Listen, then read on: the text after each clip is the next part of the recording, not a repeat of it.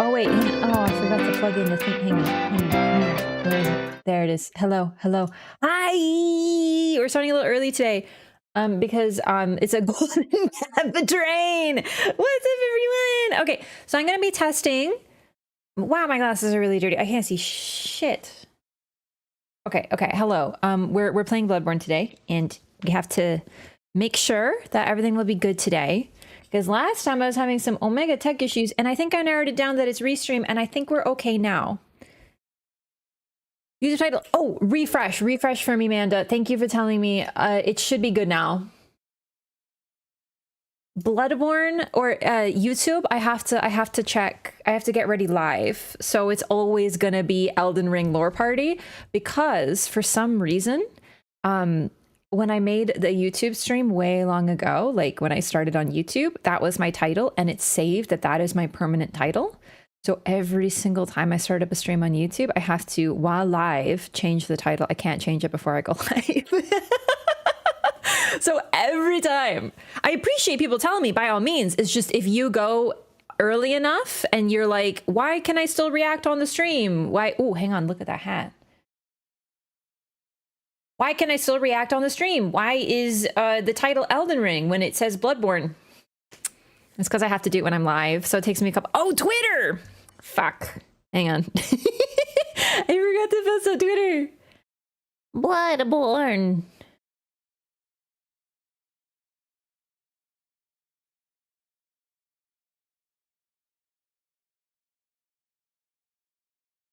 Ooh, what's this? Oh, cool. Dude, is the new Alien movie really good?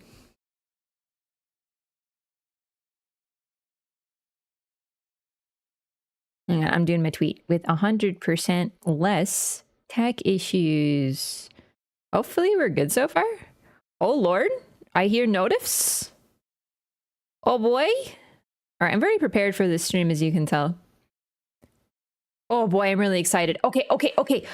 Hello, everyone. We're back with Bloodborne. So far, we've been live for 5 minutes, and I'm not dropping any frames. I think it was a restream issue. No cutscene, Bloodborne. Oh my god.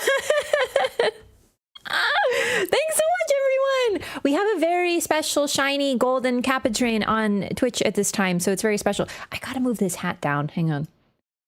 Because I keep going. There we go. Okay, yeah. It's throwing off my perception. Okay. Ice-T, thank you for 27 months. Welcome back. I really appreciate the support. Good to see you. Hello, everyone. Hope you're having a great weekend.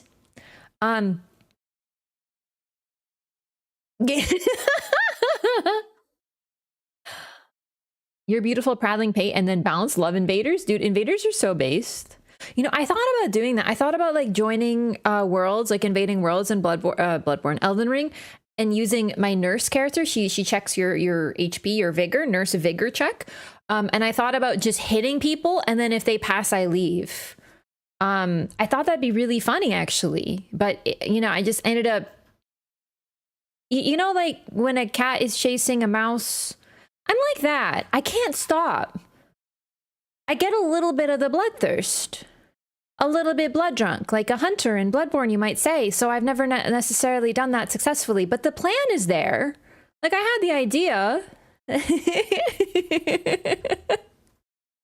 And thank you, Manda, for 43 months. Welcome back. 43 months since I was playing Bloodborne. Not for the first time, not for the last time. But the only time I've done a BL4 so far. Welcome back. Good to see you. Master MPS with the 5 gifted subs as well. Thank you so much for 5 new butterflies in the chat. I really appreciate that. Please enjoy your golden Kappa train. I'm really excited because these are really special. They mean that you get like a golden Kappa. And I love Kappa. It's one of my favorite emotes. Amanda, thank you for 5 gifted subs in the channel as well. Thank you for 5 more butterflies. I really appreciate that. Thank you so much. Oh my god, it keeps wanting to play the cutscene. Sorry, I have to go to the main menu. Flamebait, thank you for the 100 bits as well. And Turtlefax, thank you for 20 months of support. Really appreciate that. Welcome back. Getting up to 2 years. Time do be flying. I can't believe it's been almost 2 years, actually. Like, What level do you have to reach to get the Kappa? I actually don't know. I just, when it's gold, it just gives me dopamine. I get really excited about it. You passed the vigor check. I failed the bloodlust save. That's basically me. But yeah, so last time I wasn't able, we're on temporary setup, as you can see here, with the cool backgrounds. I made this background, by the way. Can you tell? I gave Worm a gun. He's not necessarily, you know, I wouldn't trust him with a weapon. You liar? I remember lying. Yeah, I thought it was very thematic, you know, sort of, ooh. I might actually do this more often. Make cute backgrounds. Worm seems surprised to have a gun also. Yeah, he's not, he has terrible trigger discipline. He has a hat. He's sort of pointing it at me, but it's okay. He's behind me. He's safe. He knows. Nah, he's trustworthy.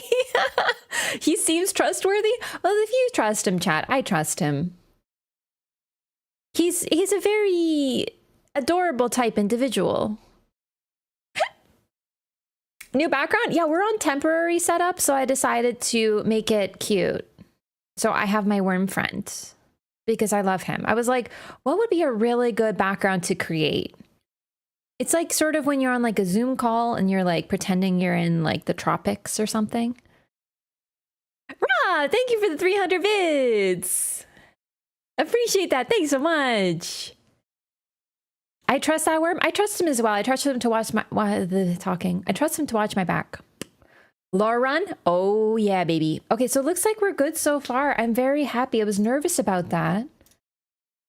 But yeah, it looks like it was just an issue with Restream. I set it up a little differently and it was causing some problems, but we're fine. So I will not have to end early today, thankfully. Mikola on your shoulders, the background. No, I do not want Mikola on my shoulder. I don't want him to touch me. I don't want him to whisper. This is about as close to Elden Ring as I want to get, you know, with Worm. My best friend, the Worm. We actually don't remember what their official name is because it's not in the game. Right? Like I'm sure the item descriptions or not even the item descriptions. I know they have an official name. I don't know what it is though. Someone in chat told me and I forgot. You received golden kappa for 24 hours and a level 3 hype train emote. Let's freaking go. Oh my god, is that the salt dripping? Oh, hell yeah. Mickey gives her the icky? That's true. Icky Mickey. Thanks so much for the hype train right at the start, everyone. I appreciate that. Okay, I think we're all set. Perfect. We're ready for Bloodborne today. So last time, what was I talking about? Spirit eel, exactly. Thank you, thank you, thank you. Spirit eel. I prefer wormy though, you know? Okay, let me get this chair going because it's gonna cut off a little bit as I exist. 75 stream streak, Poggy. Thanks so much, Jake, for 75 streams in a row. May have a problem? It's true. Greatest hobby pasta in Elden Ring? Thank you so much. I wrote that one myself. I'm something of a writer. Favorite thing about those little guys is that in the game files, you can see their model has little feet. I'm deeply troubled that they didn't make that visible to everyone. But I guess that's why we have Zuli the Witch. Yeah, I need to watch the video on the wormies. That's very real. Okay, let me get this set up. Let's make sure this is working. Beautiful. You can hear the game, correct? Uh-oh. Uh-oh. Huh. Hang on. I think I remember what I did. Troubled. Are you hearing alerts, by the way, chat? We want Scone. Scone is level 4 in New Game Plus. No. Okay, 1 second. Let me make sure.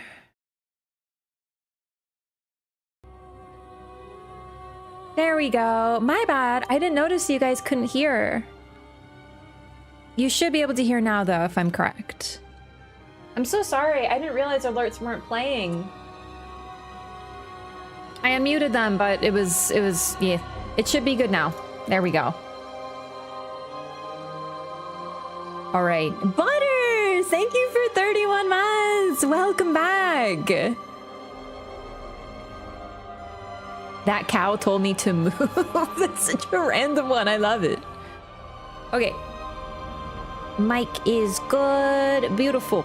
All right. So, last time I was working on the Chalice dungeons, and then I went to fight one of my favorite bosses, and you're going to be hearing that a lot. Because I love Bloodborne and pretty much all of its bosses. Bar 1, actually. I like every boss in Bloodborne except for the Watchdog of the Old Lords, and that's only because of one particular iteration of the Watchdog of the Old Lords, which I think we will be getting to at some point in this playthrough. Scares me, but we'll see how it goes. That's why I have the Saw Spear. We're gonna level that up as well, so I can do that. That's a true story. Really? Oh, topsy-turvy little individual. There we go. You like Mikolash? I love Mikolash. I really do. Seriously, I don't get why people don't. All he does is run. Yeah, and he talks to you and makes funny sounds and tells you lore. That's like basically he's basically my best friend. There's very little I need more in a boss than talks, gives lore, and makes funny sounds. It's why I love most Bloodborne individuals. There's Scone. Oh my god. So this character, if I load this up, you'll probably be like, what's so special about this character? Why did it take you 20 hours to start the game? I'm actually in New Game Plus, and it makes the game very hard at level 4. Like, very hard. But God, we are dripped out, aren't we? My God, we look beautiful. Is the One Reborn? I love the One Reborn. I really do. Love the Watchdog of the Old Lords. I do agree the fight has a limited moveset. It's really, my main problem is the Defiled one. So fighting it with half health, with everything it does, basically one-shotting you, it's not the cleanest fight. The hitboxes aren't the best. Any other situation I don't mind, but because of Defiled, I don't like it. New Game Plus character could probably show off Gascoigne's summon. What is the trigger for Gascoigne's summon? I don't remember it anymore. Now that you mention it, I did it once, but I don't remember what it was. It's by the fountain. Oh, you can't defeat Cleric Beast, can you? We have to see where she's at. Old Hunter Bell. Oh, that's what it is. Let me see where she's at. I don't know how much we've played. Because that would be cool to show off. Hope everything is going well. Everything is very well. I'm playing Bloodborne. I'm so excited. My stream isn't dropping frames every 5 seconds. I am very pleased.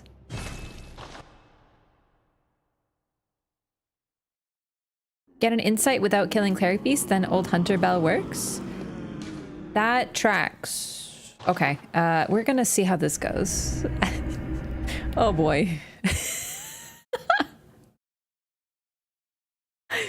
Okay.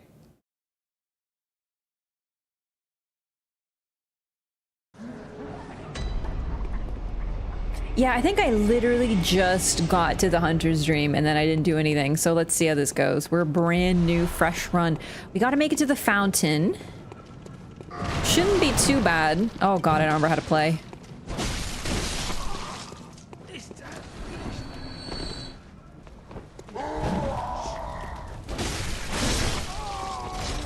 Fortunately, the saw cleaver. Baby. You know what I'm saying?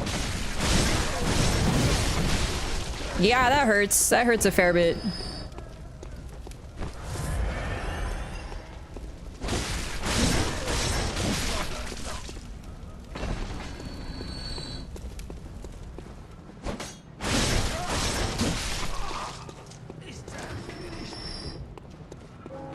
Most bosses give insight just by seeing them? Sure do.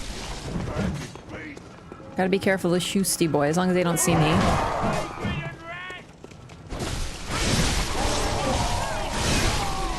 My god, I love the sock lever.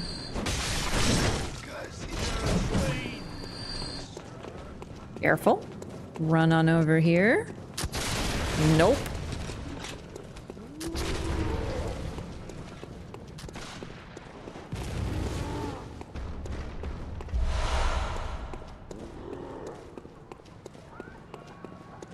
Oh, there it is.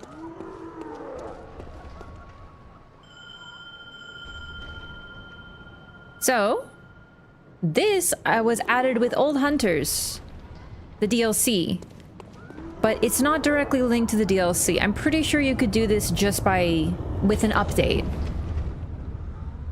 They basically put cut content back into the game, from what I remember, from my understanding, because he was apparently meant to be encountered through the world until you fought him as a boss. So you were supposed to be able to talk to Father Gascoigne before you met him.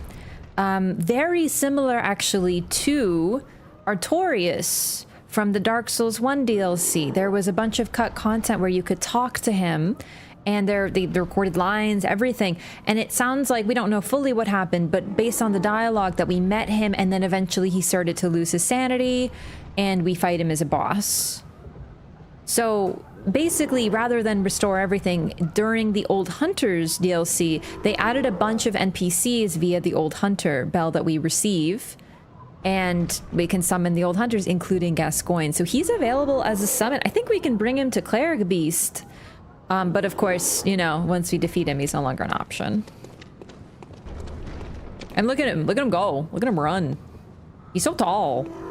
Go get him.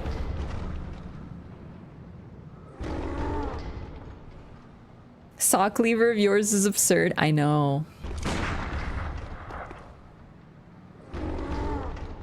What are you looking at me for?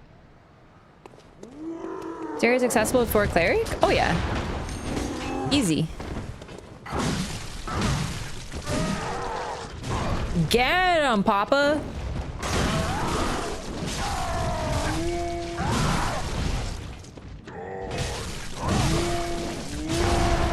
He's not like doing great, I would say.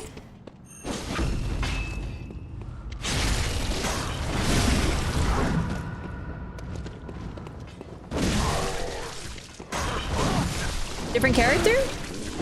Oh yeah, I'm on my BL4 character real quick.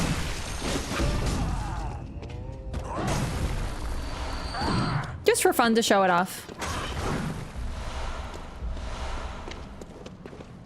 Never meet your heroes, I guess. Yeah. Wait, does he one-hand the stretched out axe? Is that normal? Do you normally... Don't you have to two-hand that weapon? Oh, that's neat. Hang on. Oh yeah, your girl has sort of limited. Yeah, I haven't really, this was a very focused run for BL4. Basically just use the sock lever.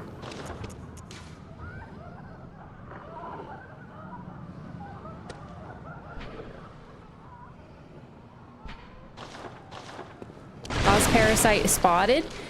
Yeah, I beat the whole DLC at level 4. Would have been more impressive if you did it at level 1. The joke there is that you can't play the game at level 1, it's level 4. Paw Plant, what a gamer? Yeah, it's like the only challenge run I've ever done, but it's like the only one that I've really wanted to do. Nerd, why not level 1? You scared? Yeah, I'm so scared. Remember when I spent like 5 hours fighting Radon, and then I was like taking a break to talk to chat, and someone was like, why are you scared? And I'm like, what the fuck? People are strange on the internet. Old 100 Bell summons don't get upgraded in New Game Plus, hence Gascoigne being already half health after one enemy. That would make sense, yeah. I mean, I have a plus 10 saw cleaver, and it takes like 2 transformed attacks to kill the most basic mob at level 4. Oh, Papa G! Where are you? Ah, whatever. Go home.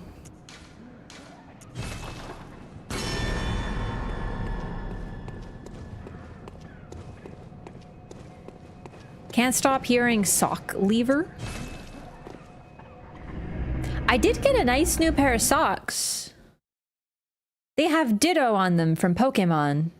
They're Ditto socks. They're very cute. All right, so this is kind of a throwback. This is my character from rune level 4. Minimum level run that I did way back when. In fact, it was about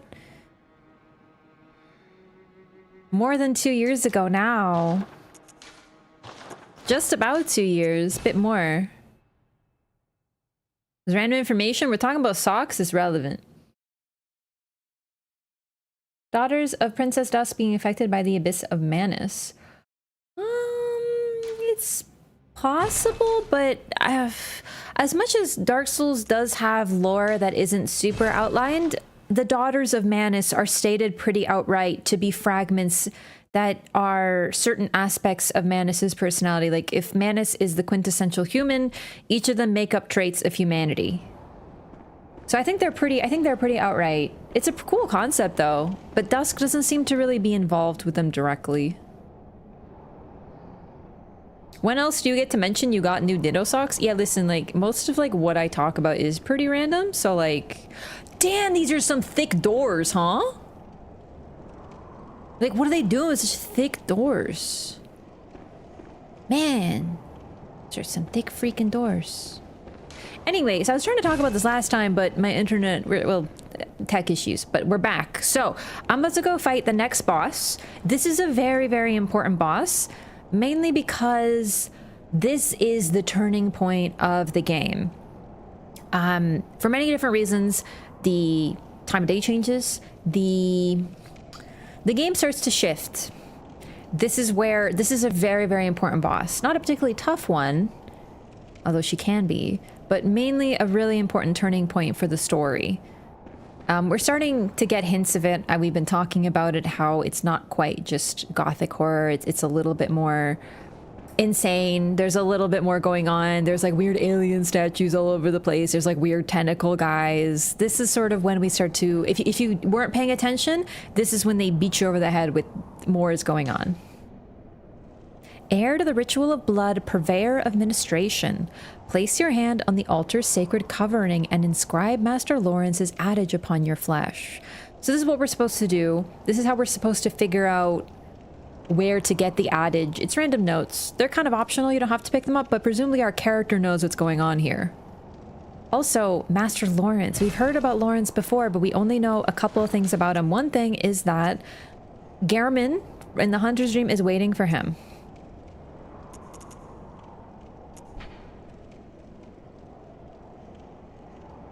He was part of this ritual that they did together. Gehrman is in the Hunter's Dream waiting for Laurence to free him. And here's described as Master Laurence. That's pretty much all we know. I never saw that one. This one took me an embarrassingly long time to find. It's very weirdly hidden, yeah. Just right here through the door. So, see the weird cross guys? You walk in, over to the right.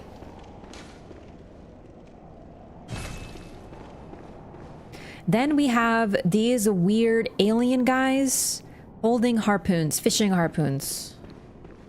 And this is the Grand Cathedral. This is pretty much the most important part of the most important cathedral for the Healing Church. Everything is hidden around here. Didn't need to do that. Tried to zoom in.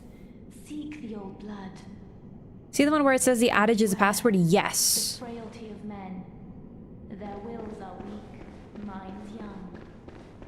They are good guys since they made statues of them? Yeah, exactly, for sure. We listened to Vicar Amelia over here's full prayer, but just basically her prayer is talking about... Yeah, how do you heal in this game?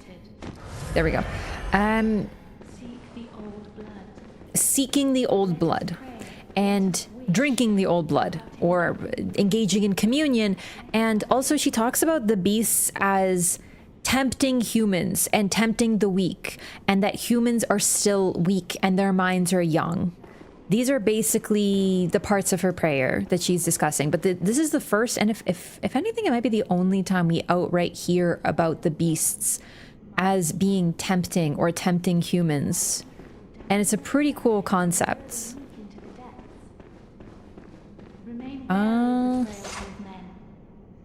Yeah. I think it's right after this it triggers. Yep. One of my favorite bosses.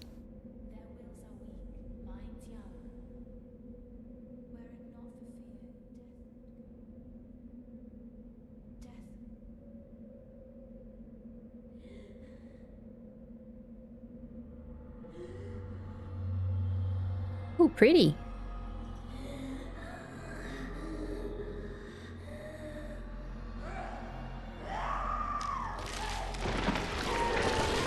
I love this cutscene.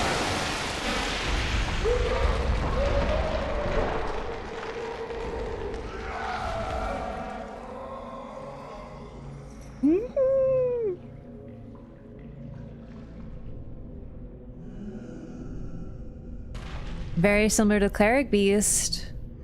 A beast with antlers. And the dress is still there, covering the eyes. What's up, Vicar Amelia? And she still clutches the thingy. Oh, good stuff. Good start.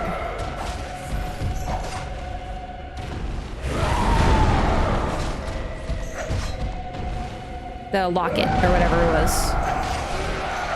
Break her freaking hands. Break her other hand. We gotta try to break her feet. I forgot about that. It's been a while since I fought her without my usual, like, strat.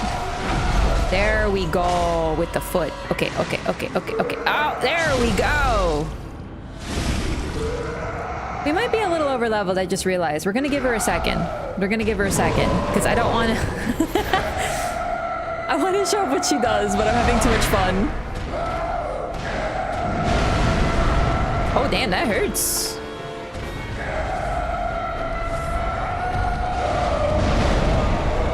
Gonna get grabbed? What's her grab? I don't remember her grab. I'm not gonna lie. Amelia, as you can probably tell, is pretty easy to absolutely annihilate. So it's been a while since I've seen her moveset. Now I'm trying to show off what she looks like. 7 plus 6? Yeah. Is this modded? No.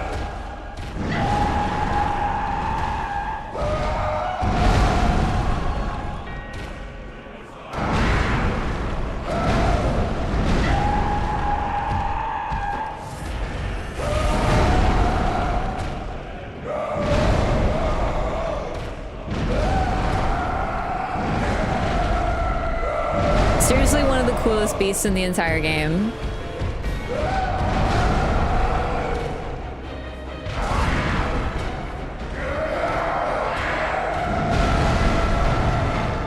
I actually forgot that's a frontal AoE.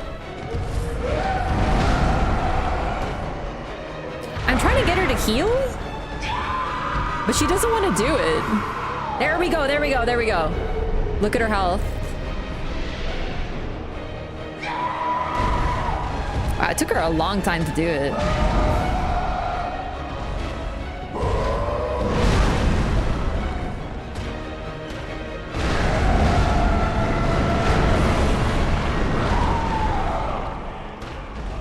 don't even realize she has a grab. What's the good position to trigger it?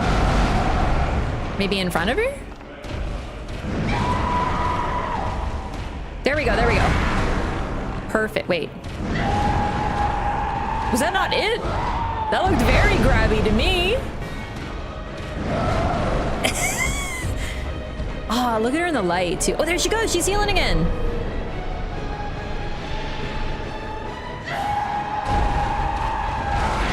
Oh no, she's chomping me. She missed? How? I'm sitting right in front of her.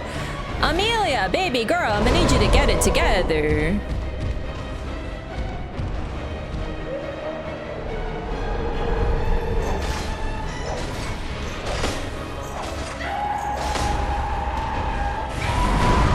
That's not the grab, that is just her slice.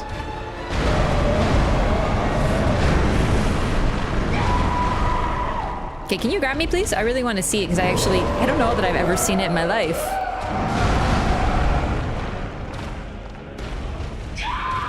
there we go. There we go. Beautiful. I'm probably gonna die to it, but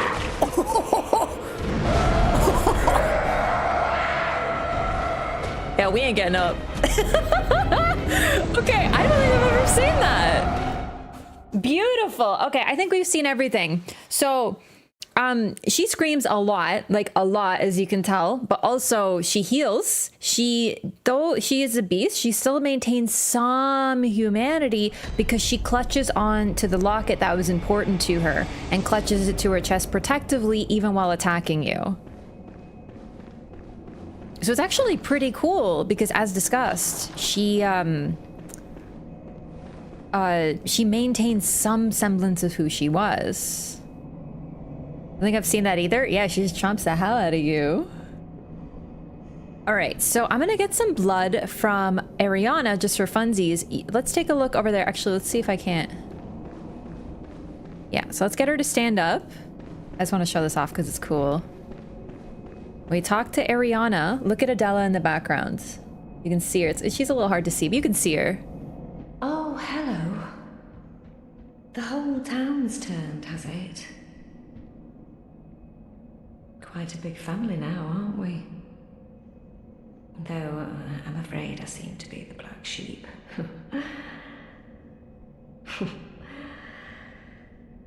Back for my blood, I presume? Oh, good. Come close, dear.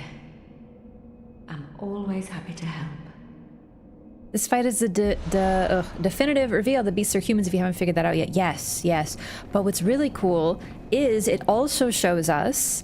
That's like the... Okay. Normally, in a game like Bloodborne, but that isn't Bloodborne, the idea of the creatures are people would be the twist, right? You know, that would be like, oh my god, did you know that they weren't actually beasts, they were people? It's not the twist in this game. Rather than a twist, just the story further expands, and it's a really cool concept. But this is the moment where we see for sure that the beasts, you know, are people, but also that they still maintain some humanity. Amelia is able to heal herself. She behaves like a cleric. She does, you know, the holy people, our clerics, have healing abilities, and she maintains it even while beastly. But so it's a really cool moment where it's like, wait, they're not just fully transformed. They're not just they haven't lost themselves fully. They still maintain some of who they were. Father Gascoigne be the definitive reveal? Yeah, he's a bit of a weird one. I think what's interesting though is it confirms the church people. Though cleric beasts, you could argue that too. But the key is that Gascoigne is a hunter. And the idea of hunters turning we've already been introduced to, but the idea of lay people turning is still new. Once the night of the hunt passes, suppose we could be friends? Give it a thought. Well, if you wouldn't mind. She's blindfolded? She might not have eyes. Normally, people who become beasts lose their eyes. Hers are covered, so we won't know. Isn't the beast being people obvious from the start? Only to the player. To the people here, it's apparently a big surprise that the beasts that have been plaguing them are actually the people who've been imbibing blood the whole time. Oh, hello. Sorry, dear. You're much too eager. I've only so much blood, okay? Oh, brave hunter. Thank the gods you're safe. Do you wish to be treated with blood? Or am I unworthy of your attention? You have already received blood. Oops. Oh, brave hunter. I pray for your safety. Yeah, she being a little creepy this time. Give it a rest, please. I've no time for your petty lies. What? Just go away now. I can't stand the stench of your lying breath. I brush my teeth. You! Stay away from me! I know all your tricks. Okay. I'm actually glad we did this so we could talk to everyone. I forgot to do this before Amelia. This is smart. Yeah, I'm back, and with no tech issues. Wasn't she friendly? Who? You think you have cooties? Maybe I do. The granny? No. She will be. What? I don't want to talk about it.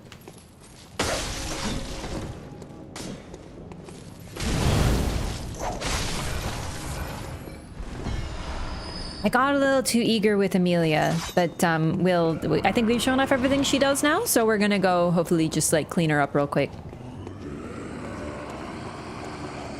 Didn't your weird pale tall parents teach you that it's rude to point? What kind of flame is that? Best I can tell, it's just like cosmic goo. Is the game on PC? Unfortunately not.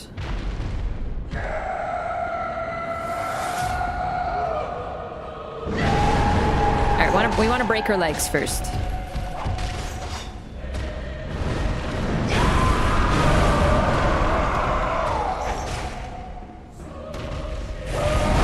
Whoops.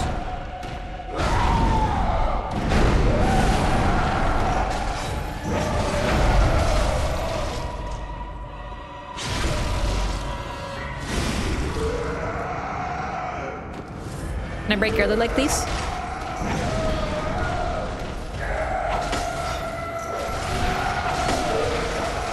That's a face break. Other leg. Oh, I did the jump again. Freaking Bloodborne. The one problem with this game. Ah, whatever. I can tank it.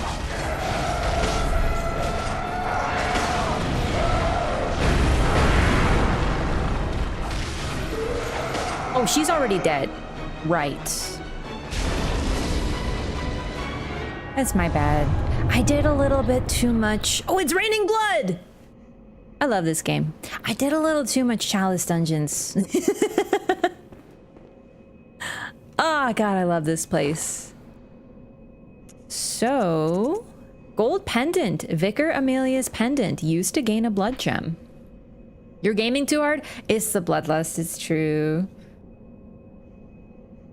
It inflicts frenzy, some kind of frenzied flame. Oh, you meant the... No, the red is frenzy. Real quick though, actually I'll show this off because this is pretty neat. I thought you meant the scythe. The scythe has kind of like a cold bluish looking flame on it. This though, that these guys have, applies frenzy. And the red tends to be the spirits of those who have been killed, imbuing an object. So it's a little bit more ghost, really. Ghost magic versus like cosmic magic. And this is ghost magic, and it drives you mad. Yeah. The blue doesn't status you, it just does extra damage. Also, the lanterns with extra eyes on them, they cast a spell that looks like your typical sort of arcane light. So that one isn't so much a flame. Anyway, we're done with Vicar Amelia. So a lot of things change after Vicar Amelia. And we'll have to go over them. And one of the big ones is dialogue, time of day, and access to things. But for now, let's just watch this cutscene. So, we were told to place our hand upon the sacred cloth and we will receive the adage. Wait, did I read this? Sorry, I forgot to read this. Pendant to Vicar Amelia, used to change into a blood gem which fortifies weapons. This pendant, passed down among the vicars who head the healing church, is a reminder of the cautionary adage, words that will open the gates of Bergenworth. I'm gonna smash it.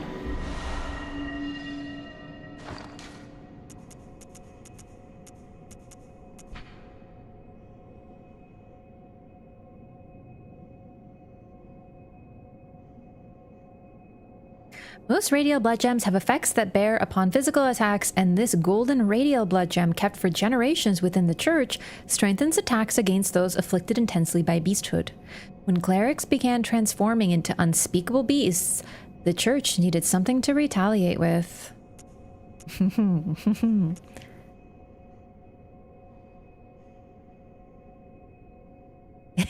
I forgot about this. I think I forgot to read this one too.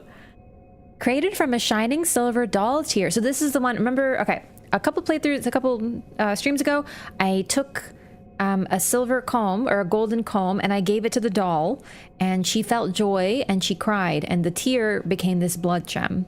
Created from a shining silver doll tear, this blood gem is a quiet but unfaltering friend that continually restores HP, the life essence of a hunter.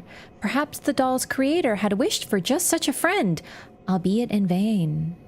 This is really fun, actually.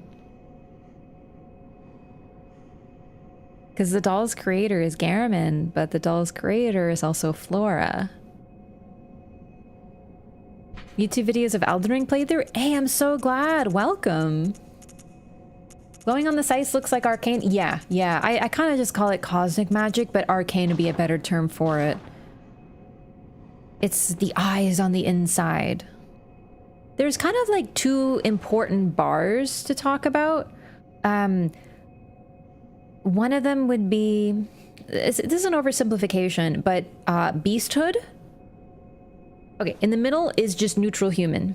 And in one direction, going more toward beastliness, is Beasthood. And then you have, which increases damage and damage taken. And then in the other direction, we have Insight, which makes you more susceptible to status effects like Frenzy, but also makes you more aware of things that are happening. So the more, if I'm not mistaken, the more insight you have, the less effect Beasthood has on you. Correct me if I'm wrong, because I remember this being really cool, actually, the way these things work. Skill issue? Yeah. No Wolf Sam, yo, what's up? Welcome. Yeah, we're luring it this time. But yeah, so there's also sort of a role play element to this game that I think it's kind of subjective, but in my opinion, this game has a lot of those sort of like hidden interactions that work well from a gameplay perspective, but also a lore perspective. So Beasthood makes you more susceptible to beastly behavior, transforming into a beast, succumbing to your blood-drunk nature, and becoming a beast for good, but it increases your damage. And also how much damage you take. You're basically like more animalistic. And then in the other direction, we have Insight, which makes you less susceptible to becoming a beast, but more susceptible to the cosmic side of things like Frenzy. And it's really cool, actually. For the DLC, I had the impression it was an apprentice of Garamond that made the doll. Even after the DLC, nothing implies Garamond made the doll. Well, mainly because we know who the apprentice of Garamond is. It's Maria. So we know that Maria regretted what happened at the fishing hamlet, and she tried to make amends for the rest of her life, or she killed herself and then made amends in the dream or the nightmare. So we know it wasn't her who made the doll, because it would be kind of weird to make a doll of yourself.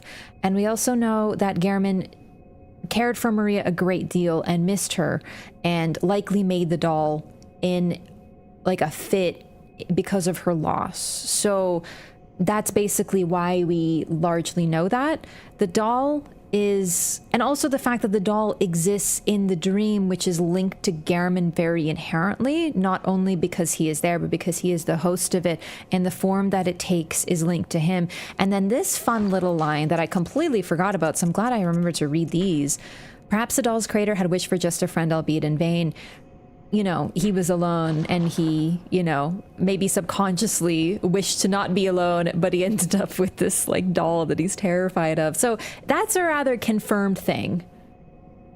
An apprentice of Garamond? Yeah, Garamond largely only had one apprentice. It's a little ambiguous in English, I know, but we really only know about Maria, and it seems like you gotta think of the hunters as less like teachers and more like Star Wars masters and Padawans. They have like one, and eventually over time they might have another, but we only know about one. And considering we've learned pretty much everything there is to know about Garamond, like I'm not saying we have his whole life story, but he made the doll. There's no one else really makes sense. Become a beast or become crazy. Choose. Exactly. Garamond says something about the doll. Garamond says one thing about the doll. He tries to avoid talking about the doll, and when he does, he whispers very quietly. He doesn't want to be overheard. He says, You can use anything in the Hunter's Dream, including the doll, should it please you, or even the doll, should it please you. Basically, unless you're doing a no leveling run, you are going, your most important thing in the whole Hunter's Dream to use is going to be the doll, leveling up. It's really hard to beat the game without leveling up, just like any of the Dark Souls games. So what he's saying is, yeah, you can strengthen your weapons with blood gems, you can level them up, fortify them with, you know, bloodstone shards, and then you can level up with the doll. But he's terrified of the doll, which is why he whispers, and he never, ever, ever mentions the doll again. Looking at Gehrman's behavior, it becomes really clear how he feels about the doll. He never is within line of sight of her. She has 2 spawn locations. I think she can appear also closer to the garden, but no, she has 2 spawn locations, and both of those spawn locations are completely out of sight of both of Gehrman's spawn locations. He can spawn in 2 places, she can spawn in 2 places. He cannot be seen by her or see her from anywhere he spawns. It kind of speaks for itself. Anyway, let's watch this cutscene. The grave where you die if you choose to end the night. That's what it was. I knew there was another one that I forgot about. Yeah, okay. Yeah, spoilers. In one of the endings, you die. And she can appear there in New Game Plus, like Eponymous said. It's really, really, really neat. So she does have technically 3, but one of them is dependent on your choices going into New Game Plus. Okay, so that's basically, you know, this is a really cool thing too. Notice the lady with Chalice. Very Elden Ring coded now that we know, right? But either way, this is likely meant to depict the blessings of blood, because that's what they do be drinking here. Very similar to the Church of the Good Chalice, but this is a lot more decorative. This is the Grand Cathedral. And then we see this beast skull.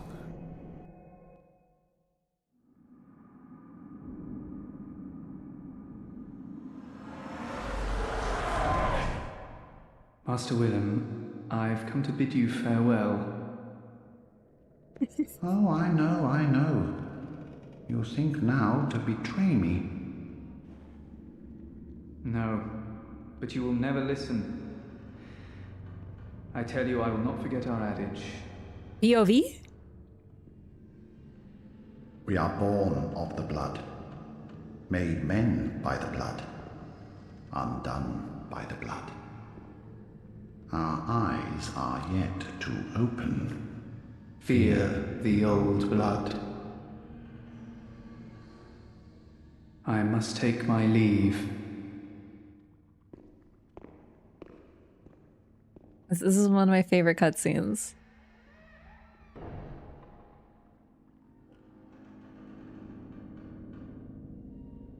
By the gods, fear it, Laurence.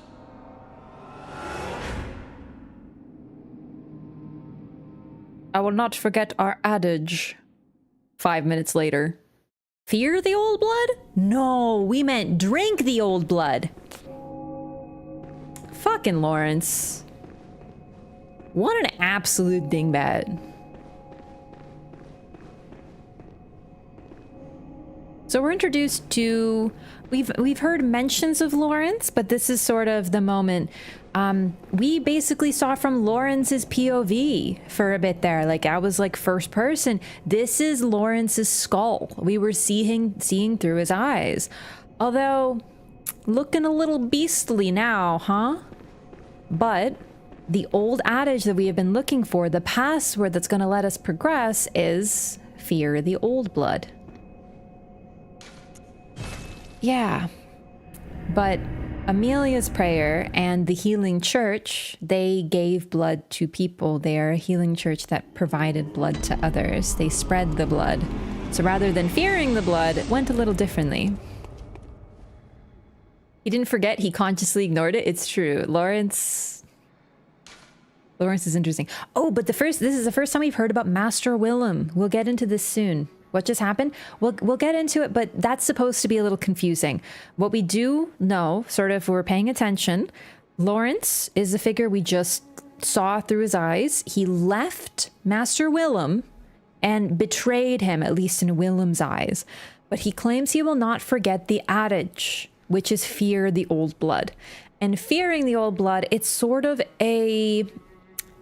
It's like this sort of we get the concept of fear and respect. So when we say, for example, in Christianity, fear of God, it doesn't literally mean like be scared of, it means respect. So in this case, fear means fear, but also to respect it, to be careful of it, to know what it's capable of. But the Healing Church, upon its founding, started sharing it with people. And this is not necessarily, it's different. Oh, actually, we have heard about Willem in one other item description up to this point. It's been that Willem would have appreciated Carol runes because they do not rely upon blood. So we've already learned a couple different things here. Number one, Laurence used the old blood. Willem did not want to use the old blood, and he liked things that did not rely upon it. So we're going to get more into this, but we're now entering the woods, which lead to Bergenworth. Maybe we'll get more information from there.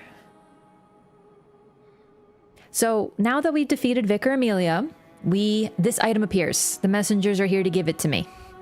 The eye of a blood-drunk hunter beckons hunters to the hunter's nightmare. A deformed creature will whisk you away outside Erden Chapel.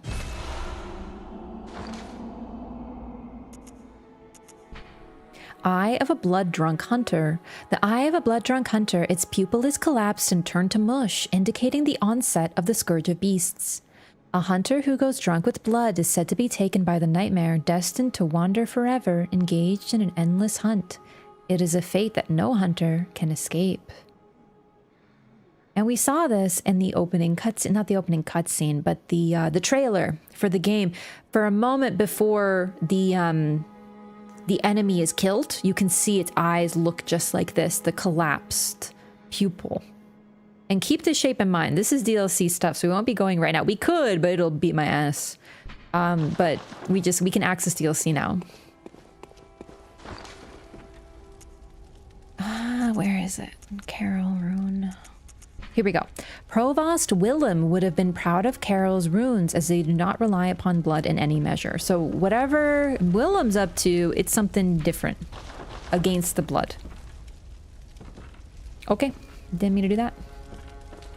Arguably the most important scene in the entire game. One that gives us a lot of information, yes. Alright, so I'm gonna level up the Saw Spear. Because just in case I need it for perhaps the Chalice dungeons.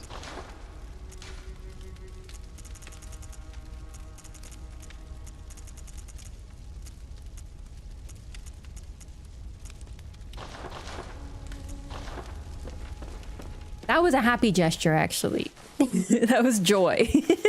All right, what's it called in this game? Hang on. Joy, it is joy. Yeah, this is joy. That's what happiness looks like, baby.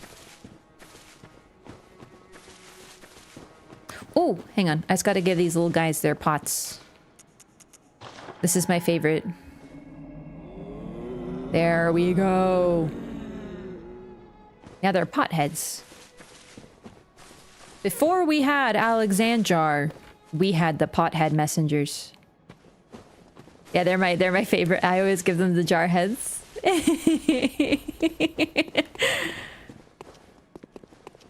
Okay with using the blood, but only after being enlightened. The thing is, I think for him, he was very anti-blood, but I think the key is that he was more into... he didn't think it was a good idea to give it to everybody. Welcome home, good hunter. Do you have any new dialogue? What is it you desire? Because I don't remember what triggers your new dialogue. Hunters have told me about the church, about the gods and their love. But do the gods love their creations? I am a doll created by you humans. Would you ever think to love me? Of course. I do love you. Isn't that how you've made me? I love that one. It's my favorite line in the entire game. Hunters have told me about the church, about the gods and their love. But do the gods love their creations? I am a doll created by you humans. Would you ever think to love me? Of course. I do love you. Isn't that how you've made me? God, I love it. I love it so much. Farewell, good hunter. May you find your worth in the waking world. So, you know, I think I don't need to explain that. There's the idea of the creations love their creators because they were made to do so, but it doesn't necessarily need to be in reverse.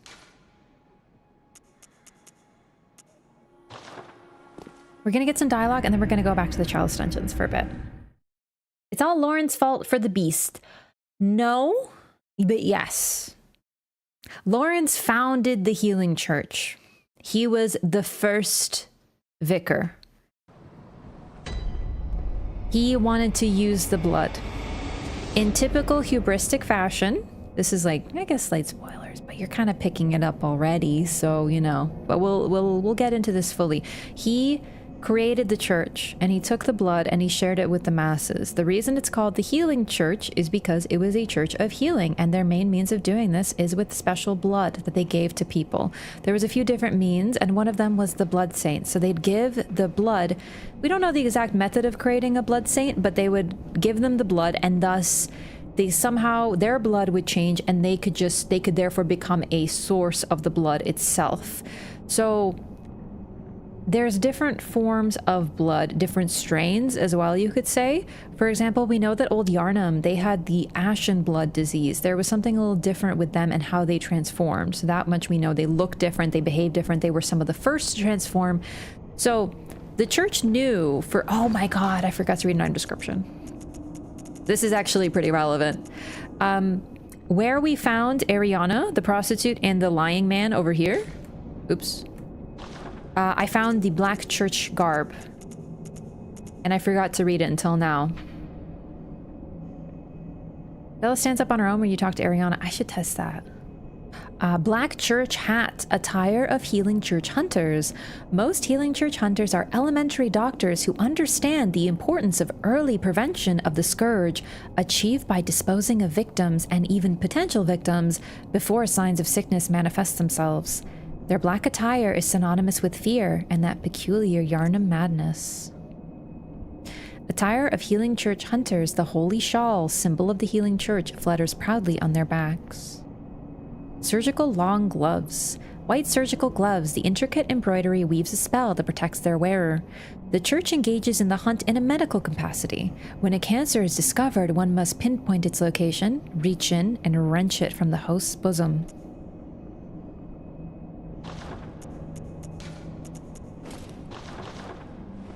This is the holy shawl. Honestly, the chest piece is kind of a look, I'm not gonna lie. Like, I actually love it. So, the black church hunters, which if I'm not mistaken, that's what you're wearing, isn't it?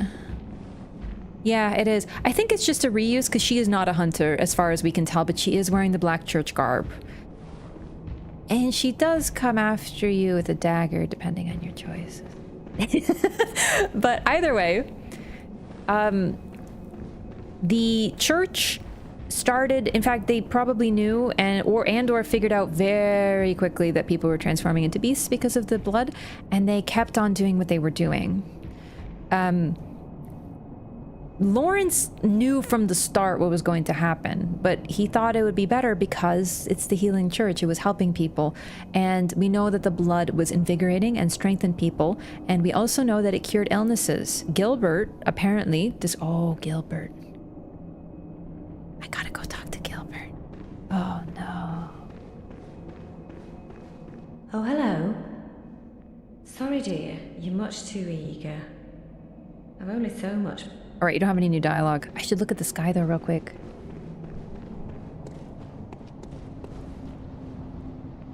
It's nighttime. Vicar Amelia makes it nighttime. Really, the cutscene does. Gotta wonder what neighboring cities and countries are like if Yarnum is this weird. So Yarnum is currently in decline, but we also know that before Yarnum, it was Lauren. And the Yarnumites knew about Lauren and what happened there. And Yarnum is going the way of Lauren. A very similar thing happened there.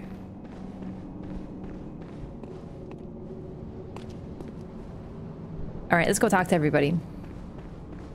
Start of the healing church will it relate to Abritus? We'll get to Abritus.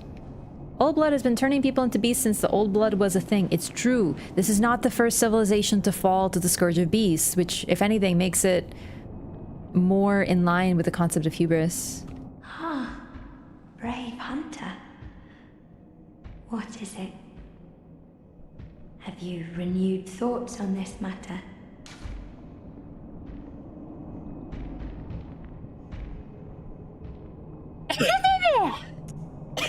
Forgive me. I must cease this nonsense. Forget I ever offered. I'm a little scared that she's gonna go buck wild, so I'm not gonna talk to her too much anymore. Oh, brave hunter. I pray Ah, for you your creepy safety. lady. Hey, are you okay? Oh. How did we ever get into this mess?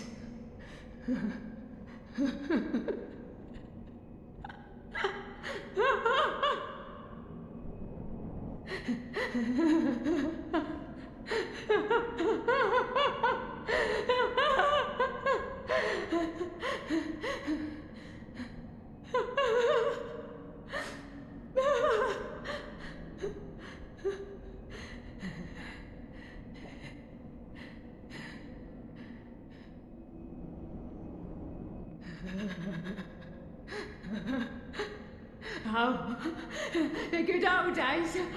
What a laugh, eh?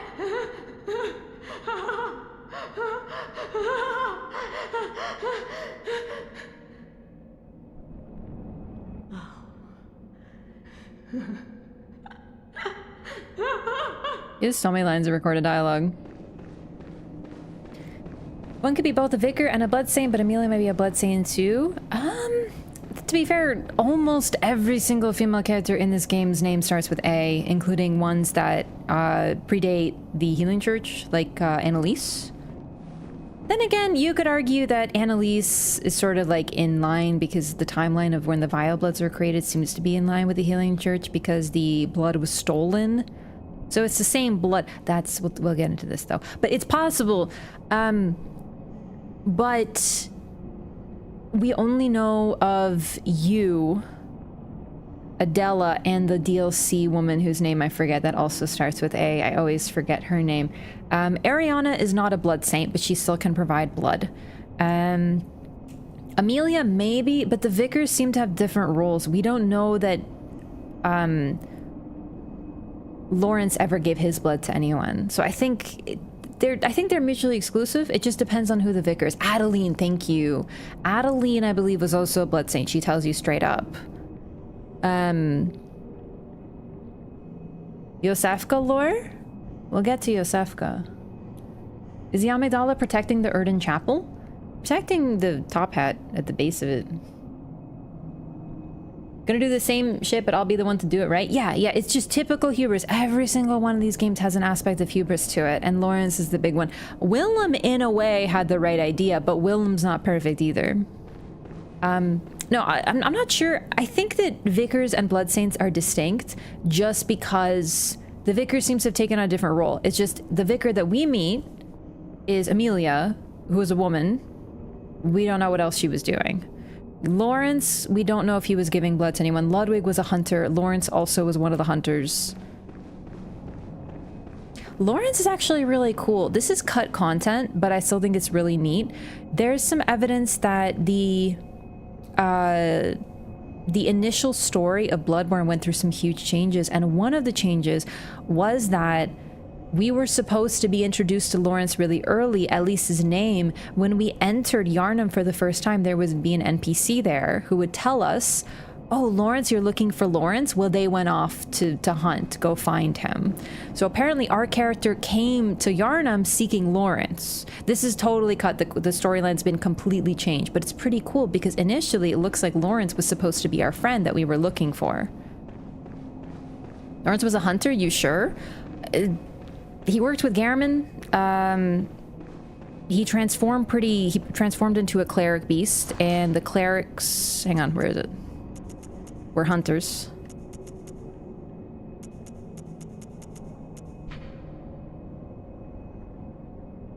Ludwig was the first of many healing church hunters to come, many of whom were clerics, as it was clerics transformed into the most hideous beasts, cleric beasts.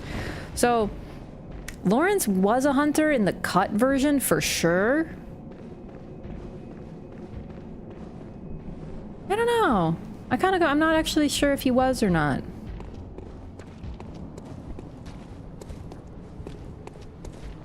Seems becoming a blood saint is quite traumatic. Isn't it more the experimentation that she's been going through? Amelia looked like a bride? Kinda. Yeah, she's wearing white garb.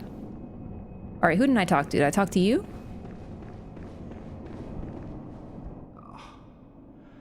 Give it a rest, please. I've no time for your petty lies. What? Just go away now. I can't stand the stench of your lying breath. I'm pretty sure that Laurence was a hunter, at least considered one. He worked with them, definitely. He was a part of Bergenworth. Though how much of this was the cut questline that I'm talking about? This is mainly... Some of it links to Brador, the foreigner coming, and Laurence being one of them. But I'm not sure how much of this was cut, to be honest with you. All clerics were hunters, not all hunters were clerics vibes. Yeah, because Laurence was a hunter, but this was like the version of the game where we were looking for him, where he was going off with the hunters. Make you an animated fireplace backdrop? No, I think I'm good. Okay, I have to talk to Gilbert. I'm just trying to think if there's anyone else I need to talk to. I guess we can go around. Now that it's nighttime, we can go talk to the windows. Wait, let's go check for our boy, Gehrman. You also have YouTube? I sure do.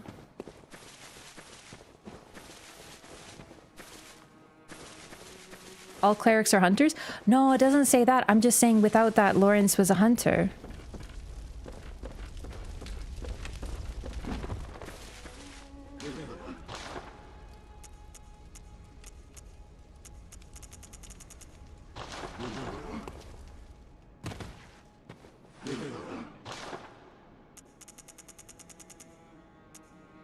I don't think there's anything new.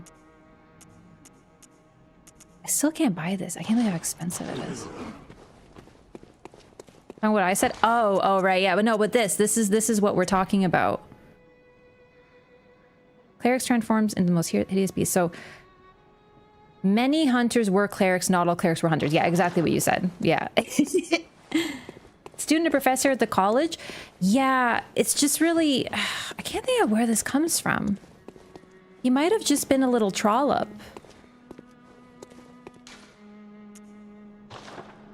Man, I guess I thought he was cooler than he was. I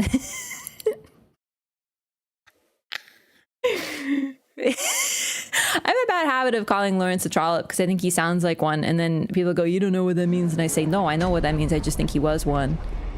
Hey, are you okay? Have I heard of Bergenworth? Afraid I can't say that I have. The locals aren't apt to share any local history. I'm afraid I may not be of help for much longer. Hey, thanks for the subs, everyone. Welcome in.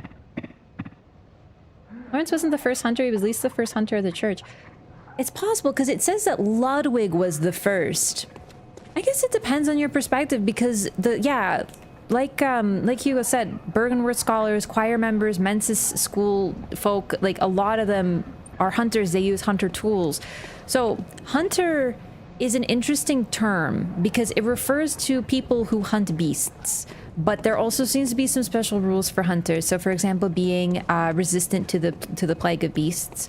Perhaps at one point being dreamers of the hunter's dream is perhaps a requirement, but at least for a specific kind of hunter. The moon-scented hunter.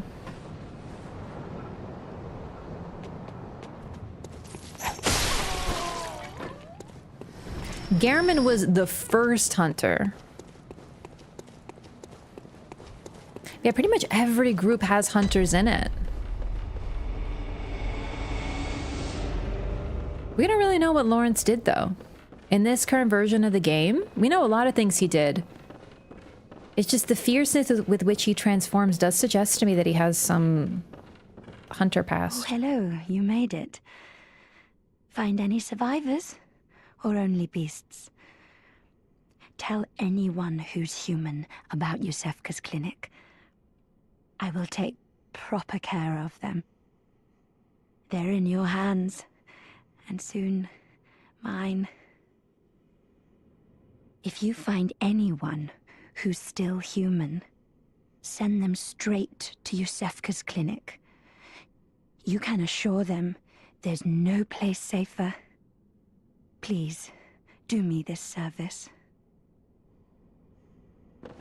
Yeah, Gehrman and Maria were hunters before the church. They were the old hunters. Anyone who hunted before the church was founded, but we know the church was founded by Laurence after he... So Bergenworth found the blood, and then Laurence was like, I'm gonna go found this church. Also, I think before this, though the timeline's not certain, we found, or someone stole some of the blood and gave it to the Vile Bloods.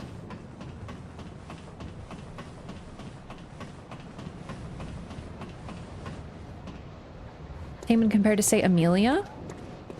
I guess it depends, because size of beast doesn't mean... Size is one facet of the beast, but Gascoigne is a lot more aggressive. Amelia's bigger. So it could relate to a lot of things. It could relate to the, like, purity of the blood, how long they were consuming blood, how much of the blood they were consumed. A lot of permutations can be done, like sending different NPCs to the clinic. Yes. Each NPC you send to the clinic, they drop an item that signifies who is there. So that's one big one. Also, type of beast can relate to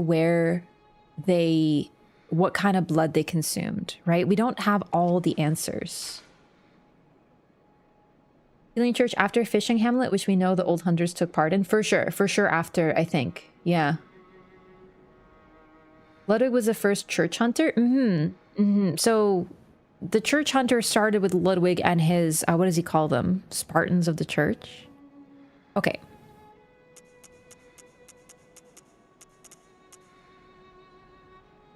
Eileen. I feel like I have to check. Ooh, there's two NPCs. I'm going to talk to Eileen and I'm going to talk to Alfred. And we're going to go to the next location. Spears of the Church?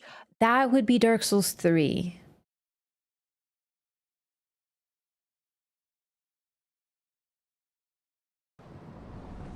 Yeah, so for example, Dark Beasts use electricity.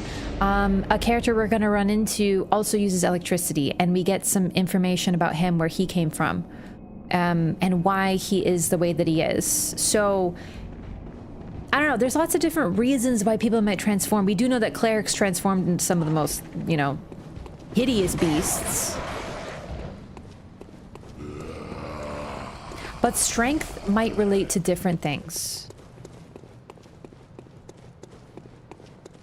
All the cut content? I don't even think we need the cut content. It was pretty cool though. I would have loved to have played the original version of Bloodborne where we're like looking for Laurence. Lance McDonald, who created the 60 FPS patch, has a lot of this on his channel. That's where I saw it back in the day. Not part of the OG Tomb Prospector group of hunters. Yeah. So the Tomb Prospectors, I would say that would... Oh, wow. I was not looking at my frenzy bar. Do you see how much damage that just did to me? Frenzy, if it fills up, if I'm not mistaken, does 80% of your bar. Any lore on the Pale dudes? They're very loyal to the church. And they are, Tumerians.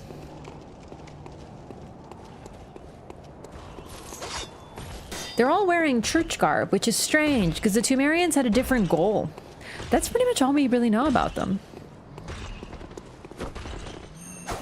Oh. Get why they changed it, though? I do, too. And then we also get Brador because of it, which I'll get into later, because that's like way later DLC stuff. How do you know they're Tumerians? Basically how they look, they look tall and white. They look very close to the Descendants, but different. Basically tall and super white with weird face is Tumerian.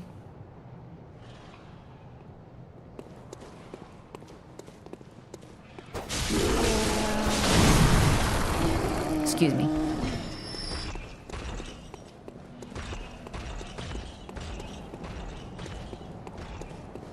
Oh, right. They're sad now. Most of them are inert. Because it's nighttime. Also, potentially because Vicar's dead. Most of them are sort of placed protectively to guard the cathedral and likely Vicar Amelia. When you defeat her, we can't be sure what causes it because it could be her death, it could be that night finally falls, but when night falls, when Vicar Amelia, like it's one-to-one, like one happens directly at the same time as another, so we can't be sure exactly what it is, but they get real bombed when it's nighttime / Amelia's dead. You can get really close to them before they move.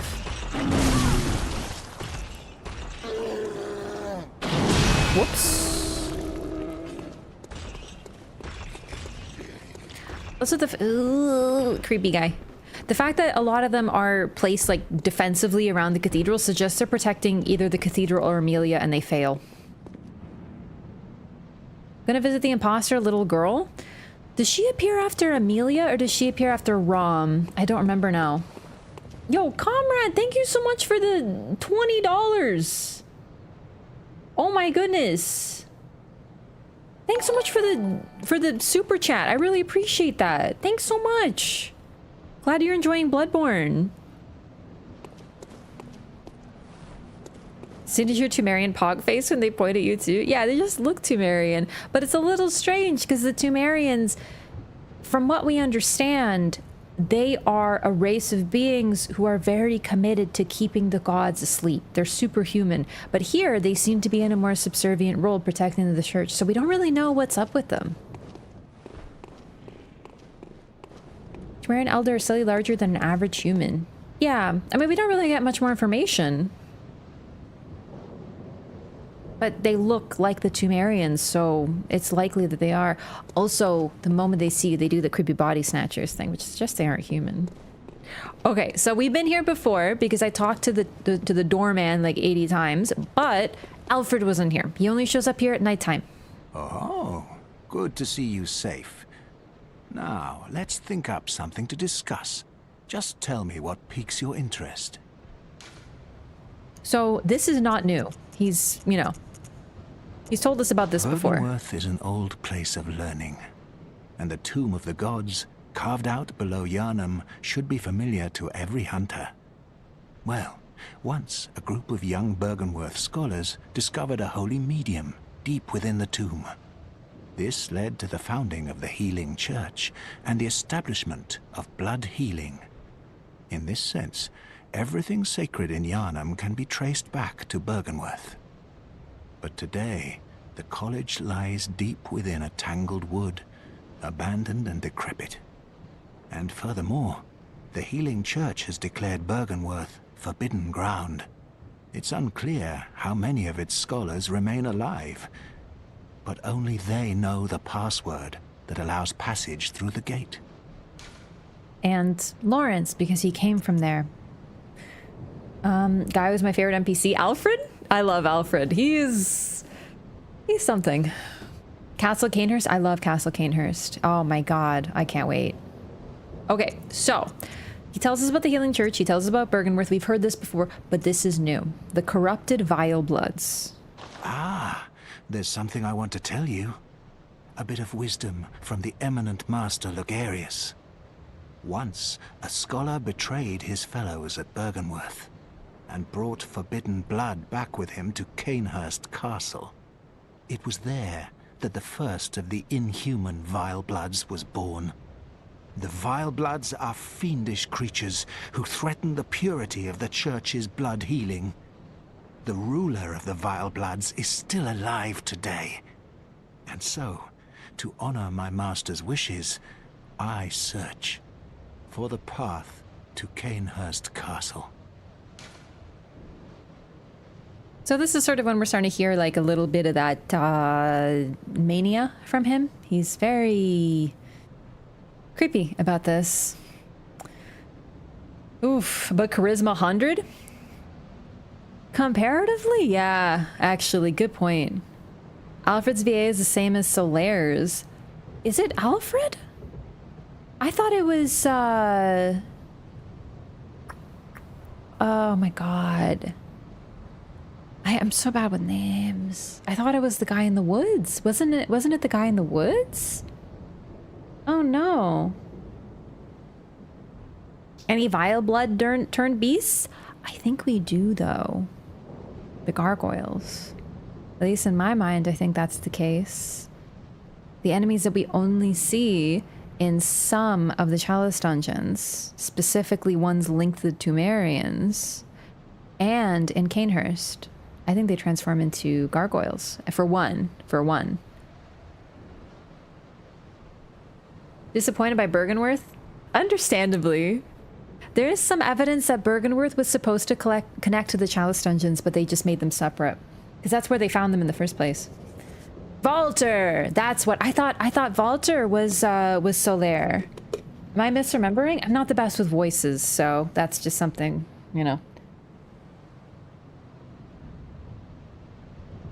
Vilebloods are like vampires? Pretty much, yeah. We'll get into them because there's a little bit more with them. They're really cool.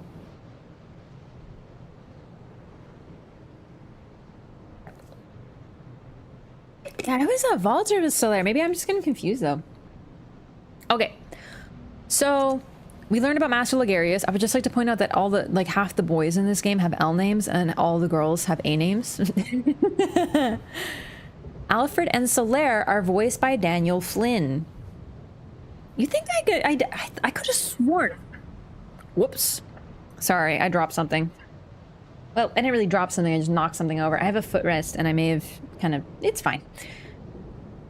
I.E. Vengarl. Vengarl is Valter? Oh, that's news to me. I bid you farewell. It has been a pleasure. May the good blood guide your way. Okay, weirdo, bye. Okay. So we've now learned about his goal. He's trying to succeed his master, Logarius, and kill the leader of the Vile Bloods. Also, and this is the key, we learn that everything holy from him in Yharnam started with the blood that from Bergenworth. That's traced from Bergenworth. And it's kind of right there if you're paying attention, but he says that a scholar from Bergenworth betrayed Bergenworth and took some of the blood and gave it to the Vile Bloods, or to the folks at Canehurst Castle, and this started the Vile Bloods. He also tells you that blood healing initially started in Bergenworth. It's the same blood. It's the same blood. But when it was taken by Laurence, which Willem also called a betrayal in that little cutscene, it's holy and the holy medium and the good blood and all these things. But when a scholar betrayed Bergenworth and took the blood to Canehurst, that's the filthy, bad, vile blood. So basically, if you're paying attention, it's kind of already right there, but there's more evidence that the blood that Alfred despises so much is also the blood that he calls the holy good blood. So, anyway, now we have the password. The password. Fear the old blood. Oh my god, I love this moment.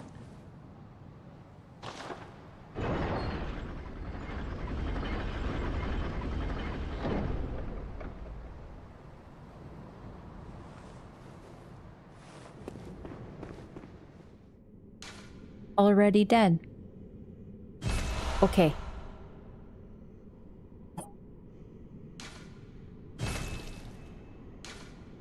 I love this game so much. Already dead. Okay.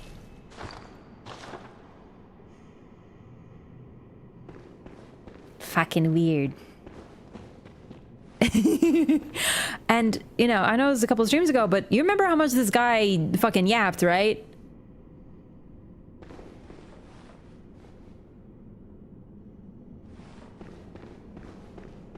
Yeah, the hunter is like not easily moved. I have to change my shirt. Sorry, I can't be such a nerd. So excited to see you play through here. Me too! I'm excited to play through it.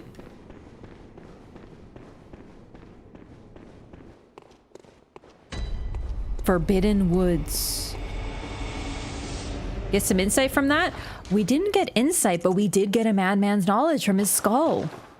So if he dead for a long time, how could he speak? Or what is going on?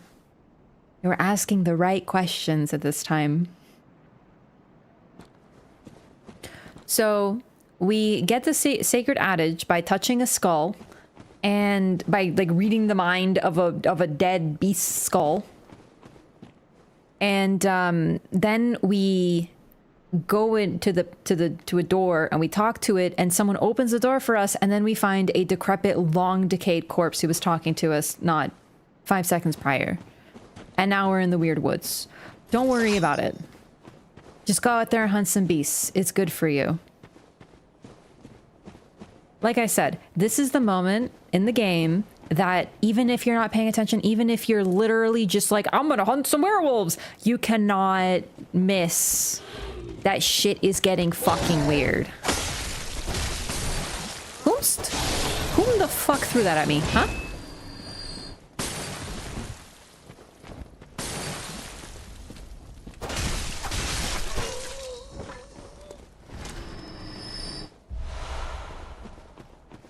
Thank you for doing this. Playing Bloodborne?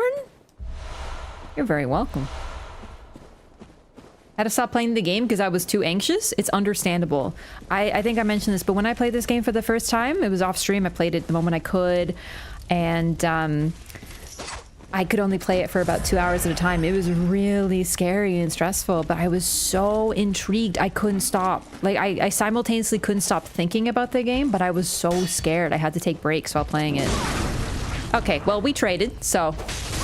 Okay.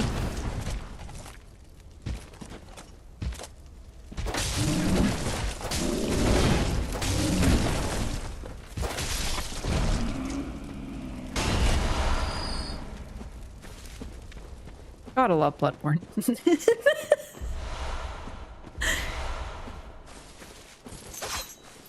What's the more scary area? Well, the scariest is the Upper Cathedral Ward for sure. But pretty much every area is pretty spooky. First playthrough vibes are immaculate and miserable. Yeah, yeah. I'm trying to preserve it a little bit. So, you know, I hope you enjoy the taking it step by step. I know we're talking about some more advanced things at certain points, but you know, I am trying to sort of keep that, you know, why is the guy dead when we just opened the door? I don't know. How does that make sense? What is going on? I don't know. Oh, burp. Gives me chills to this day. I'm getting freaking prone on right now. Research hall? Oh my god, the research hall. I love the research hall.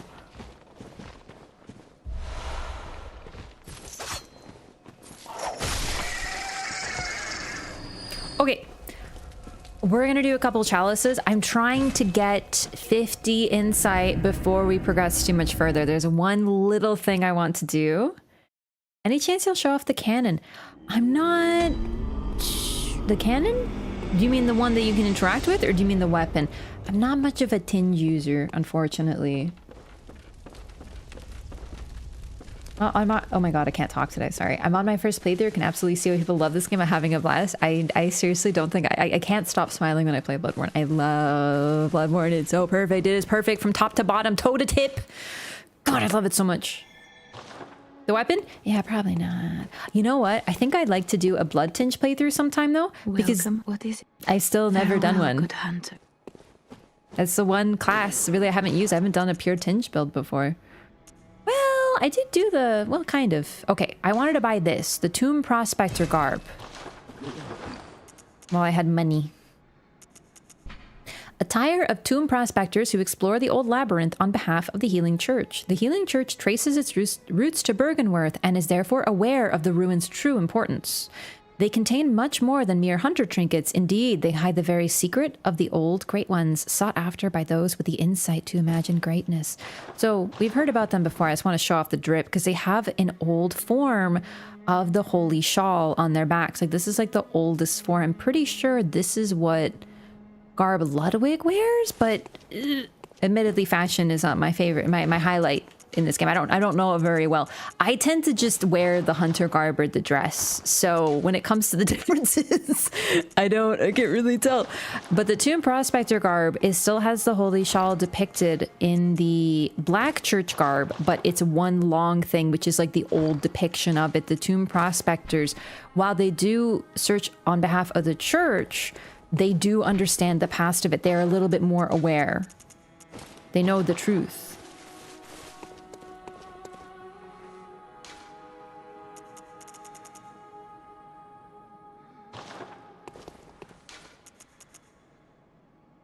Chalices. Shine till late game? Yeah, you know what? Maybe New Game Plus tinge. But the problem is, if I'm doing New Game Plus, then I'm using the Burial Blade. You know? When the music in the Hunter's Dream changes from the violin to the female vocal, 60 insight, I believe. Or maybe that might be baby crying. I think it's 40 or 50. 60 is baby crying. I think. Correct me if I'm wrong.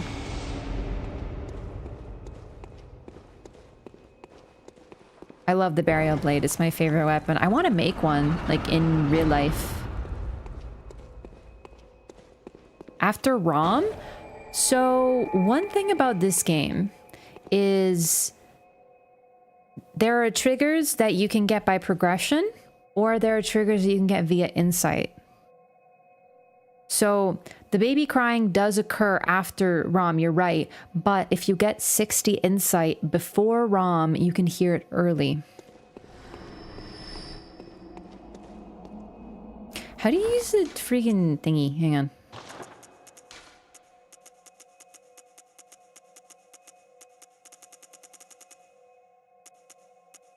Did I not get the hand lantern? Son of a bitch. Oh well. More than one spot to hear the baby?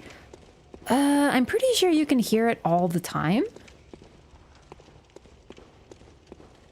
Once you have 60 insight, but also in the Hunter's Dream? Get one in Chalice Dungeons? You can get a Burial Blade in the Chalice Dungeons, it's true. I just like to, you know, I don't do the Chalices too much.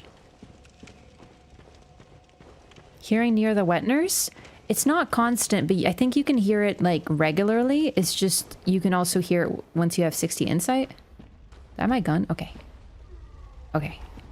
This is a new Chalice.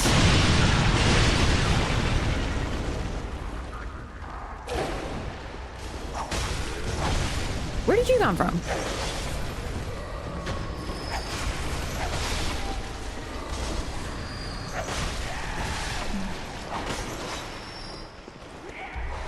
Holy shit, no! No. Oh, fuck, I hate these things. Oh my god. Oh my god. Okay. I did not realize we'd be hitting one of these already. Are you fucking choking me? These are the only other enemies in the game that I'm scared of.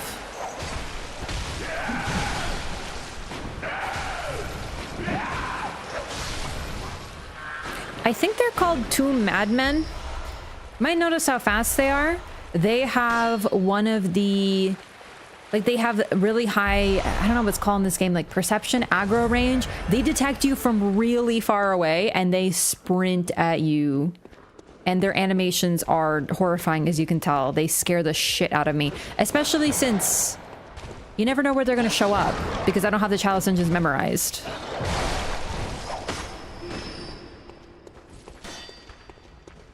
Royal Revenant? Honestly? Worse. Worse than Royal Revenants.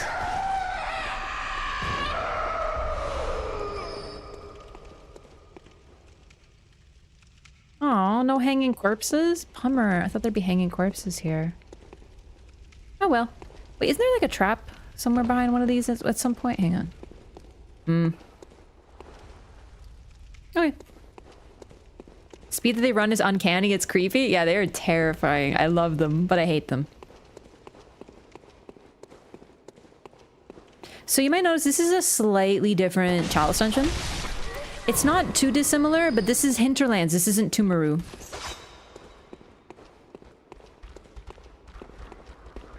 Terribly in the first side hallway. Really?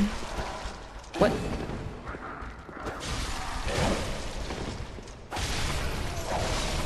I might have to pick that up. No, I'm gonna use the cane. But I love Variblight. It'd be really fun to use it early.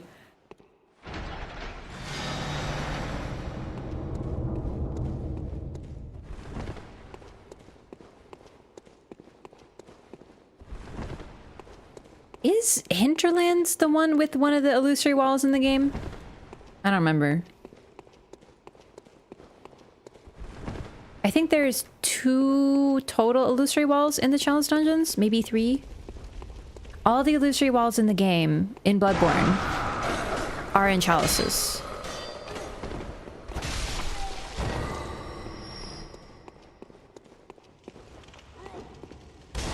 Boomst? Oh.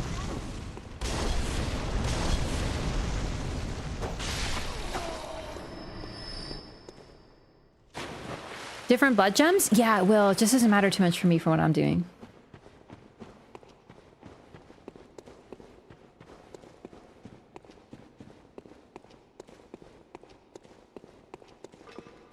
So this Chalice dungeon, I'm pretty sure, is not required, but you need it for materials.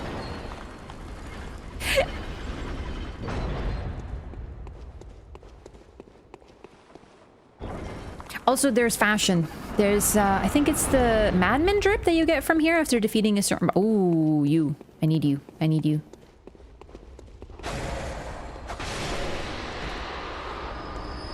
Oh, very quick guy over here. Look at him go. He's got poison and everything.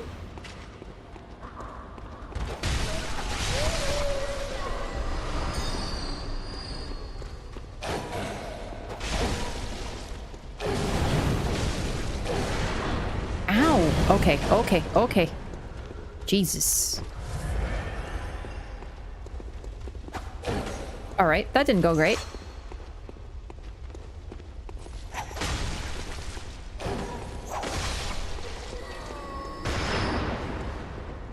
Is that a watcher up there? Like, is that who is shooting at me right now? Nope, just one of these. Oh, wow. Evil. Oops. Dude, there's like 15. Oh, you're still alive.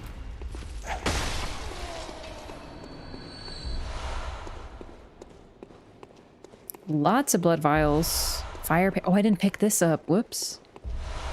Tempering Blood Gemstone 3. Okay. Tomb Prospector Drip? I sure do. I just picked it up.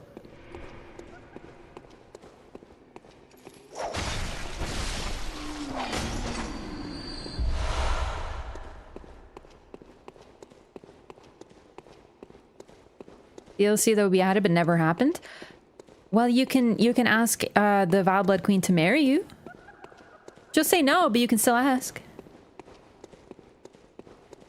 When you are vastly over leveled that they are a slog? That was close. I don't know. I think that the best way to do child... Oh, fuck.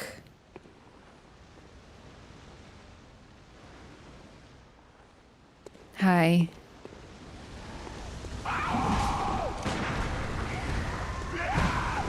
I hate them.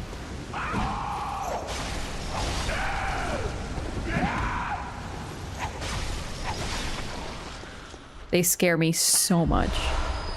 Oh. Yeah, best way to do them is as you play. If you're trying to do them in one go, I think it's going to be a little bit...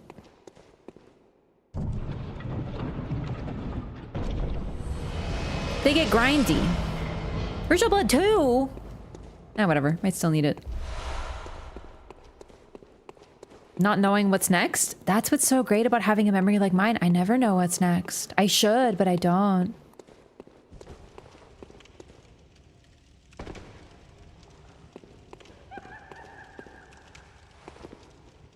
I know there's a ghost here somewhere. You can't hide from me. I can hear you.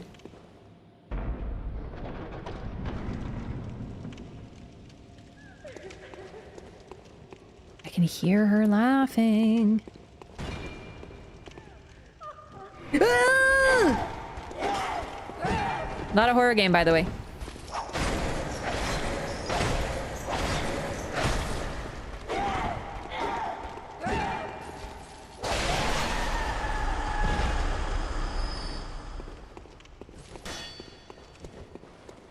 You have a backstab? Well, yeah, you gotta be quicker with it then, huh?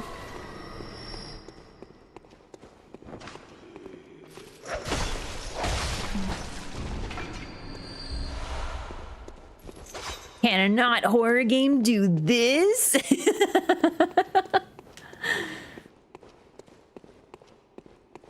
Only played DS3 of the Souls games themselves at the time. I see. Yeah, this was my first. If I haven't mentioned that already, this was my very first of the FromSoft games. Always a big circle. Poggy, we're done.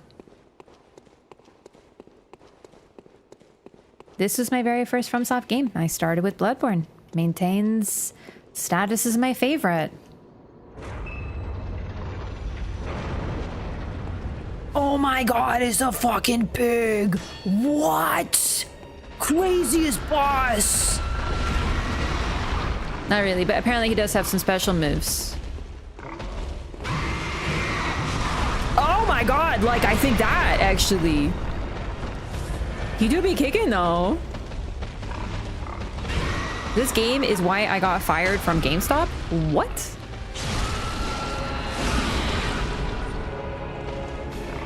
Watch pig of the old lords? Look at that pig. He does not fuck around. Does this look like a pig that fucks around?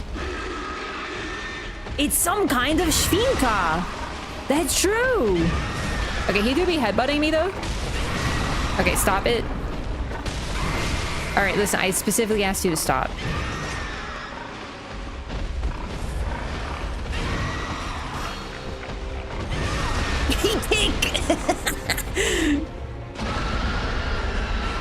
Commander Gaius could never, dog.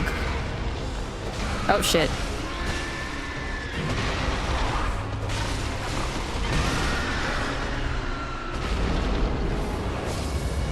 Man-eater boar. Yeah, not all the bosses are like, you know, incredible or anything, but I'm gonna be honest with you. When I see man-eater boar and I get kicked in the face, it's a little funny. Hit you with the pork chop. Banger OST for a pig, not gonna lie. It's Bloodborne. There is no non-bangers, but you're right.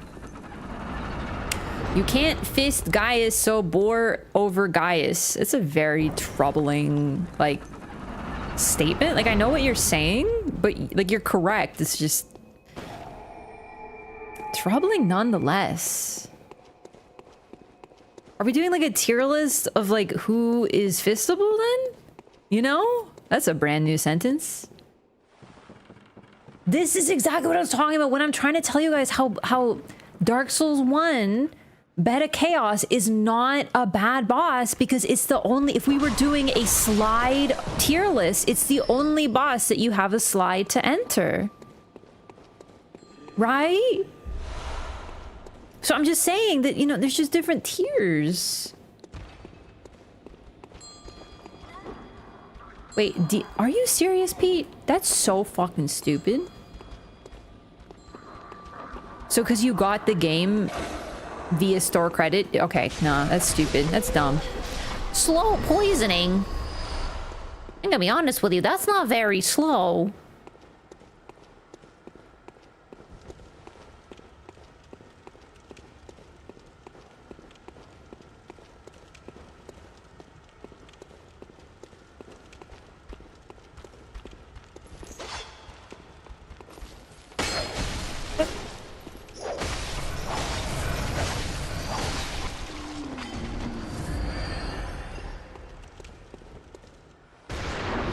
Holy fucking shit.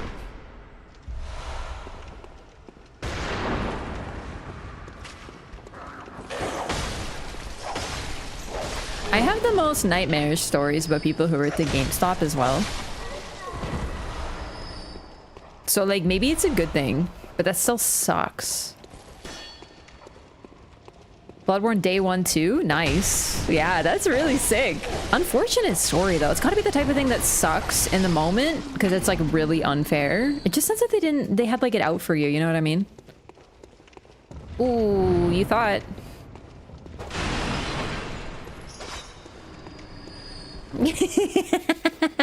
No, I'm not talking about the guy who got married after 6 months, but like that troubled me personally, but that's just because like that's like just like a thing, you know? Wall there? Oh, is it one of these? Hey, what up, baby? I'm not scared of you anymore. I'm stronger now. I play Elden Ring now, so I'm like not scared of anything. I doesn't afraid of anyone, all right? You don't scare me. You don't. You do scare me a little bit.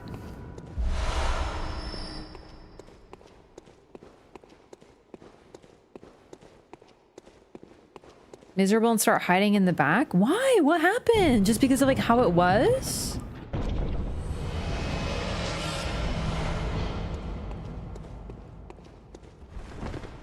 I feel like one of these is the illusory wall. I just remember it looking like this, you know? But like a lot of the walls look like this, so it's really narrow it down, I guess. GameStop sucked to work for, I guess? I know a lot of really weird people who worked at GameStop. 2009 meme flashback right there. I know a lot of really old memes. So like sometimes I just have to flex. Chalice Dungeon, this is the first layer of Hintertomb. Really early.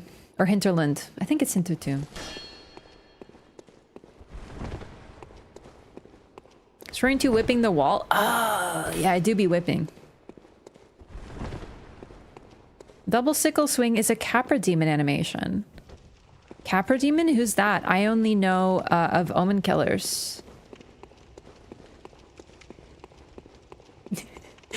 I actually didn't even realize it is though, isn't it? One could be illusory. One of them is. It's just I don't remember which. It's driving me crazy.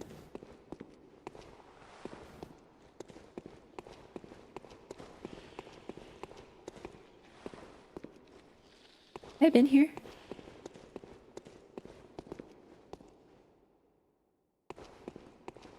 Like, clearly, yes.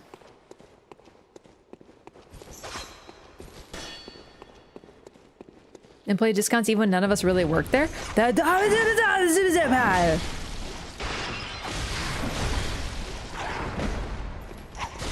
Okay, this is actually really cool that I got to show it off.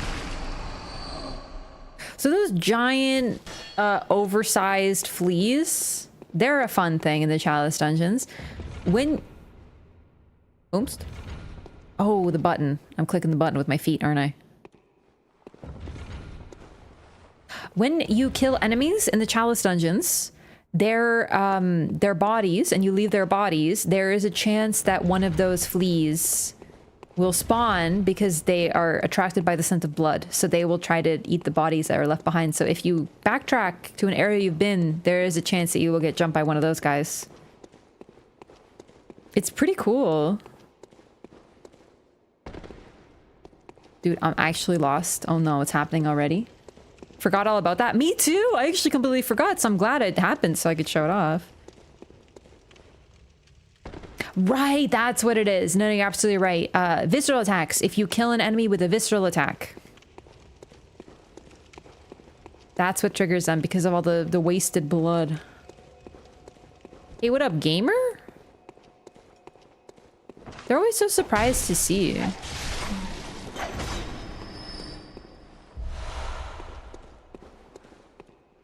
Did I open the door? No, dude, I just started.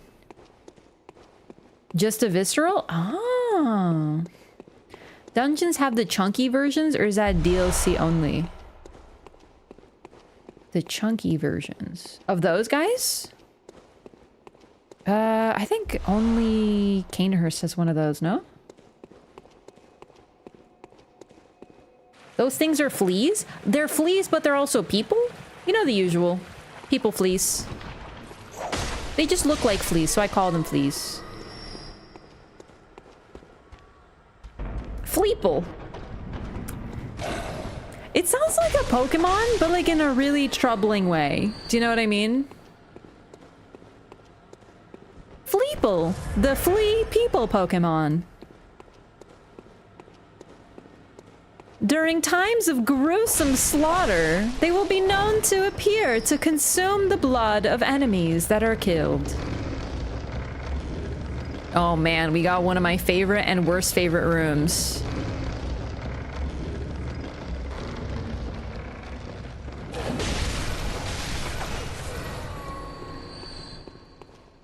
Wake up, Fleeple.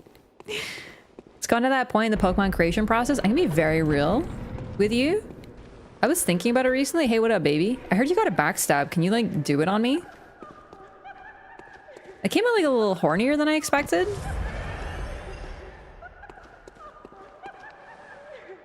I just want to see it.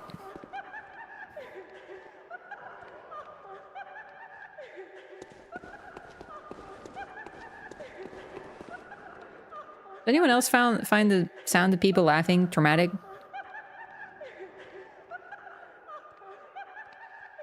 Anyway, what I was gonna say.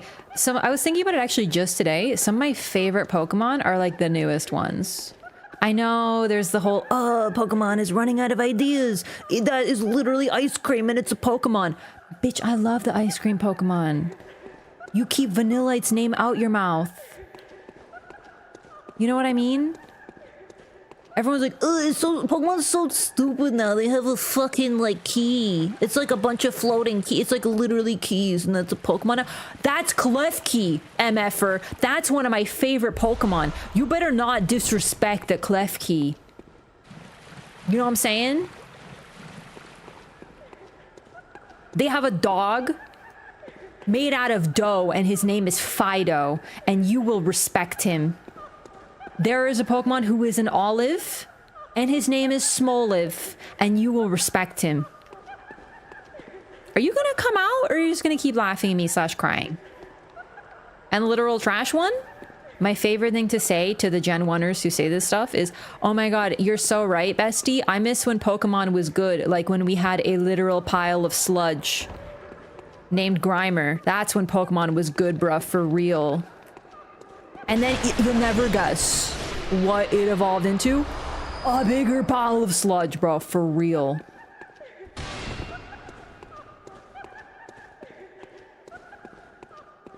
I'm just saying, there's like weirdos in every generation.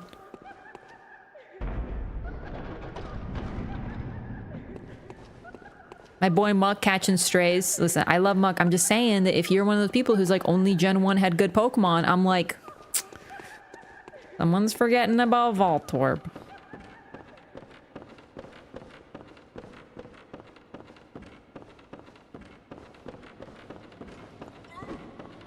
Like, please don't misunderstand me. I'm not trying to insult Muck here. It's just, if you're one of those folks who's trying to throw some freaking shade at my boy Klefki, then we're gonna have a problem. Because that's my boy.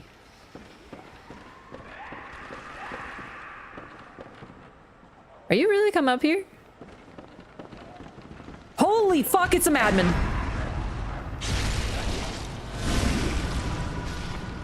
See what I mean? Like, just kind of fucking nowhere.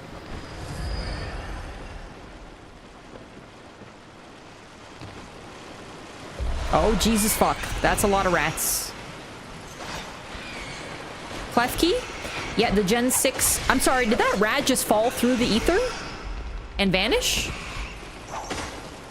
He's off to the back rooms. It's over for him. Actually, the car keys with the face on it. What the fuck is that? That is some snakes. Hang on, I'm fighting the entire fucking zoo at this time. Give me a minute. Because I'm going to show you something. In just 1 minute, I'm going to do BRB. And I'm gonna show you just how much I love fucking Klefki, the Pokemon who is a bunch of keys. I love Klefki.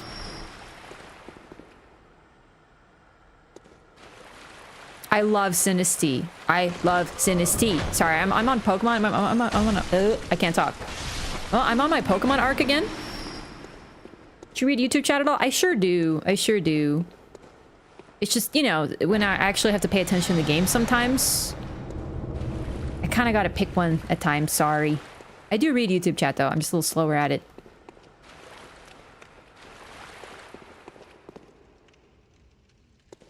I would just like you to know that these things have jiggle physics on them.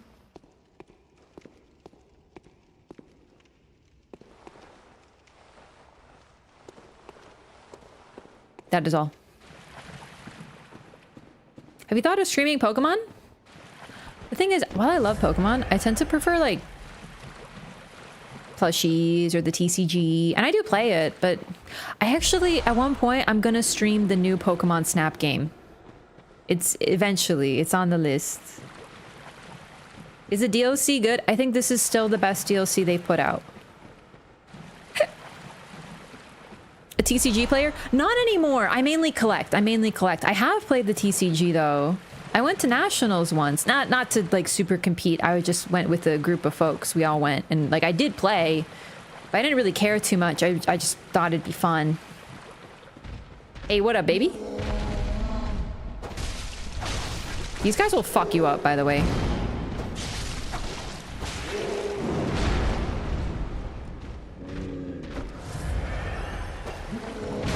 Oh god. I don't know what hit me there. I really don't, actually. No, Jesus! Stop! Let me get up! Rude ass bitch. Oh, I'm dead. So as I said, they'll fuck you up. I can't really show off his face because he's too tall. But he's got something of a face there. Yeah, a little bit of a lingering hitbox. You don't love to see it. You don't love to see it.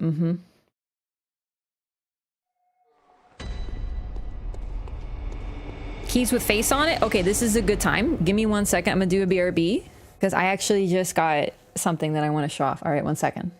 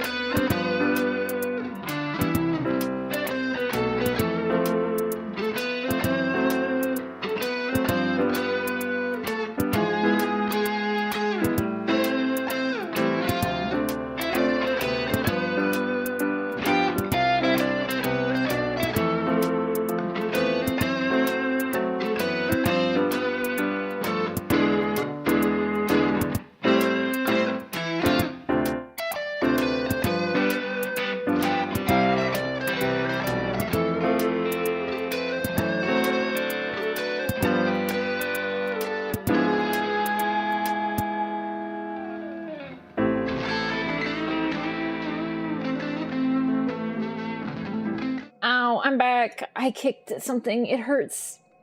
Oh god. Okay, listen. Ah. Ow, my ankle.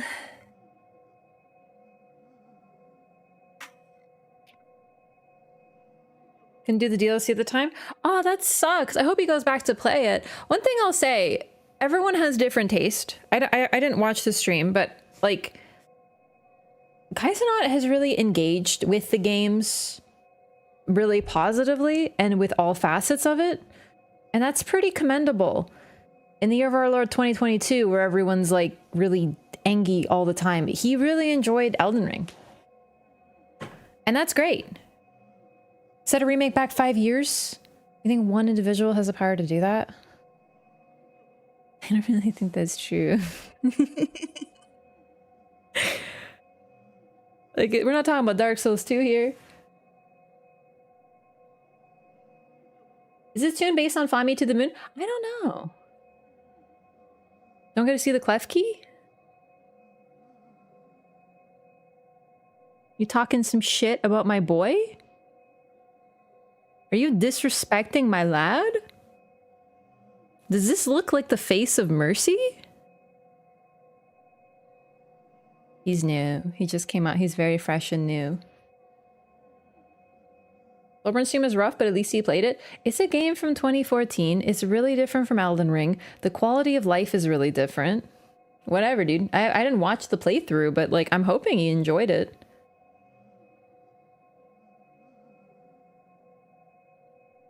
Yeah, this is my Klefki. What's his name? Klefki?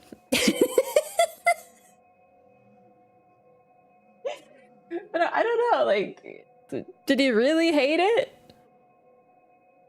Is this misinformation?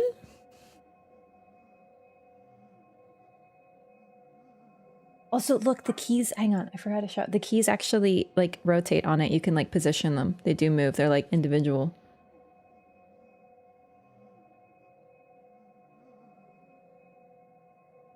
He shouted, I don't want to explore? Maybe the game was too scary. That's okay. It's a scary video game. No way that is a Pokemon?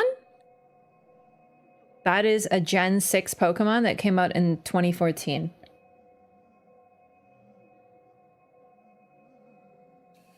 And odd that anyone actually likes Klefki. I love Klefki. I love him. Do the keys open anything? My heart!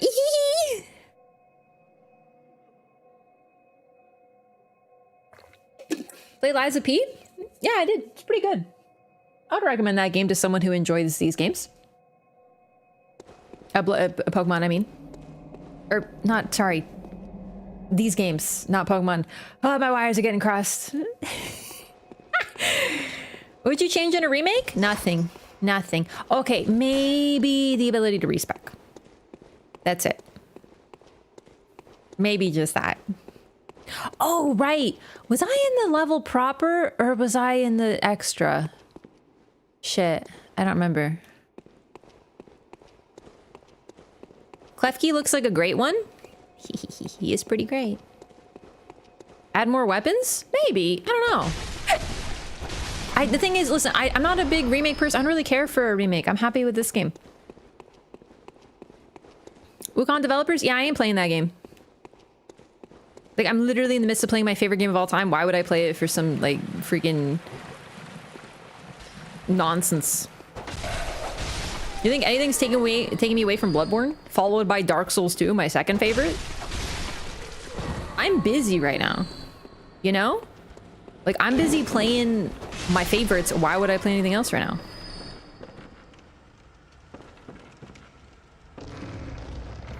Do you have my souls? There they are. Okay.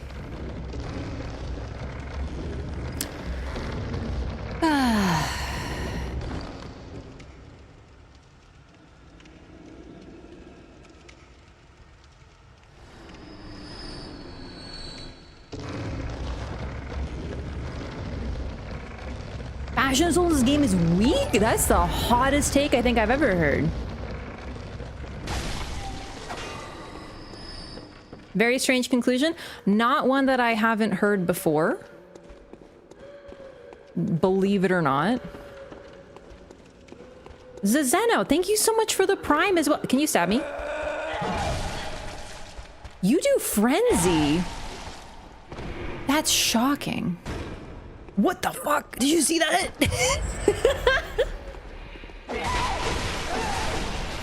Wow, these things can really fuck you up, actually. Yeah, the devs basically said they don't want women playing their games, so who am I to tell the developers? It's not for me. So, I just believe in their artistic integrity. So...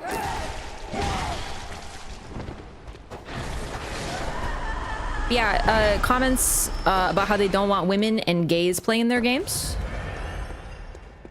And how, like, games should be for dudes or whatever. So I'm just like... okay. Sure. Guess I'm not allowed. That's the developer's vision. It's a little hard to find information, but I heard about this about a year before it came out because I follow a lot of artists. And it was basically all over the place on Chinese social media websites. And then it got cleaned up by the time it was like sort of more mainstream news, but it was just right there. And I'm like, okay.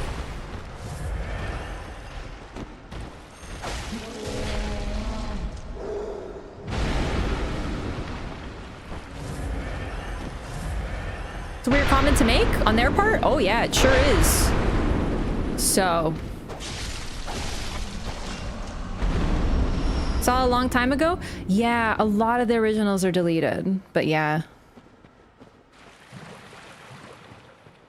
The IGN article made it a little bit more like known about, but like I said, I heard about it like a year prior to that, thanks to a lot of the folks, like individuals that I follow.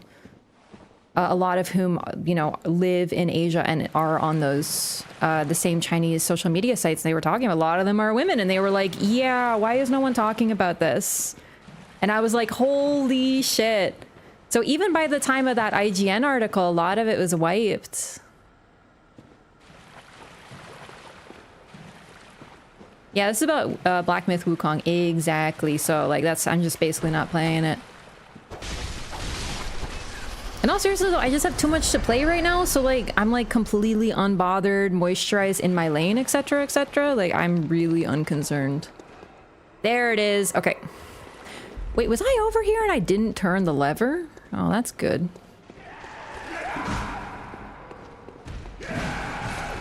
Oh no, I did. There's been a tactical mistake made here.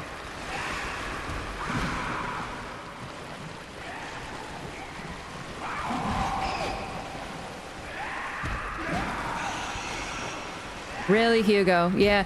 No, it's... Did they really say that? They sure did. They sure did. Pretty damning. Yeah, like I said, the moment I heard this, I was just kind of like over it, right? So I'm trying to free from this locale. Is there a ladder over there? Holy sh... I think there's only one ladder. Did the rats get poisoned? Splinter of Honor, thank you so much for the prime as well. Sounds like a shit game anyway. Yeah, I mean, like, I'm honestly just not interested in games that are made by people who say things like that because it's like... Oh no. My finger slipped. But it's okay because I get to show this thing off. I forgot. There's actually like unique skeletons that only exist in the Chalice dungeons. I think we talked about what creature this is, but I don't remember. I think it's like an actual skeleton, but it looks freaking weird.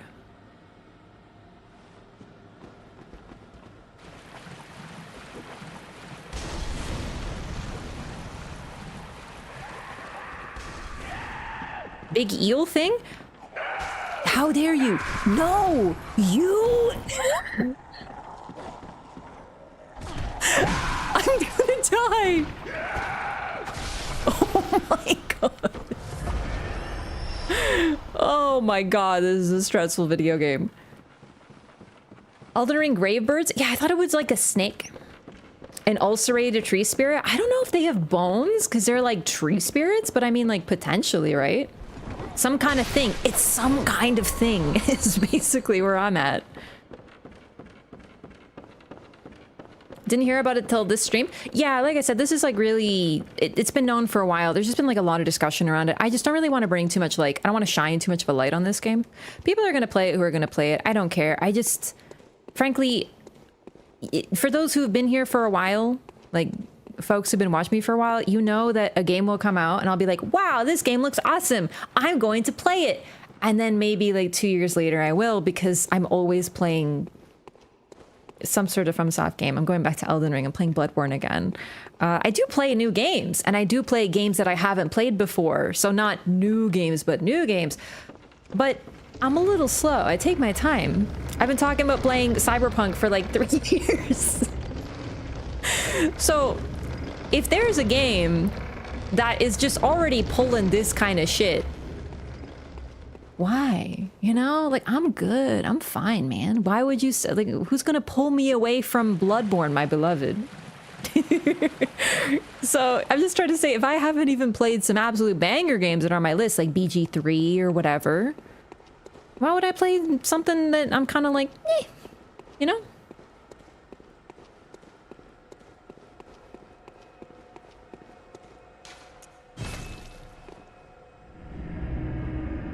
Hating that I would be sad. I don't think I'm gonna hate it. It's made by CD Projekt Red. I gotta represent the Polish fam. FromSoft's older games like Lost Kingdoms? No, unfortunately. I would like to play all of their older games. But the oldest so far that I've played is Demon's Souls. And technically I'm a faker because I haven't played the original yet. So I've only played the remake. So technically the oldest I've played is Dark Souls 1. Did you play Nier? I played Nier. I didn't finish it. Wait, Nier. Sorry. I got Nier and Neo confused. I do that. I did play Nier Automata though. I did. And I played Neo as well. But I didn't finish Neo. I like to play Neo too, because I heard it was really good. I did play Nier Automata. I really enjoyed that. I didn't get like the true ending though. This is like years ago. So, you know, chat just wasn't as engaged, and if chat isn't engaged, I'm like, I'll just play something else. So, but I'd like to come back. I played Enchanted Arms a while back and went, wow, I can't believe FromSoft made this because it was awful. Wait, Enchanted Arms mentioned? No, not this one.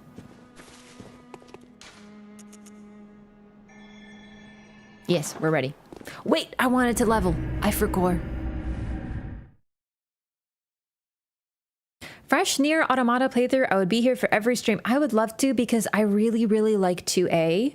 I know about her. I just know her design is really cool, and I never got to actually meet her. So I would really like to play Nier again. So, you know. 2D Souls-likes? Like what? How much Polish do you know? I'm fluent. I have some problems with you know, vocab. I don't use it that often. So, you know, I talk to my family regularly. If I'm with my family, I speak Polish. But, you know, imagine the stuff you talk about on a day-to-day. If they gave me like a legal document that I could parse in English, I would struggle. If we're talking about like official stuff, really complicated language that isn't really everyday use, I would probably struggle. I just am not exposed to it, but I can communicate both speaking and understanding pretty relatively well. Promero, thank you so much for the sub as well. Welcome in. Thanks so much for subbing. Please enjoy your butterfly and your emotes. All the folks who subscribed, sorry, we were like in the middle of deep discussion. So I like, you know, I just appreciate you. Please enjoy your butterfly. Please enjoy your emotes. Żabka? Żabka. Okay, sorry. I'm just trying to handle my inventory and some such. Yes. We're good. Blasphemous is a good one. I have heard that one's pretty good. Yeah, that one. I remember that one, Jake. I was fucking dying at that one. I remember reading that one because I like handbags and stuff. I think they're cute. I have this really cute pink one with strawberries on it, and like I always get compliments on it because it's very cute and it's pink and fab, and I'm like, ooh, and I love it. I got it on sale. It's like my favorite handbag in the whole world. And then I also like shooting guns in video games and, you know, clapping lots of cheeks in PvP. And what I'm trying to say is that like you can do both. It's actually totally possible for you to like different things. You know? Like you can just do different things, and it has nothing to do with your G-spot, as the person said in the quote. That one was my favorite. I was dying at that one in particular. Wait, I already opened the door. What am I doing?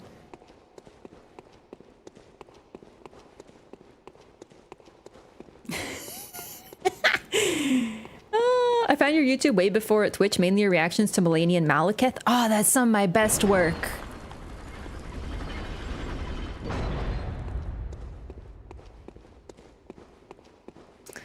Oh boy. That long to type that up because it only exists in screenshots these days? Yeah, like I said, that's the thing. No, absolutely. Cheek clapping and liking cute handbags aren't mutually exclusive things. Yeah, exactly. But according to the Wukong devs, they are. And this is the shit I'm talking about. Do you know what I'm saying? This is not surprising to anyone that you can like multiple things, and you should not be put into a box. No, I've been freaking slimed. Help me. Free me from the slime. Miyazaki, your favorite enemy is upon me. Gooey. PvP clips from Elden Ring? Oh boy. Those got some people in their emotions. It's understandable though. Masterful gambit, Mr. Zaki. We love Michael Zaki. Had to drop in. Best of luck. Hey, thanks for dropping in. I love Bloodborne. It's gonna be 100% run. It sure is. Honestly, the one part I was worried about for the 100% run, I'm not joking, was Eileen. And we successfully annihilated Henrik, so we're good. Mesmer reaction and died. That was my best reaction, mainly because I love Mesmer. I personally think my best reaction was the Radon reaction, because I made myself laugh with it. And I think I spent like half an hour straight just roasting the shit out of Mikola and Radon. And I found that very funny. Because I'm just a bigger Radon fan than anyone else can even imagine. That's true, by the way. Everyone thinks I'm Mimi. I'm the biggest Radon fan on this earth. I love Radon. I do. I understand him better than a non-Radon fan. So, you know, if you can, like I said many times, if you can't handle him at his marrying his brother, then you don't deserve him at his loves his horse. Okay? You don't. I'm sorry. You're a fake fan of Radon. And that's true. No, but Mesmer is my favorite reaction for sure. And Melania.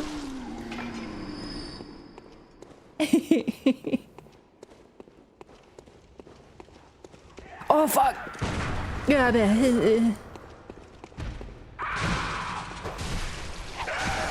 This is what people see when I run at them in PvP for real. Do not recommend. Bro, even New Game Plus One made me want to die.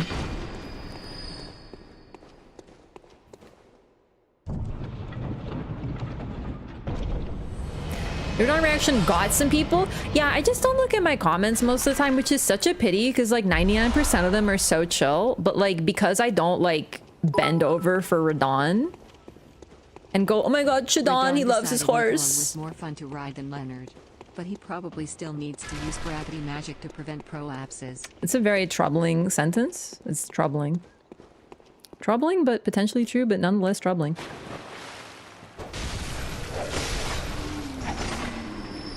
Anyway, what I'm trying to say is just I love Radon more than most people, and they can't accept that. It's true.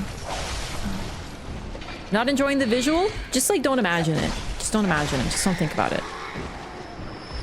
Yeah, I would say thank you for the 100 bits, but you've given me this visual that I'm very troubled by now, so maybe like, how dare you instead? Eve on New Game Plus 7 took like 2 months. Yeah, but that's because P was doing it his way. He wanted to beat the boss his way, which I respect. Because seriously, me beating the boss my way got people in their feelings too, and I was just fighting him a normal way. People get freaking weird about bosses and stuff.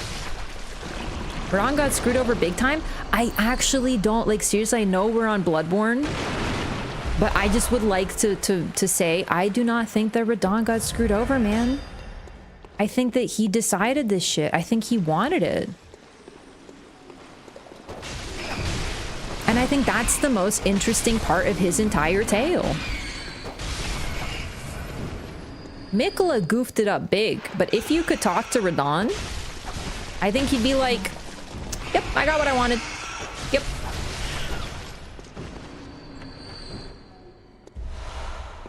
Parasocial some people get with these characters, it's actually mind-boggling that these people who don't know Radon that well think they do. You know what I mean? Like, my boy, he wanted to be like Godfrey, and he ended up being just like Godfrey. Winter lanterns in the Abyssal Woods? I know that's not what they're called, but woo? Oh boy, do I have news for you. That is what they're called. They're called winter lanterns. Yeah, they are.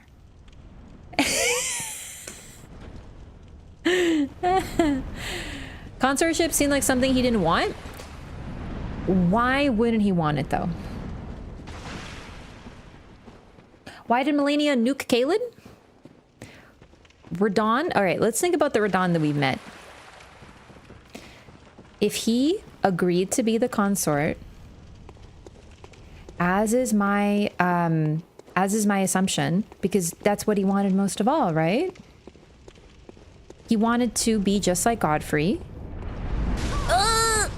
I'm lost, but it's okay. I found... Oh, a treasure chest!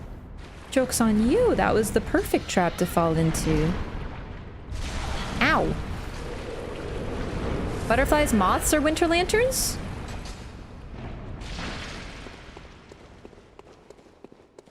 No, those are winter lantern flies. They come from the winter lanterns. But they're aging untouchables? Okay, no, but they are... Yeah, you're right. They are aging. But are they aging untouchables and winter lanterns? Joke's on you. I found my way out thanks to the trap, and I found a secret. As in, like, God status? More than that. Oh, fuck. This is not an easy fight. Oh, we gotta go whip mode. Look at that. Do you see that big pustule on his shoulder? We gotta hit him in it. Oh, fuck. This guy hurts really bad, so I gotta be careful. There we go. I did not mean to fire my gun there. I just got so excited. A bit of an Elden Ring hitbox. It's okay. Sorry, I'll get into Radon in a minute. Ooh, break all his fucking limbs. God damn, I love this game. What other game can you break fucking limbs and watch your enemies just fucking bend over and die?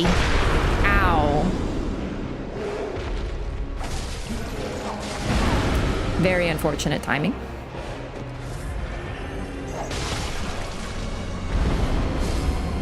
Anyway, sorry, I got really excited. Get the item in the chest before the rat hit you? I think so.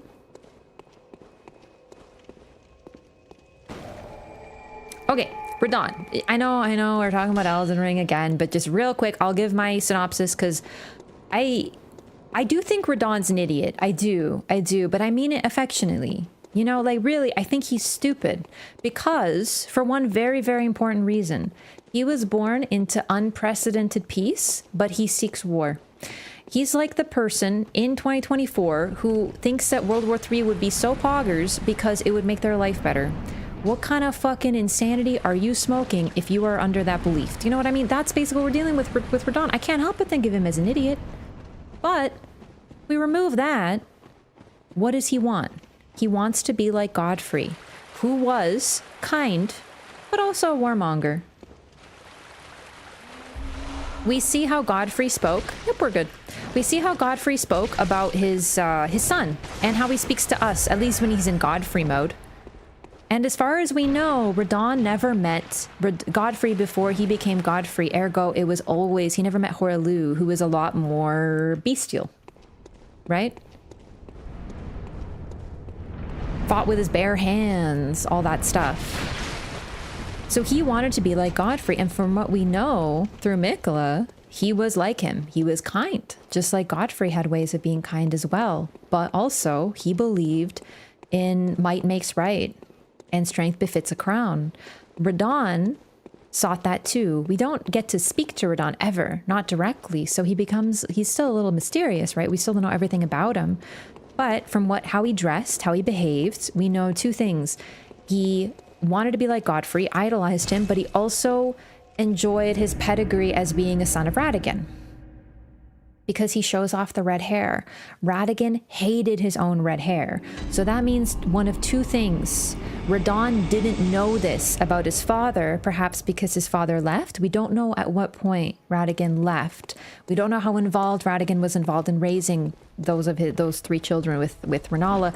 So we just know that either, Radon doesn't know this very simple fact about his dad, or he doesn't care. He cares more about showing off his royal pedigree than he cares of what his father thought. But the two people that he idolized the most are the two Elden Lords, Radagon and Godfrey.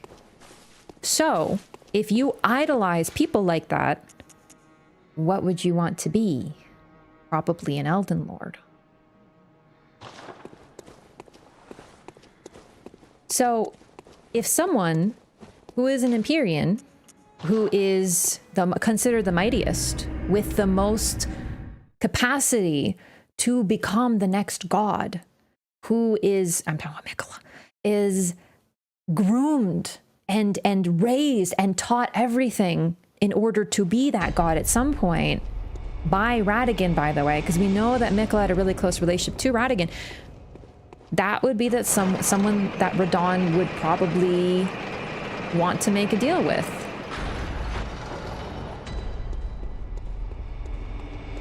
It all fits his character. He just wants to fight. The only other question is that people go, okay, but then why did Melania fight Radon? Well, Radon is a warrior. Does that sound like the type of guy who would just be like, yeah, I need to die for the plan so I can become consort? Yeah, I'll just unalive. You know what I'm saying? Does this sound like something that Radon would do? Or would he want to go out in a festival of combat, fighting someone who could actually take him out? Even Godfrey, when we meet him, Godfrey doesn't make peace with you. He doesn't go, well, okay, listen, one of us needs to go stand before the Elden Ring. Let's make a deal. What does he do? He fights you. Would Radon really be like, yeah, I'll just take myself out? Yeah, no big deal. Or would he want to fight in combat? I think it's one of these.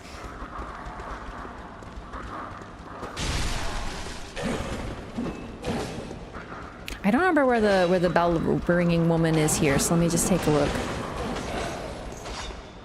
Going to become consort? Because you have to you have to die to enter the Divine Gate or to the Land of Shadow. Because Radon doesn't seem to go through the same portal that we take. He comes through the gate. He's standing before it at the very least. People give Radon too much credit. He seemed pretty simple. Yeah, I don't understand why people who purport to love Radon don't like his simplicity. Why would he want to die instead of staying alive to fight the stars? Because he can't become Elden Lord if he stays to fight the stars. Oh, the other thing is people say, oh, but Amygdala says it would be an age of compassion, so, Radon wouldn't want that. Except the age of compassion that Amygdala claims is about to begin starts with him fighting you with Radon. Amygdala may mean there will eventually be peace, but it's not right now.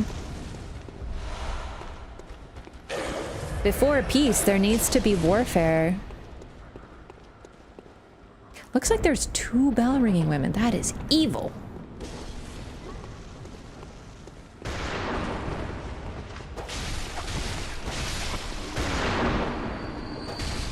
Compassion through tyranny.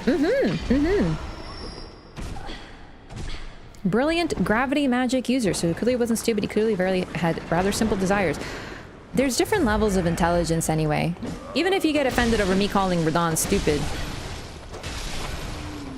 I think anyone who seeks war in an age of peace is stupid. That's just me. You're not gonna change my mind on that. But here's the other thing. I can think someone's stupid and still think they're a great character. I really like Radon. I love... The one thing I do love is how the DLC confirmed that Amygdala is so much like Marika even if he tries to escape that fate. It's kind of heartbreaking, but he ends up repeating exactly what he becomes more like his mother the more choices he makes.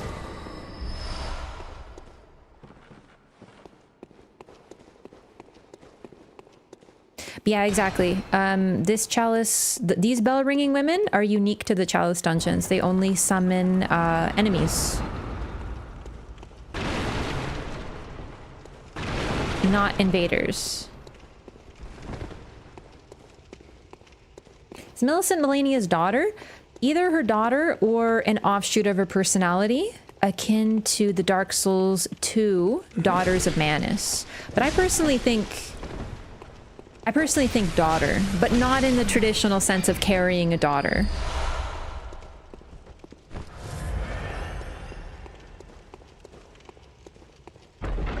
Oh my god. Alright, I'm a little lost in here, but we went through here. I don't remember if I'm in an optional area or looking for the door right now. I really don't. Daughter clone that budded off like fungi spores. The fact that she is effectively a spore of the rot god, or like rot goddess Melania, does suggest that she could be something more akin to a clone, exactly because of the fact that's how mushrooms tend to work.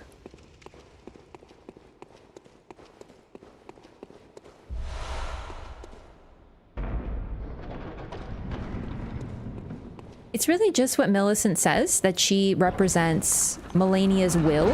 That's oh, jeez. That's something we hear about. The Daughters of Manus all represent an aspect of his personality. So that's kind of where we're getting that from. But I personally think she's more akin to being a straight up daughter.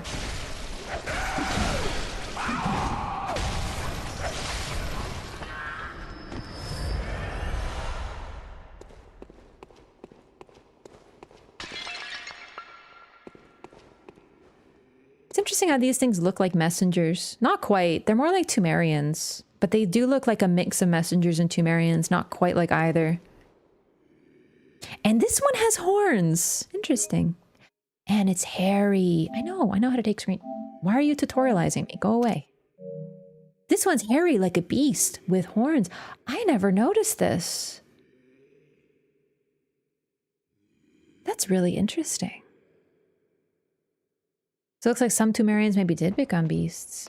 Hey, what up?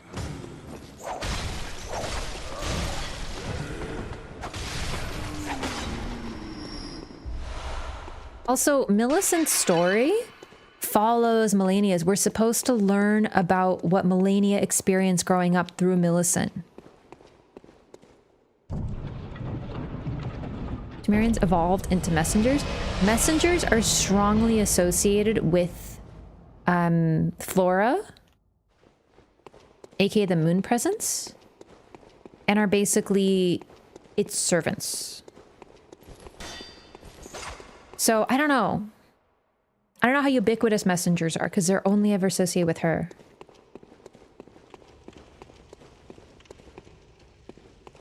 Where did I get from the chest? I already forgot. Oh no. It's probably just materials. They're important, but...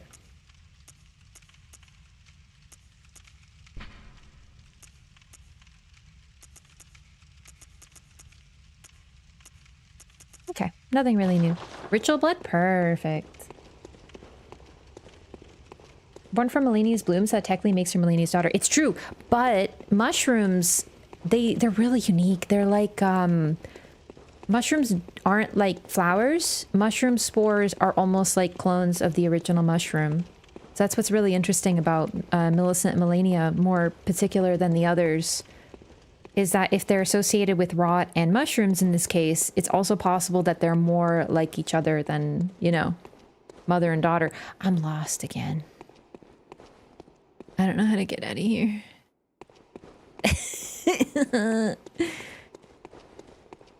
Institutional corruption. Yes. Yes, I'm totally with you. I want to get into that actually at some point. Basically, generally in FromSoft games, institutions, but especially religious institutions, are always corrupt. And always from the get-go. And it tends to be associated with the creator of that one, like whoever created it. So here, Laurence is pretty unequivocally evil, whether he thought about what he was doing or not. Like whether he thought it was a good idea or not. He knew that people would transform into beasts. Oh no, I'm lost. Here? No. Here? Positivity, the intentions behind them. But what's even better is Marika's a little bit more of a gray area. Like the healing or the Golden Order is still messed up.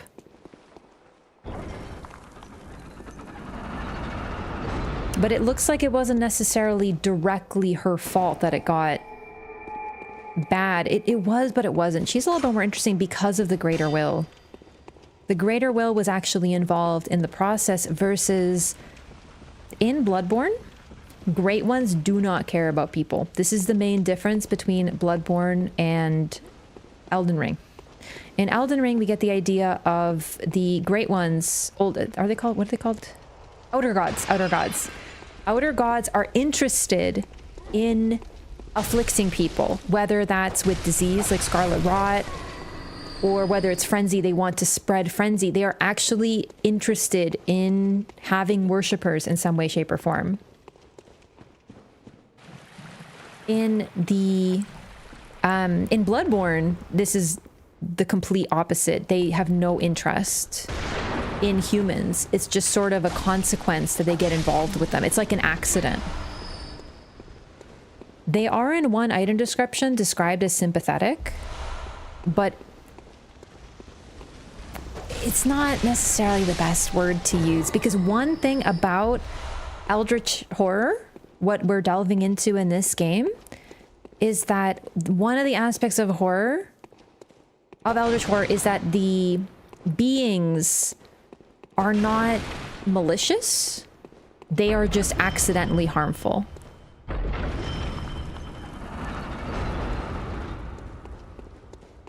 Like, they have no care for humans, but they could still destroy all of human civilization and life with a blink by accident.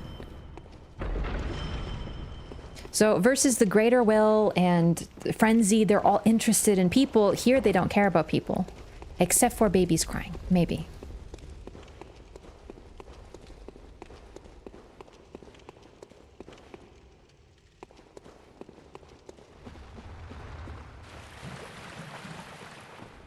Resist the Interior Ministry? Yeah, that's a good point. Sekiro has it too.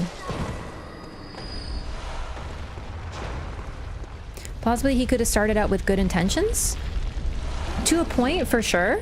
He did have good intentions, I think. But the problem is that even before he started the Healing Church, he knew that the blood would turn people into beasts eventually. He knew this would happen.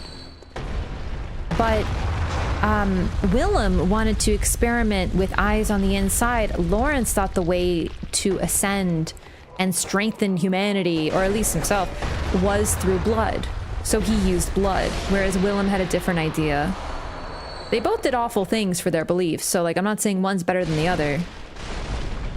And that's the thing, actually, even not just the religious institution, but the learning institution of of Bergenworth is depicted as the bad guys as well, because they think they're above everybody with their learning and education. They commit horrible crimes on other people.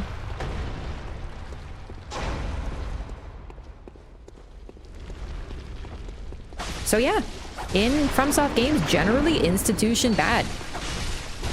Dark Souls 1 has it too. Dark Souls 2 is a little subtler. Willem avoided Beasthood, unlike Laurence. That's true, but he became something a little different, didn't he?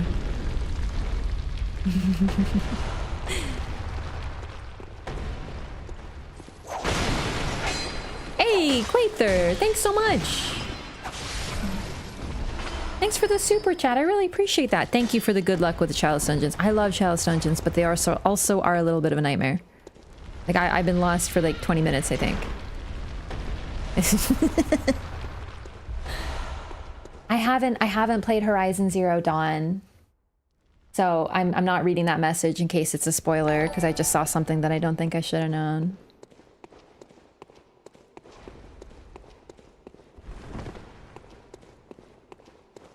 Willem was at the helm of Bergenworth at the time of the fishing hamlet incident. Yes.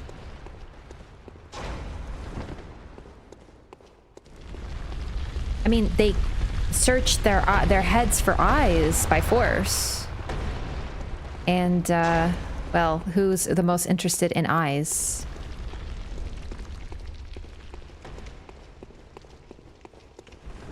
How long did it pass from the cutscene with Willem and the time we find him? Probably a long fucking time. Really? Because Willem is Laurence. We see him as a human before he started the church. I don't think I'm supposed to be here. Oh no, I'm lost. I don't know how to open the door.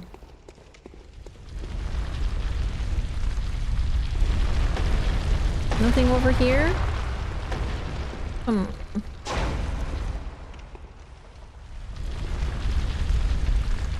Yeah, I like to play Horizon Zero Dawn. I just haven't gone around to it yet. No shade on it. I'm just really slow with playing games sometimes. I know I'm not alone in this, but you know, sometimes rather than starting a new game, it just seems more fun to replay a game for like the 18th time. It takes like a lot of energy to start a new game. I found it!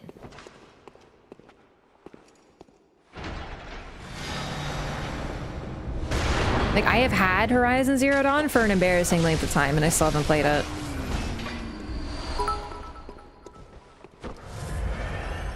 In all seriousness, Raph, it is too bad that you won't play horror games, because you want to talk about in-depth lore? My god, there is so much of it. Absolutely. No, you're right. Trust me, I would love to play horror games. I just get way too immersed. They're too scary for me. I really enjoy them. I'm very positive toward horror games. I just can't handle them. Not all of them have great lore, but some of them really do. Thanks for the 100 bits, Maestro Shay. Yeah, I've played Visage on stream. That was too scary for me. I had nightmares for 3 days. What do you mean played Visage once and gave up? I beat the entire game. I did all 3 of the thingies. All of them. I had nightmares for 3 days. I did have to read a guide on what to do because I was so scared, but I beat it. And I did play the Dead Space remake. That one was pretty good. I really enjoyed it. RE8? Really? RE8? I found 7 scarier. But, to be fair, the one house in 8 Village was terrifying. Alan Wake? I heard it was good, but I'm just scared it's gonna be scary. Too scary. Is this game any good? It's okay. What's up, TiVo?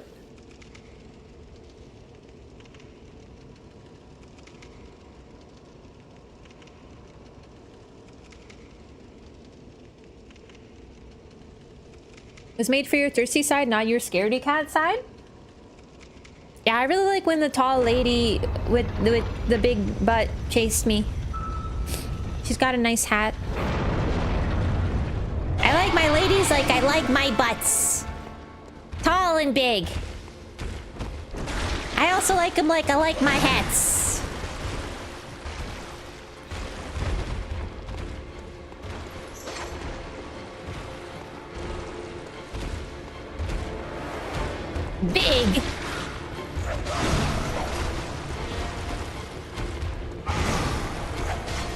blood-starved beast again.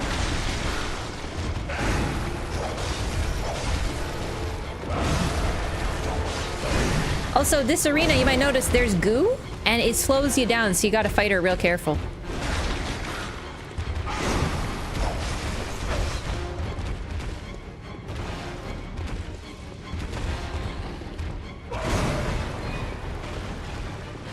Oh, I like the daughters too, but I mainly liked Lady Dimitrescu.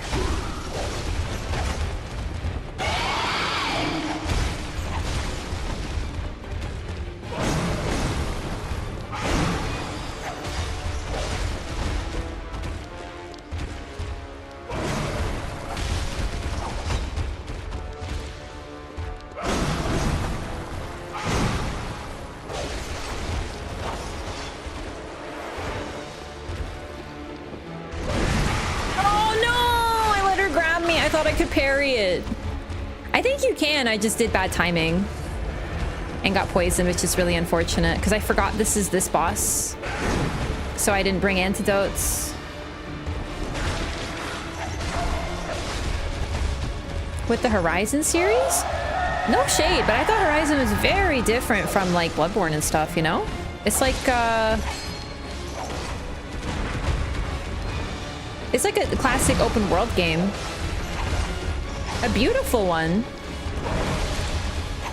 And no shade or anything, but like sometimes I don't love open world games. I've realized that about myself. I thought I liked open world games, but I think I like a specific type of open world, you know?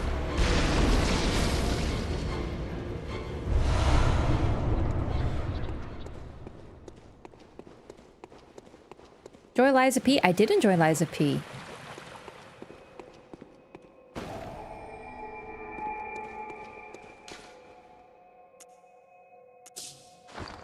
Did I get the deeper chalice? I did! Lower Hintertomb.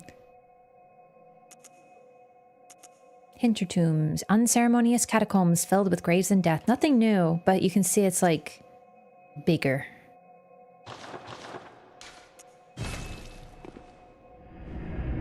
RE2 remake more frustrating than scary because I kept running out of ammo. I didn't think RE2 would be that scary, and then I played like the remake, and then I played it, and I was like, "This is the scariest game I've ever played in my life." When Mr. X-Man showed up, he scared the shit out of me. That was horrifying. Welcome home, good hunter. I must have drifted off. Eepy. What is it you desire? Very well. Let the echoes become your strength. I'd like to play Control. That one's been on my list for a very long time. Let me stand close. Now shut your eyes. How's Lies compared to Bloodborne?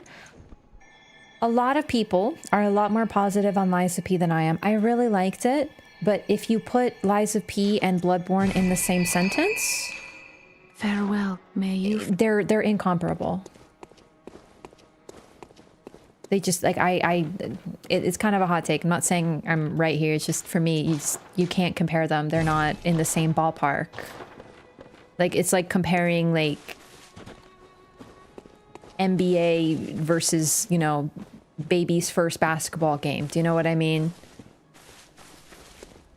Like, it's like, oh, I can see what they were trying there. They're definitely playing basketball up there, you know, but they're, like, you know, being kids and stuff. That's how I feel about it. I think Lies of P is a wonderful game, but if you mention it in the same breath as Bloodborne, then you're like, what are you even talking about? You know what I mean?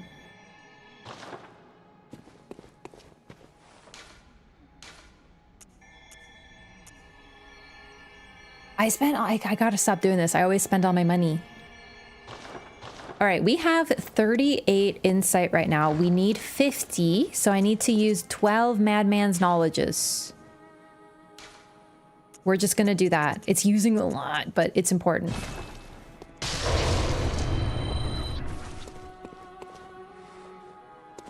Okay.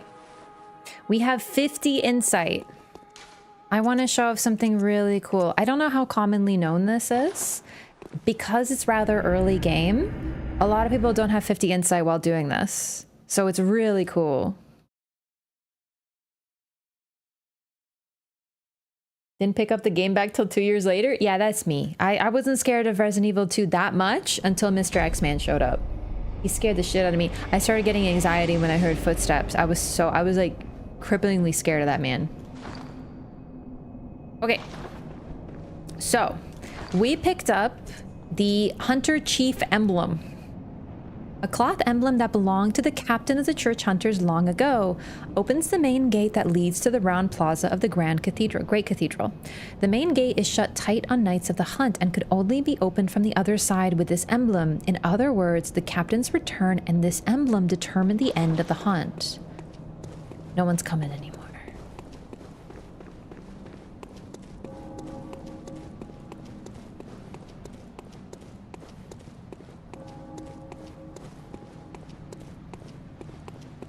Okay, so we have been on the other side of this gate already. You might remember that's where all the big guys, I say little, the big guys are. We made a path over there and made it to the Forbidden Woods. But now, actually, okay, look, do you see them? The messengers right over there? They are hanging out at a lever. I could have opened this door already, but I waited because I want to show this off. Look at all the messengers hanging around the lever. They are invisible until you have 50 insight. You don't see them. But when you have 50, you see them. And when you gesture to open the gate,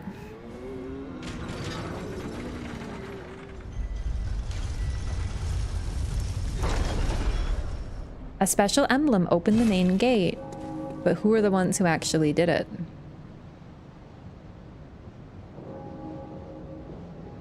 It's super cool. It's a fun little detail. You can come here and open this anytime once you get to this side. Or you can open it without 50 insight, but you won't see the messengers. Cool, right? Really fun detail. A lot of people don't know this. I learned this from the community. I didn't know about this until I played myself, and they told me, hey, by the way, there's a secret. Alien Romulus. Oh man, how did you enjoy it? I heard that one. I heard it's really good, but it's too scary for me.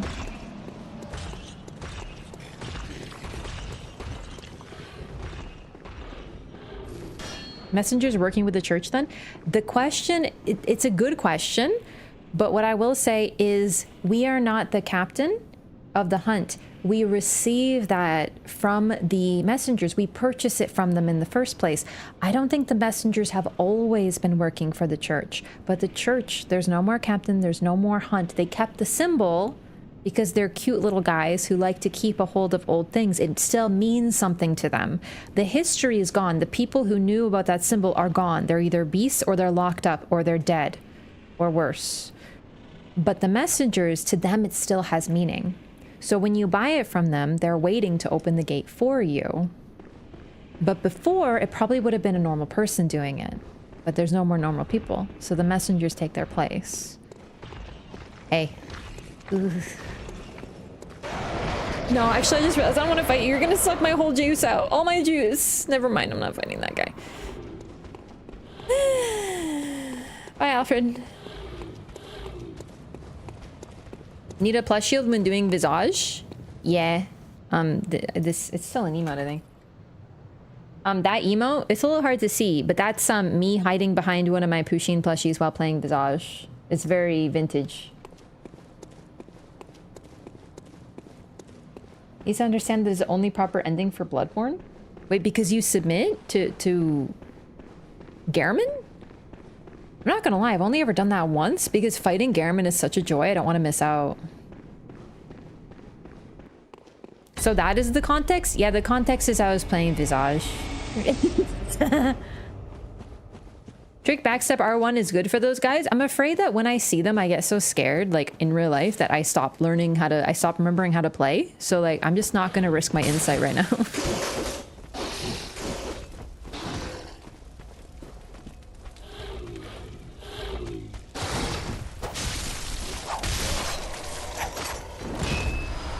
Okay, so we're back to where we were. We're continuing. I just really wanted to show that off before we progress too far away from Vicar Amelia. We're back in the woods now, and I freaking love the woods. We're back to normal guys. The garb's a little different, though.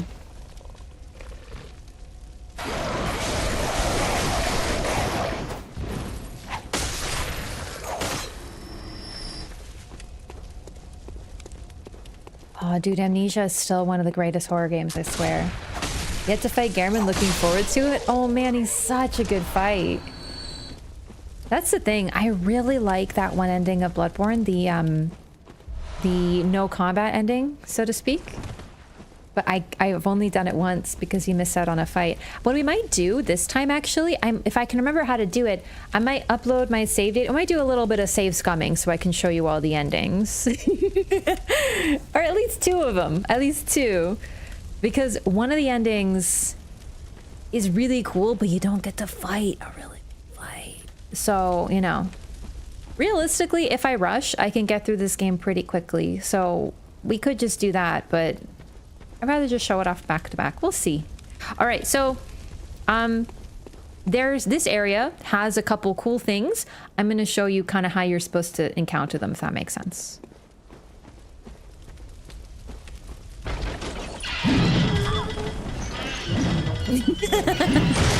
Oh, I forgot about that part. I live, bitch. 3 HP in a dream. Like I was worried. Even I forgot it breaks off. Oh my god. Yeah, I got freaking Home Alone. So we're back to people again. Or, well, people adjacent, I guess.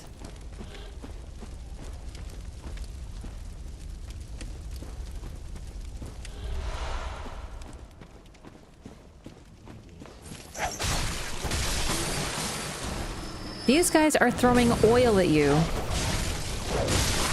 And that dog just ran to the fire. I'm not complaining. As you can imagine, if you walk into this fire, it does hurt you, as the dog just showed us. But the oil does increase the damage you take from fire.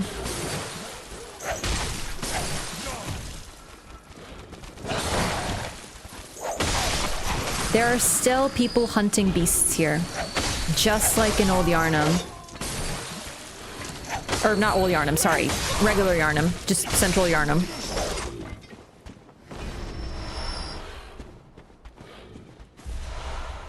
Laura, why these guys are snaky? We haven't gone to the snaky guys yet. Nah, I'm kidding.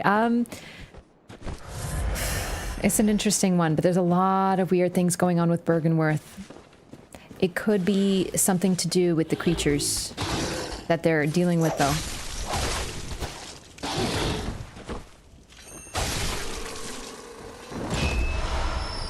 Yeah, we're kind of back to normal enemies for now. They're doing different things here.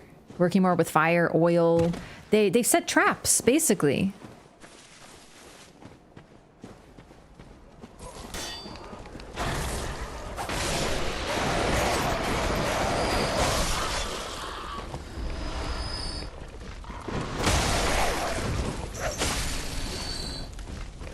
On my normal route, this is a really important location because you can get those triple bloodstone shards? What are they called again? Twin bloodstone. Some red light over here, kind of spooky.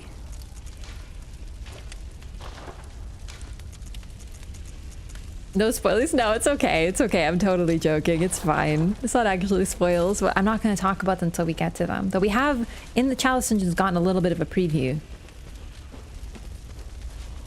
See, there's some weird kind of red light over here. I don't really know where it comes from, but there's definitely some eeriness going in this direction. But normally light means walk this way. And as we see, there's a bunch of lanterns over here. Whoops. We're freaking trapped again. But we're in a town. These are all shabbily made, but these are homes. People still live here. And there's another freaking trap.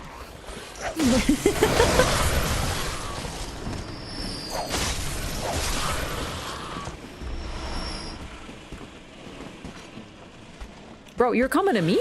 Really?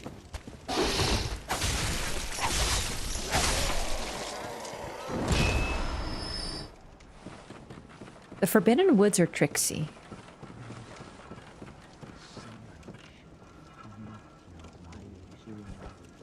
And now I think about it, do you guys have unique dialogue?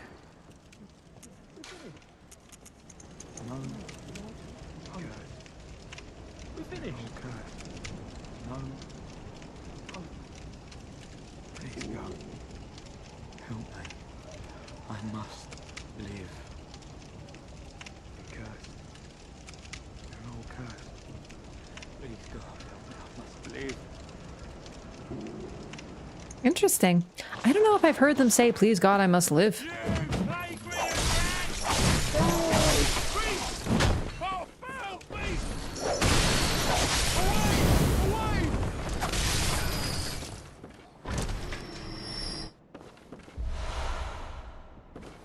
Yeah, interesting. They're wearing different colors. They're more camouflaged. In the city, they wear black. Here, they wear tan.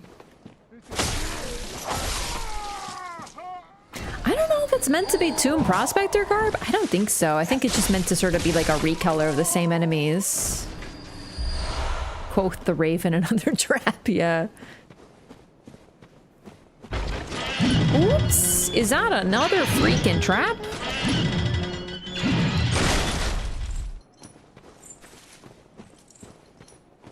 So this is the other way. If we don't take that path, we can go around here. We start to get some branching paths in the Forbidden Woods.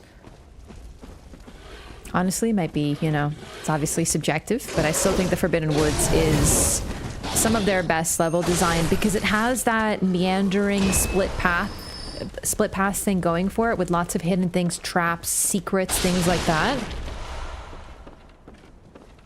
It feels very alive. I love the woods.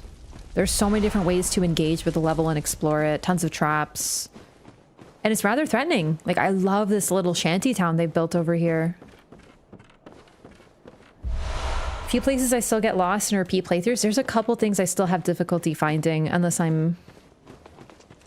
I have a general sense of direction, but there's still a couple things that I'm like, wait, where is that again? Ow. Get whipped, nerd. Yeah, there's a ton of these enemies in here. It can feel like there's, they're like constantly spawning because there's so many of them hidden around in little areas. It's actually really stressful, especially if you fall for the trap, which I did on my first playthrough. That was terrifying.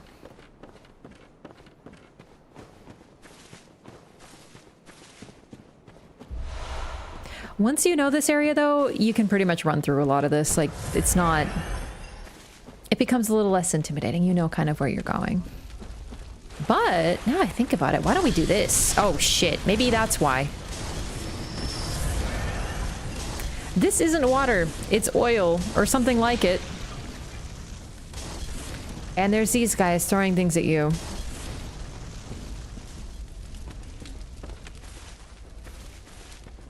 Let's try to find another way.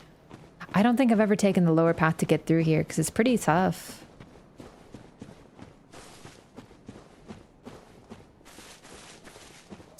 Oh, I forgot about something. We might have to take a detour. Oh, a hunter of beasts, are you? Glory be. You know not the value you possess.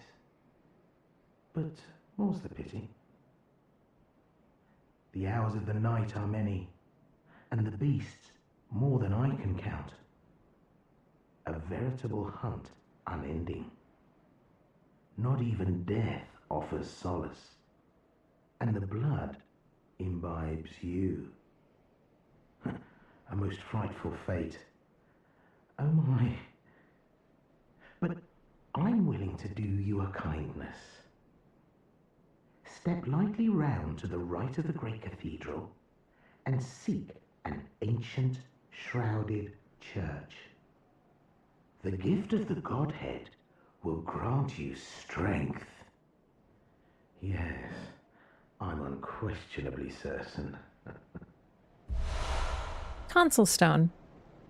Not even death offers solace, and the blood imbibes you.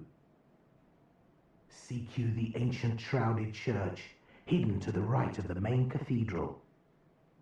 The gift of the Godhead will grant you strength.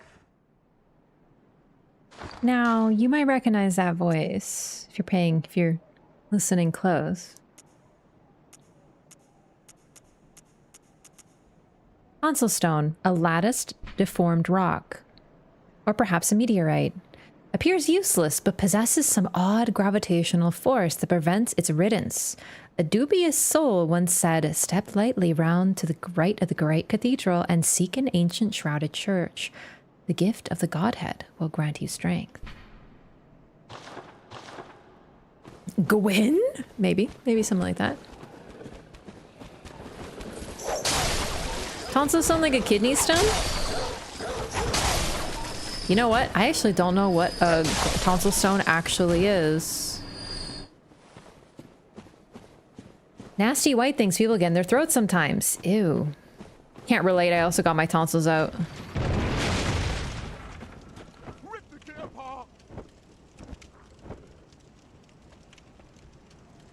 Mean. I think this is sedatives. No, blue elixir. Close. Blue elixir, dubious liquid medicine used in strange experiments conducted by high ministers of the healing church, a type of anesthetic that numbs the brain. Hunters able to retain consciousness by force of will make use of a secondary effect of the medicine, which dilutes their presence while standing still. Makes you kind of invisible.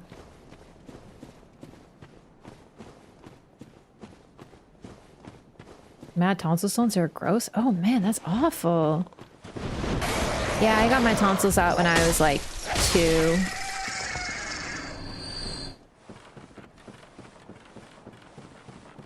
You have a favorite area in the game? Canehurst. Or the DLC. But Canehurst. Canehurst feels like a DLC. It's so sick.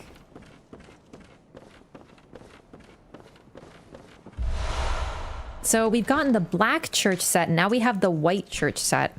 Attire of special church doctors. These doctors are superiors to the black preventative hunters and specialists in experimentally backed blood ministration and the scourge of the beast. They believe that medicine is not a means of treatment, but rather a method for research, and that some knowledge can only be obtained by exposing oneself to sickness. Creepy.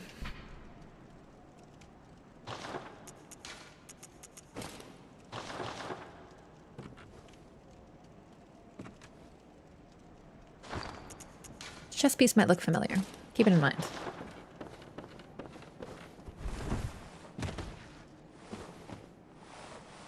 So, we're gonna use the tonsil stone shortly.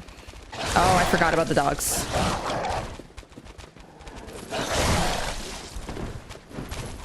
I'm gonna talk about what that character at the window said.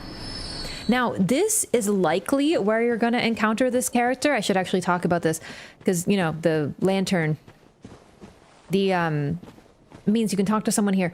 This is likely the first time you're going to encounter this individual, but once you defeat Vicar Amelia, every single NPC at a window, except I think Gilbert, is replaced by this voice. So you can get this anywhere. It's just this is the first one you meet if you're progressing normally. Not even death or CQ So of course we're going to take his advice. He's perfectly trustworthy. He clearly has some important knowledge, and we can't get rid of it anyway. Assuming it's a Great One's tonsil stone? Take a look at the design. It looks kind of familiar. It looks like the statues we've seen, doesn't it?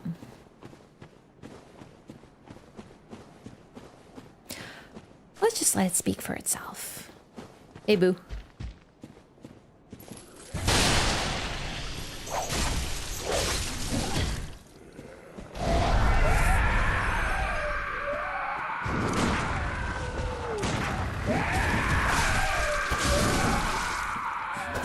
Oh, fuck. Oh! Oh!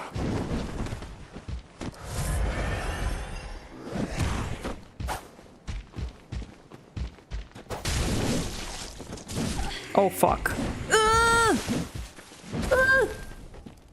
God, these guys still scare me.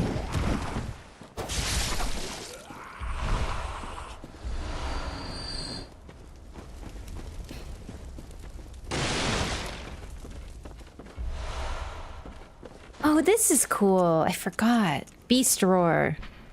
One of the forbidden hunter tools made by irreverent Izzy. Borrow the strength of the terrible undead dark beasts, if only for a moment, to blast surrounding foes back with the force of a roaring beast. The indescribable sound is broadcast with the caster's own vocal cords, which begs the question, what terrible things lurk deep within the frames of men? So, I also want to talk about what this character at the window says as well. He says death offers no solace because we don't die. If we die, we're trapped. We're basically trapped. Like, think about how the character must feel waking up with no memory, only knowing that we came to this land seeking pale blood and that's it. We read it on a note and that's all we know. We have no other knowledge. You might start regretting what brought you here or what led you here, but no matter what you do, you can't be free. If you die, you just respawn and the blood is steadily imbibing you. Eventually, every single hunter becomes blood drunk and gets trapped in the nightmare. We are stuck, but now we are trapped in a new way because we have this weird rock that we can't do anything with. But this guy seems to know what's going on, so maybe he can help us.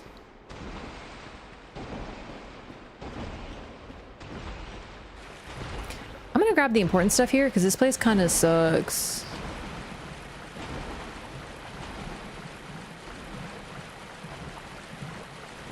There's a bunch of wormies. You might see them in the water. Ew. Not the last time we'll see those guys. Also, these flowers, I believe, are unique. I don't think we see them anywhere else, but I'll have to keep an eye out. Ew, God. Poor hunties? Yeah. It's sort of easy to forget, but this game does involve amnesia. We are forgetting, we have forgotten everything about why we're here. So think about how that would feel if you were someone, you had a goal, you were resolved to make this choice to enter this land of Yharnam. But then if you lose all of your memory, will you still be that same person who chose to come here?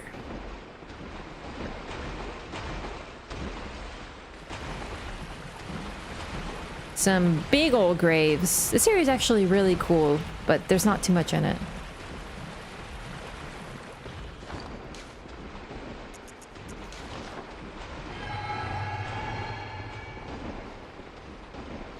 Okay, so there's just this weird place in the woods, this weird cave, weird flowers, bunch of poison, gigantic maggots, strange large enemies, giant graves, and here, a ladder, and there's nothing but bodies. Very, very decayed bodies. Hateful maggots is what Raph calls chat. Background dialogue with a lot of enemies in this game is so crazy. I know. I seriously think this... I guess it's sort of unique. This game is uniquely positioned to give us a lot of background dialogue. But it's still really cool. I wish they'd done more of it. So yeah, this is a huge fucking ladder. Just, you know.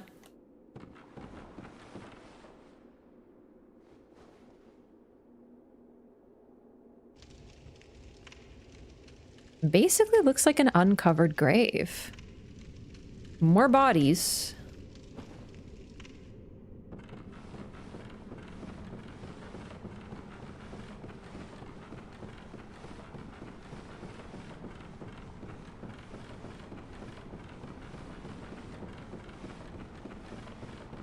Even more of a ladder. And yeah, we are indeed effectively an uncovered grave.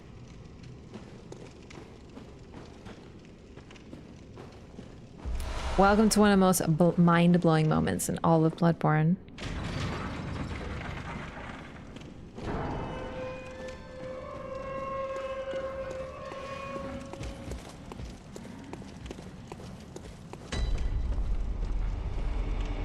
It's Iosefka's clinic! We are all the way back at the very start of the game. All the way from the woods.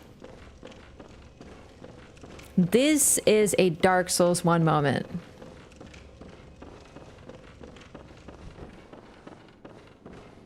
Oh, hello. You made it. Find any survivors? Or only beasts? Tell anyone who's human about Iosefka's clinic. I will take proper care of them. They're in your hands, and soon mine.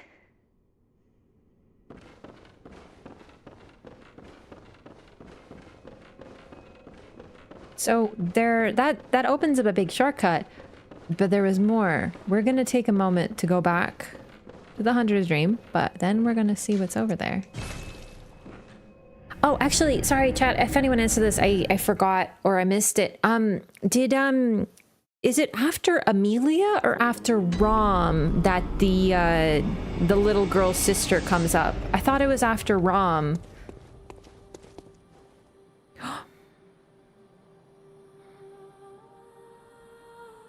The music's different.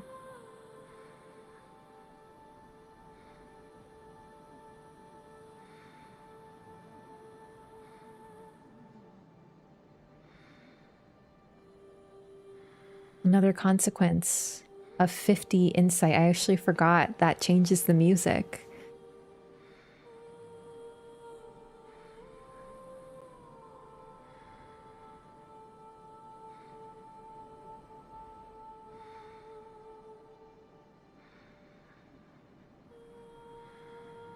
Oh, it's beautiful.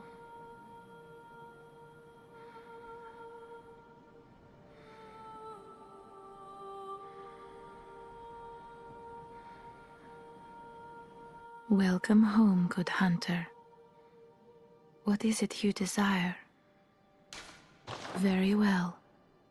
Let the echoes become your strength. Is the moon visible before 50 insight? Yes, the moon is always close. visible. Now shut your eyes.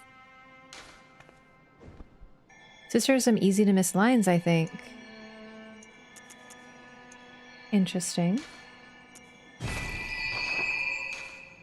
There's only a red ribbon? Farewell, good hunter.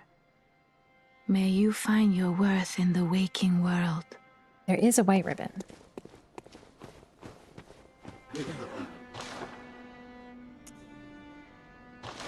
I do love this song, but I do miss the old one too.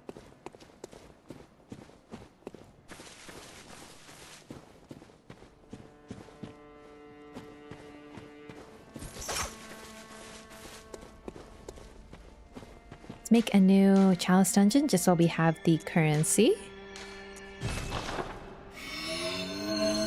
Hey, Rob, thanks for the gifted membership to the YouTube community. Welcome in. Please enjoy your butterfly. Thanks so much, Rob.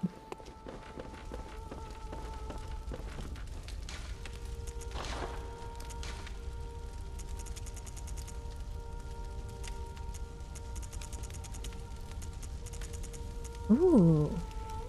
Oh, I got a really good one.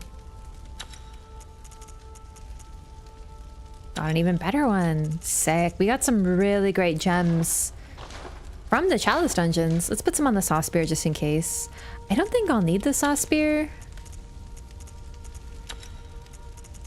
But in some of these more difficult Chalice dungeons, I reserve the right to pull out the nuke button, you know?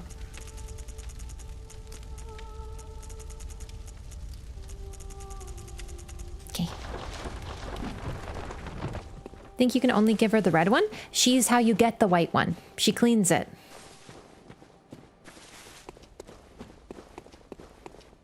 Kind of. Okay, so sorry, did someone tell me if is, you know, I'm just gonna go check.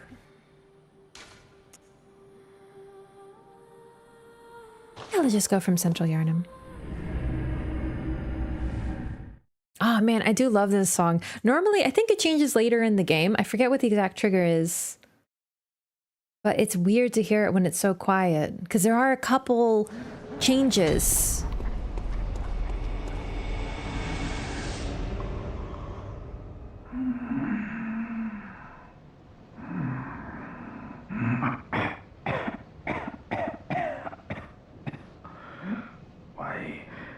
me.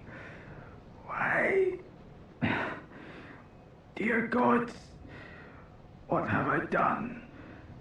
Save me. Please, save me.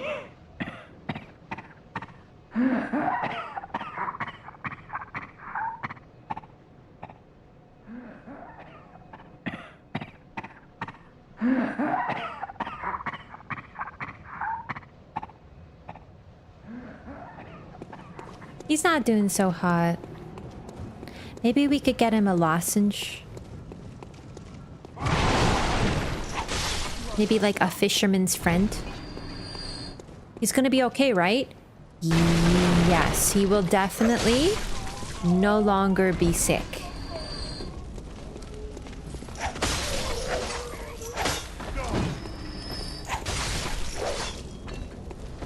Talk to Gehrman once in the dream. Gehrman appears twice based on your choices. Well, I say your choices. Technically, he appears 3 times. He appears 1 time at the start of the game. He appears a 2nd time when you defeat Gascoigne. And he tells you about the Chalice, basically guiding you to Old Yharnam. If you're stuck, he sort of gives you a hint on progression. And then after you get the first Chalice in Old Yharnam, he appears then. He can also appear at random, RNG based. Pretty commonly, but you have to know where to look. I'm not gonna lie. You know how I keep going behind the, to look for him, where you can change the messenger hood? The messenger hat, I mean? I actually didn't know you could go back there until, like, my 3rd playthrough or something. I had no idea. I didn't see there was a gap in the fence, so I never went back there. So I never heard his sleeping dialogue, because I didn't even know he could appear there, because I didn't know you could even go there. Yeah, it's a little funny in retrospect, but, yeah, those are the only times he basically canonically appears, for sure, but he appears otherwise in various locations.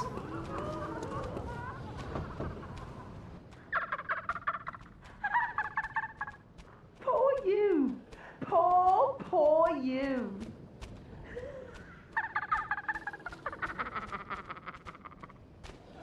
So, we have to handle the tonsil stone situation, and then we do actually want to go back and talk to people. I forgot about this, but the dialogue does change now that it's nighttime.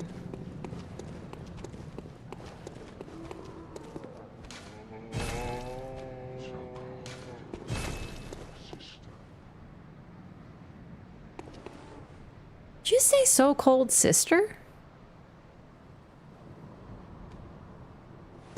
I know they say so cold. Actually pronounced Father Gascoigne. It's not that hard to say. There's just a couple extra letters in there because it's French.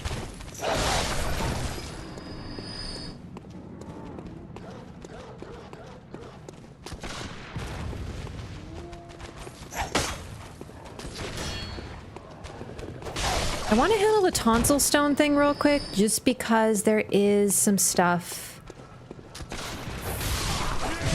That NPC who appears at the window, I think he'll vanish, and I can get the usual NPC who's there.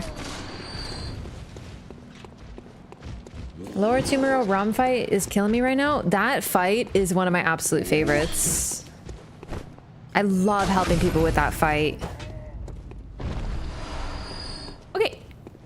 Since most of these NPCs... Actually, you know what? Let's go through Central Yharnam and talk to the NPCs at the windows. There's only a couple. And then we'll do tonsil stone thing. Type in anything other than Papa G. I really do like his name. I like Gascoigne.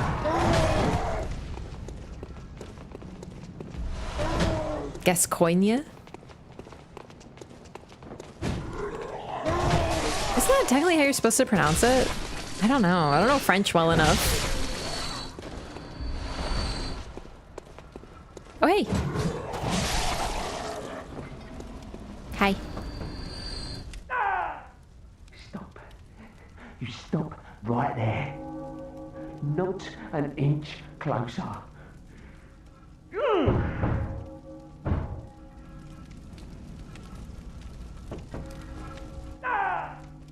Stop. You stop right there. Not an inch closer.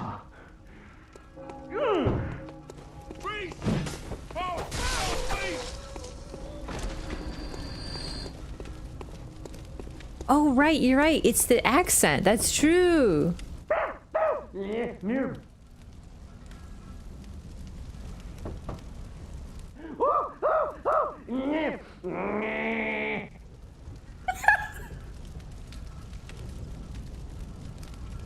That was a fun time in the voice acting booth, I bet.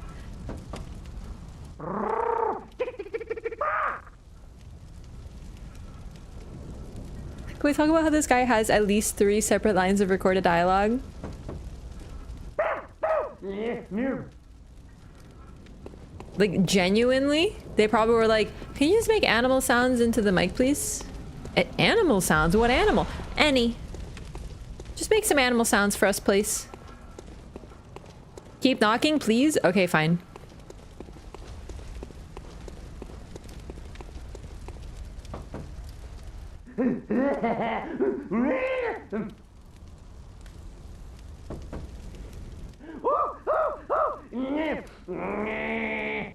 Dude, it sounds like something out of Monty Python, doesn't it?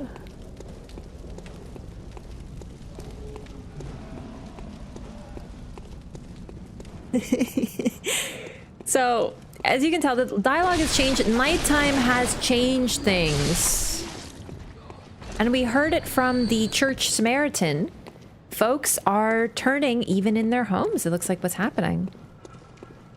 I believe it's supposed to be French. Oh, I'm so sorry. I'm so sorry. It's French for sure.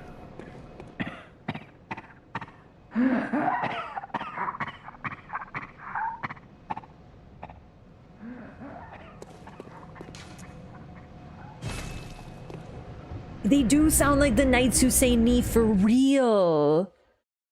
First time I've heard those lines.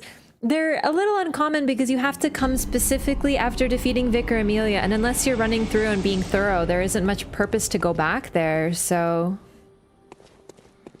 What's the lore behind nyeh, nyeh, nyeh? Y'all play Undertale? That's right. Bloodborne predicted Undertale. That's true. Is he dying? I mean, he seems to be quite alive. Hey, what's up, Shrimfred? We are the hunters who say nay. We demand a blood shrubbery. Hey, what up, girl?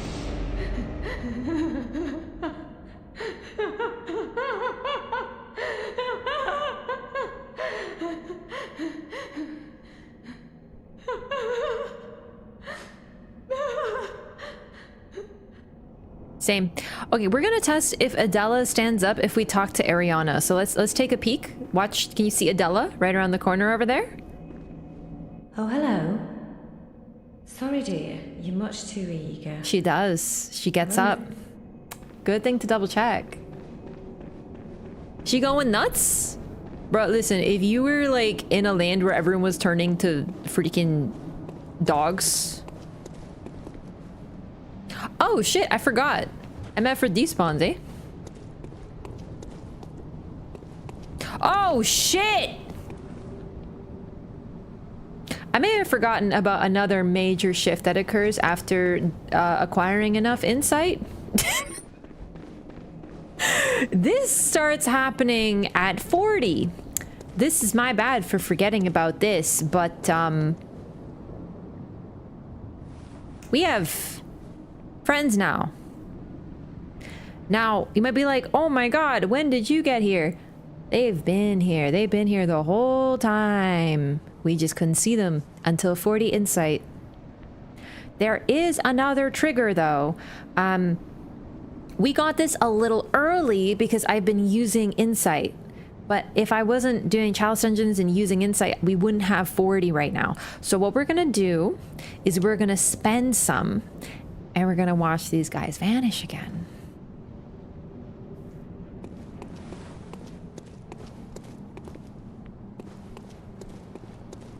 Oh, so yes, the head does look very tonsil-y, tonsil stony. Curious.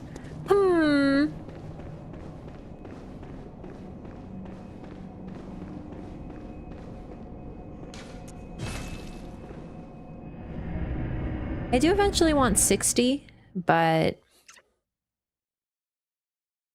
we can get some more. I want to show off, you know, the triggers. And we do want to buy some stuff with Insight.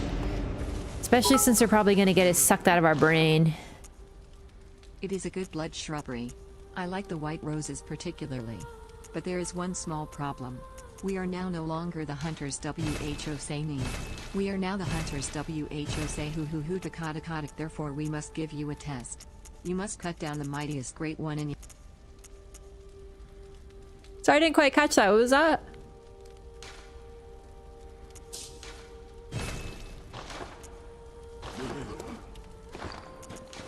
Got some new fit.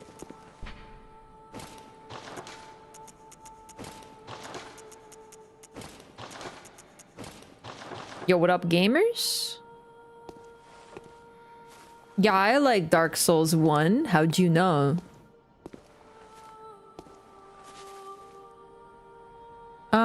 8 eyes, by the way.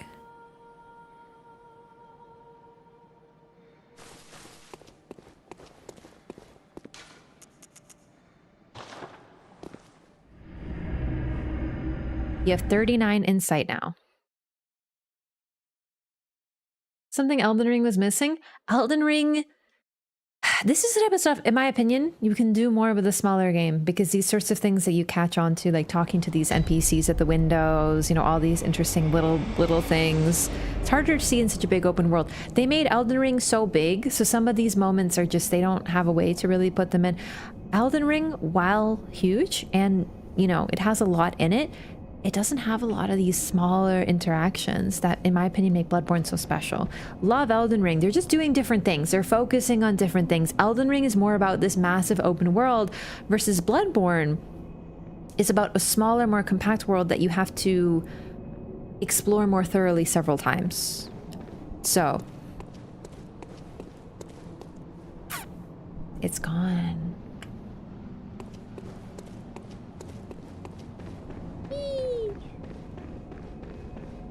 One more visit back to the Hunter's Dream.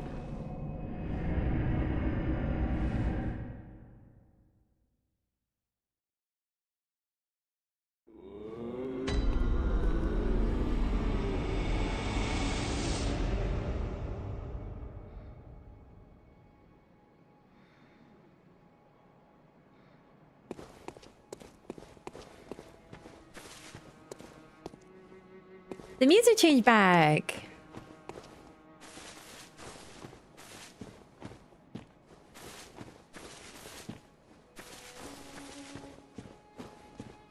Back to violin.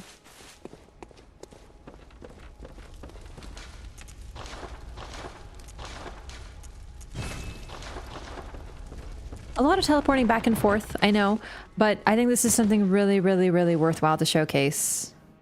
Oh, also, now that I think about it, these guys, there's more of them now than when we started because we've acquired more things that make more items pop up. So I just wanted to show this off because it's so cute. They're literally like, come here, come buy from us. You might notice a lot of the singing in this game features female vocals. It's not unheard of. It's, you know, one or the other, right? But the secret of the Hunter's Dream, the fact that when we get enough insight, we are able to hear a female voice singing, there might be something more to it than just they wanted a nice soundtrack. So just, you know, keep this in mind for future. Oh man, that was actually really cool to show off. I forgot about the music. It's been a long time since I've done a high insight run intentionally looking for certain things. Okay, now we progress. So we are trying to listen to what that dubious individual said. He told us to go to the right of the Grand Cathedral and find an ancient shrouded church. You might remember we went there before. It was a bit weird. There was just nothing. There was a closed door we couldn't open, and then we got kidnapped and squished to death like a bug. Hey, you good? Oh, we gotta talk to some individuals here, actually. Do they visually change when the prices change? I don't think so. Just more of them appear.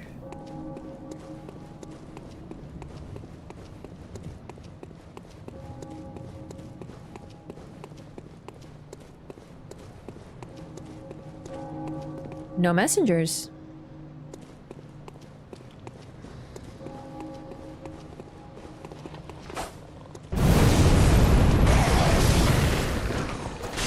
I did forget. I wanted to go back to the clinic as well. We got to do that too. Oh my god. Ow. Rude. Get your freaking gross ass eyeball lantern out of here, you freak.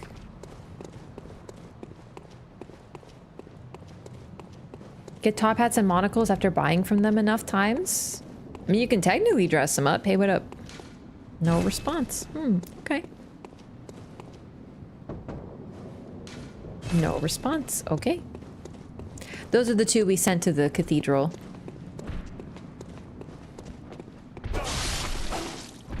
So we actually didn't explore over here. Not all the way over, so we're gonna go finally complete this zone. There's not much to it, though.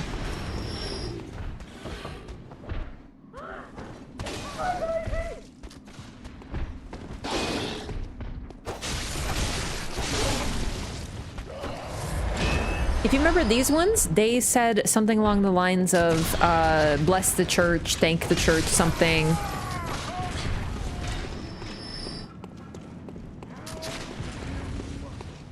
Real quick, gonna clear this out, because I forgot there's a lot of these guys.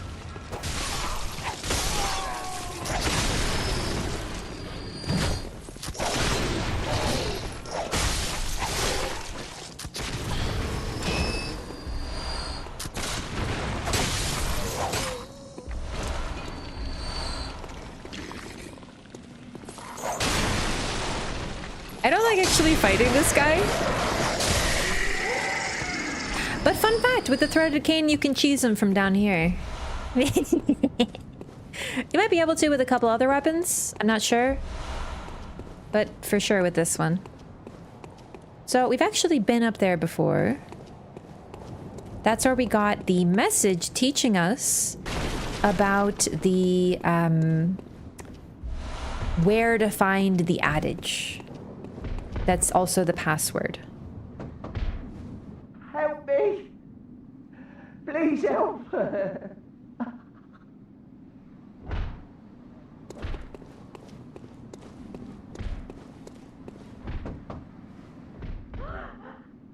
baby! My precious little baby! Stay away! Stay away from us!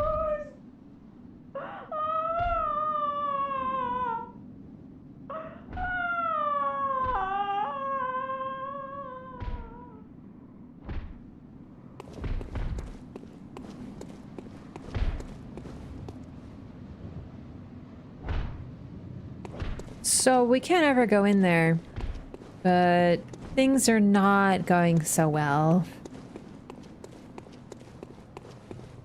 Pointed out the possibility she's talking to her baby there. Yeah. So I'm sort of just letting these lie because it's meant to sort of just evoke your imagination.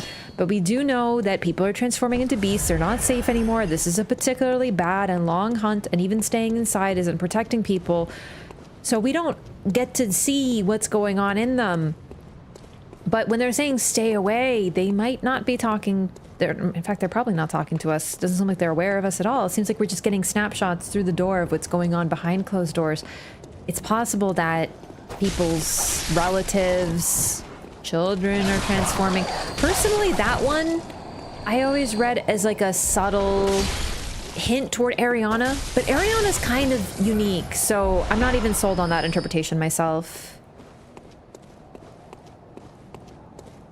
Really good VAs? Absolutely. That's one thing I love FromSoft.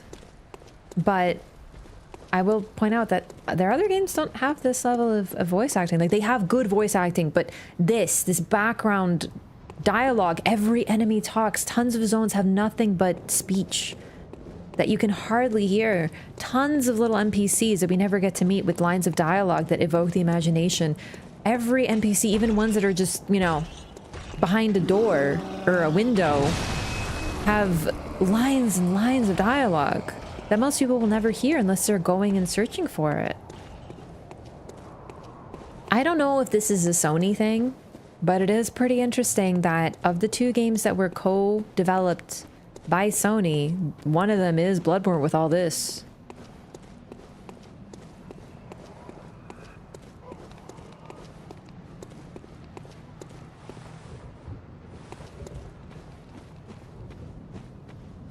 Is there a Wandering Madness here that I forgot about? Oh.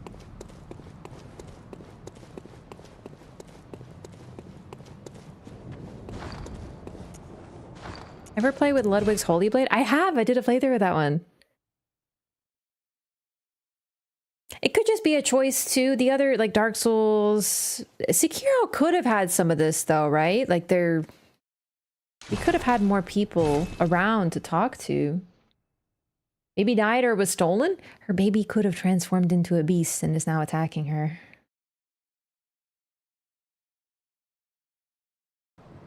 If we shoot it that direction, will the monster get hurt? Sorry, I don't know which one you're talking about.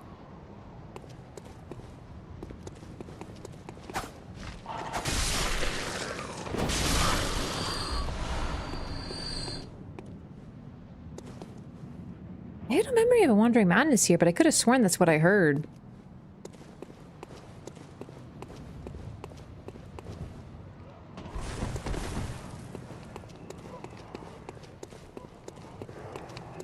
Oh! I completely forgot about this. Oh, because it's Bloodstone shards. Those aren't that important anymore.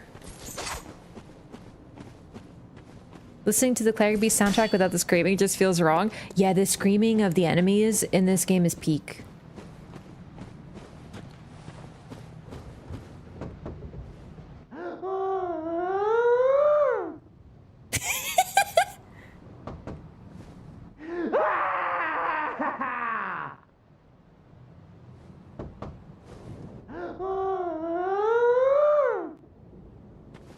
So these two just said bless us with blood. Chanting it endlessly.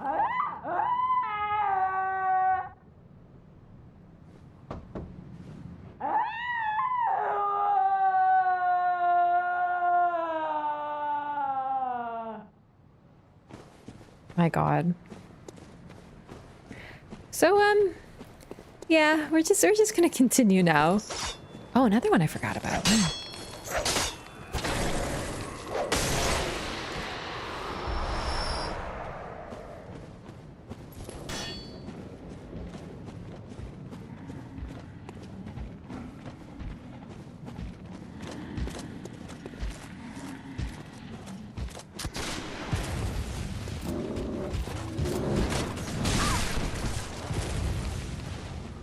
Oh.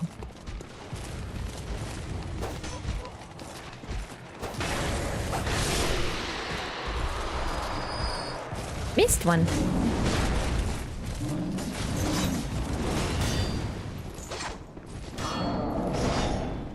So this is apparently the ancient shrouded church. I mean, I guess it kind of looks like one.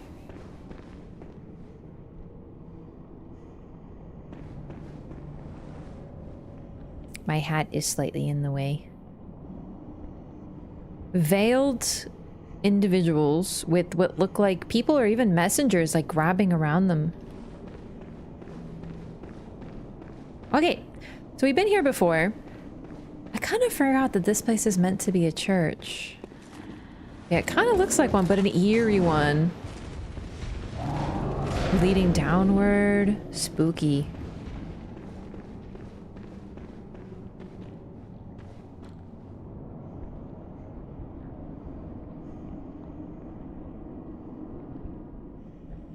This would be cooler with one more insight. Now I think about it.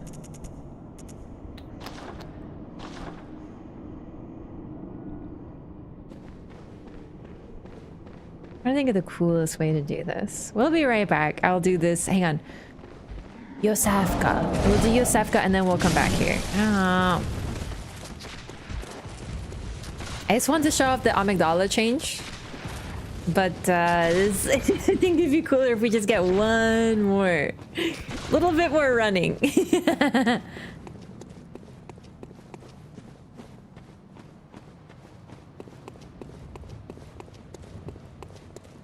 That scream is disturbing? Yeah, that's like the entire game for real.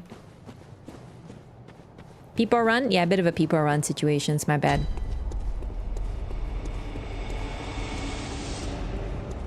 I feel like Eileen should be here by now, but I always get a little confused what triggers with Vicar and what triggers with Eileen.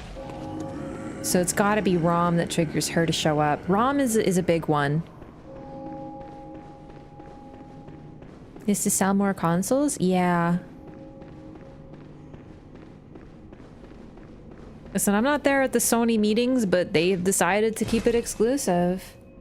Anything made by Japan Studio. So Japan Studio, I know you probably heard this a lot if you've been here for a while, but Japan Studio was Sony's in-house dev team. So this is the main difference between games made by studios that Sony owns or Sony acquired versus the games.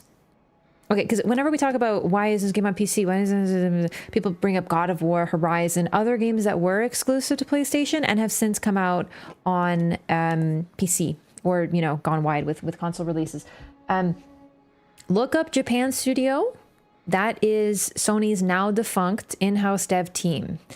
Look up the games that they have made and you will notice that every single one has not come out on PC unless it's since been remade by a different studio. None of the games that Sony developed themselves have gone to PC. The games that have are not games that Sony made themselves. That's the main difference. What is their reasoning behind this? We don't know. We really don't know. But when people bring up exclusivity, they seem to not know the difference between Bloodborne and Demon Souls versus God of War. God of War was not developed by Sony. It was developed by Santa Monica, who was acquired by Sony. And thus, you know, it's a little different story, basically, is what I'm saying. They seem more interested in keeping those games exclusive. Which is why when we have this conversation, I normally bring up... Oh, do I not have this? Mario. I always bring up Mario games, you know? When Mario releases on PC and not on an emulator, then we can talk about Sony releasing them on PC too. Gamer and perception focused. Nowadays they're more business focused. Welcome home, good hunter. What is it you desire? Farewell, may... Actually nothing. Why am I here again? Oh, Insight. That's a church? I thought it was some weird ritual room. Could be both. Because it's that weird guy who tells us it's a church in the first place.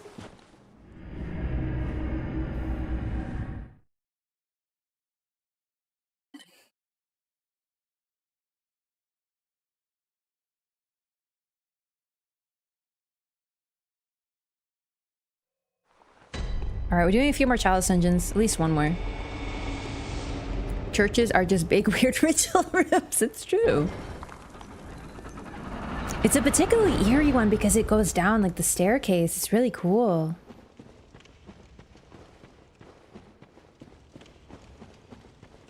What the fuck? That sucks.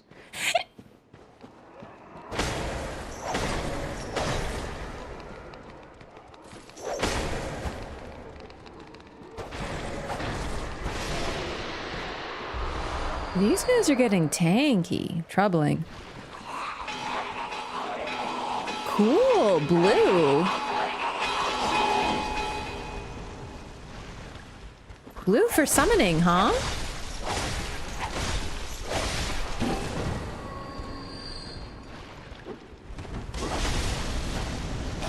Man, that... Threaded Cane, untransformed R1 can miss. When will you start the DLC? I don't know.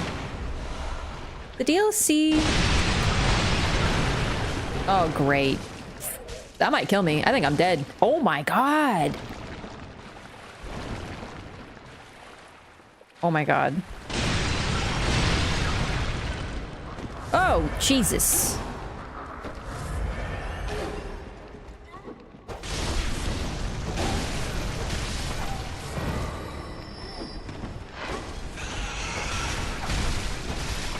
Yeah, this one's a difficulty jump.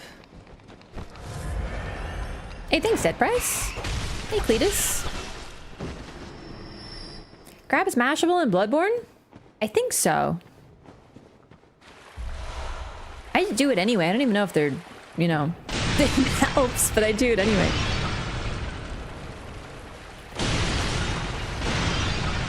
Okay, I don't think there's a ladder anywhere here.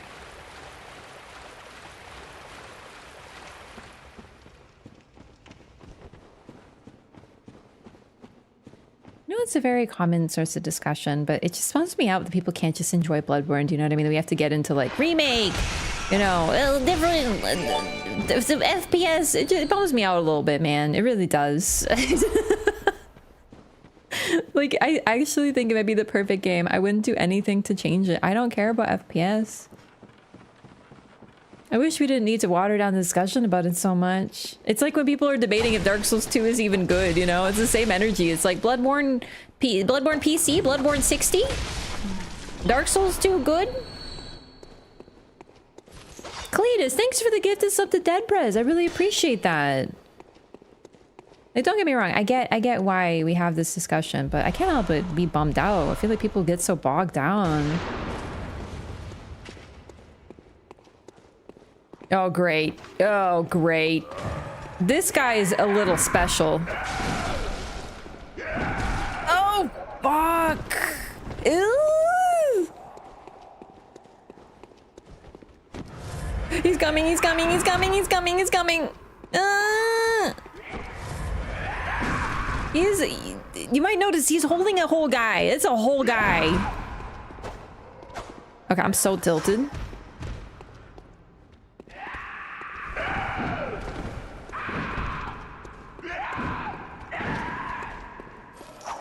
He's beating you to death with a guy.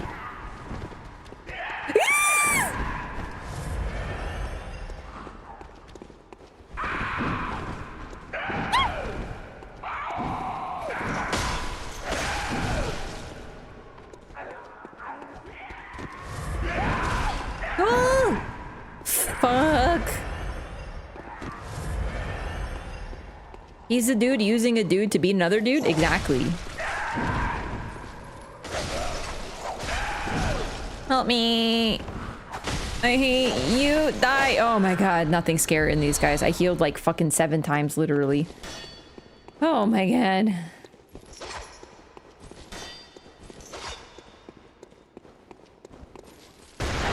You know what? I deserve that. I did. I did.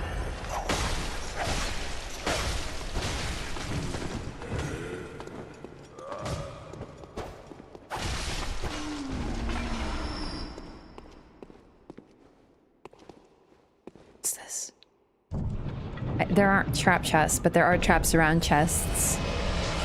Odd damp blood tint gem 4. Oh my goodness. I found a fucking wet rock. I'm so pleased. That was so worthwhile, and I'm so glad that I went through that. So badass. I love it in a scary way. That's exactly how I feel, but they scare the freaking heck out of me for sure. I hate those enemies, but I love them at the same time. Do you know what I mean? What are you gonna do? Shoot me? Yeah, I got fucking shot. It's true. Okay, so that should be the secret, like the hidden thingy here, so we can progression. Hopefully. A wet rock sponge. I don't think sponges are rocks. I thought they were some sort of plant. Like real sponges, not like sea sponges. I don't know the rules.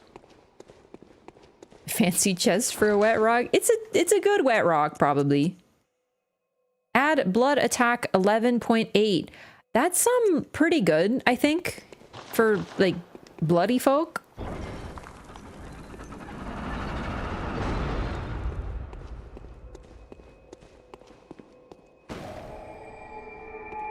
Yeah, they're literally living things. Yeah, they're like alive, dude. It's sick.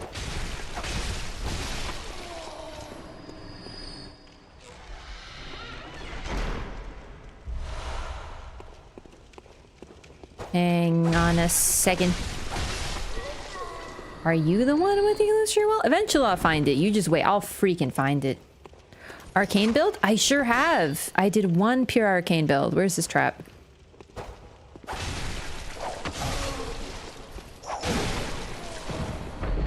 Oh, it's that kind. Oh, fuck it.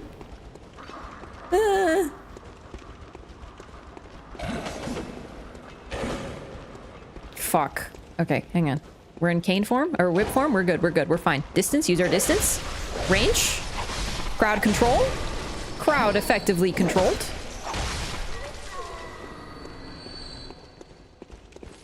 Noodle weapon? Yes, I've done the noodle. I did a full arcane build and I used the cost parasite, hunter tools. It was really fun. Probably one of the funnest builds I've ever done because it was so outside my usual.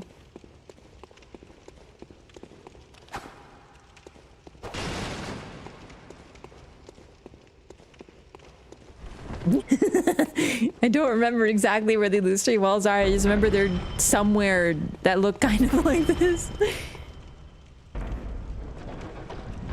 For Steam Deck, I'm kind of a Steam Deck not enjoyer. I don't like the Steam Deck. I've seen them before. They freak me out. They're kind of weird. Whoa. Yo, Ghosted FPS, thank you so much for the Prime. Welcome in. Thanks so much for choosing to use your Prime here. I really appreciate that. Please enjoy your emotes and butterfly. You ever held one? I have. I've used one. They're weird. I don't like how they feel. I like handheld stuff. I'm a big Switch enjoyer, but the Steam Deck just, it died so fast. And the power button was faulty. I think that's an older problem though.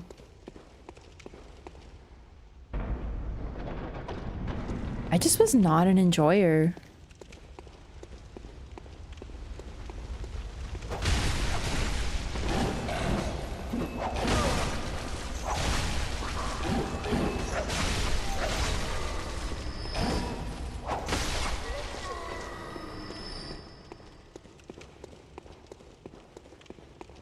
Less intensive games get more juice? That makes sense, yeah.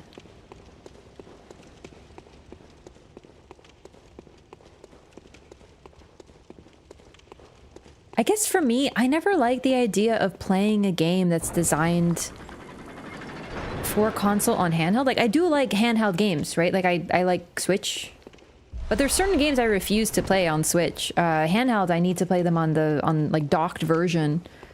But some games, basically the reverse, I love playing them handheld. So for me, the Steam Deck, I'm like, why? It feels like a worse way to play games for me. Completely changed my opinion of them. I feel like I wouldn't use one, even if I had one.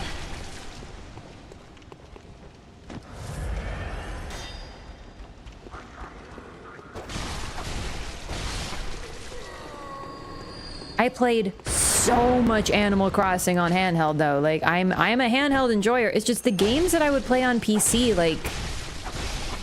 Oh, you know what? No, I think this is a me thing though. I do not like playing games on handheld that require attention.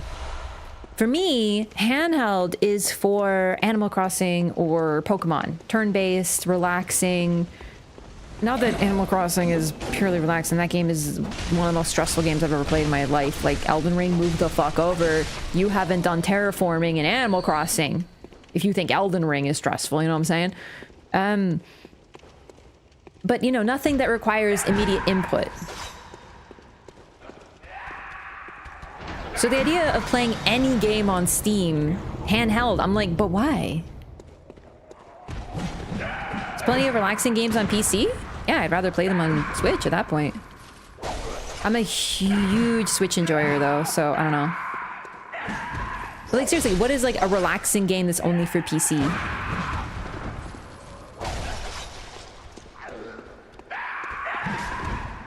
To be fair, you should see me play Stardew Valley. I played that game like the most type A motherfucker on the planet, and I still think it's like the most relaxing thing on the planet. Like, I'm like, I messed up a day. I didn't encounter this character. It's taking me 5 minutes to find them. Therefore, my day is ruined. I have to reload the save, but I'm actually really relaxed at the same time. I can't play... I can't play that game with other people. They get frustrated with my style of play. But you need to be perfect! Minecraft? Minecraft is not fucking relaxing. Are you kidding me? Minecraft is a fucking nightmare. Playing your existing huge Steam library on the go, but like, I wouldn't want to do that. I'm not saying don't get a Steam Deck. I'm saying, like, for me, I don't get it. They scare me. They're weird. Portal gaming is just that. It's for a bus ride waiting room. I'd rather read a book. Listen, I love video games. Oh, I missed this. But, like, I'm not playing a game on, like, a train because I will miss my stop. It's happened before. Okay, one time I got really into a book and I missed my stop on the subway. It was Japan and it was like 2 a.m. and I got really lost. But it was a really good book. Oscar fucking Wilde, man. The Importance of Being Earnest. It's so funny. Technically, it's a play. So, you know, maybe I just shouldn't be allowed to do that in public, like read and stuff.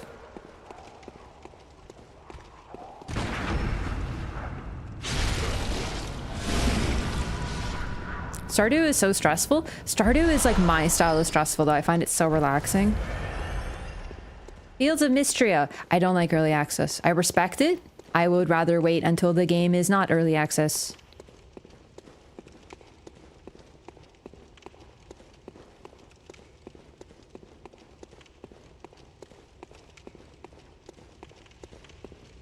Did I open the gate? I think I did, right? I opened it. Good. So that means I can just open the door.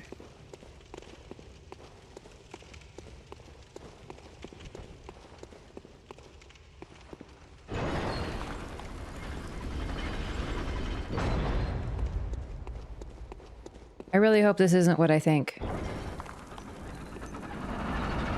Pretty much a full game type deals? I don't trust early access. I've been burned before.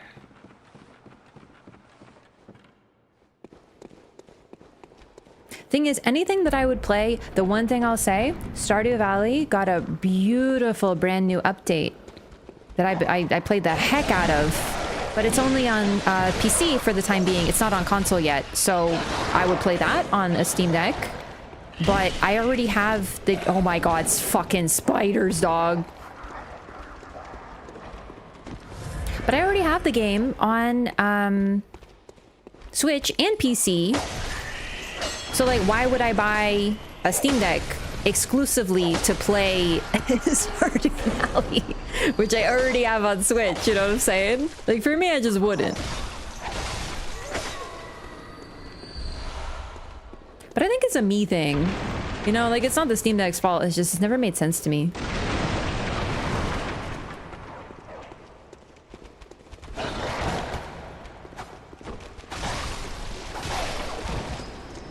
I need to go back to get blood vials. Goodness. Time limits in games to be too much? Oh yeah, that's very understandable. Trust me. Stardew is a stressful game.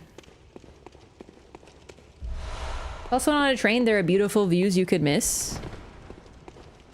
Not gonna lie, most trains I feel like go through like the worst parts of towns. I guess it depends on where. Then again, once again, when I was in Japan, I took the bullet train. And I saw Mount Fuji in the distance, and I was like, okay, that's way better than seeing like the bad part of town on a train in Canada, you know what I'm saying? Because you don't build train tracks next to places where people want to, you know, like it tends to be the industrial areas because like trains are loud. Sometimes you'll pass through some residential areas, but like, oh my god, when I saw Mount Fuji, I was like, oh my god! I wasn't able to go, but I could see it in the distance. That was cool.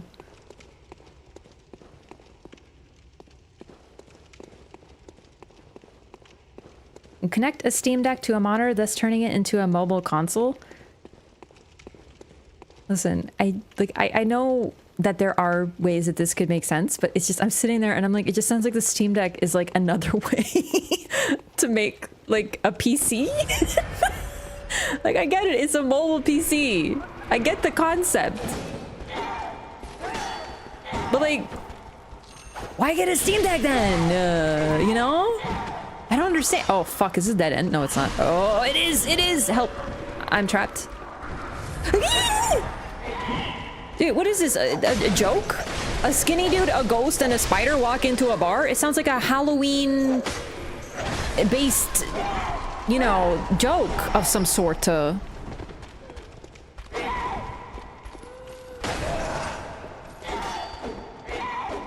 Hang on, I got one. Okay. A ghost, a zombie, and this giant spider walk into a dead-end hallway.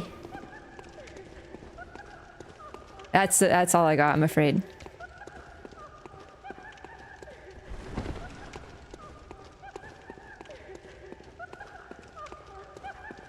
You interrupted their boys' night? Sounds more like a girls' night to me. Maybe they were having a lingerie pillow fight. That's what girls do at sleepovers.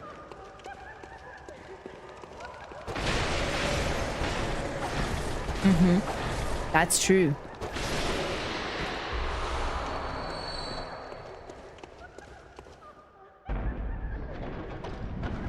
The ghosts have any specific lore? They're bloodless. They're likely not actually ghosts in a traditional sense. Like, they're not like undead spirits. But then again, they could be. There is precedent in this game for spirits having form, but I just don't think they're traditional ghosts. They just act like them. If that makes sense, because there is a difference.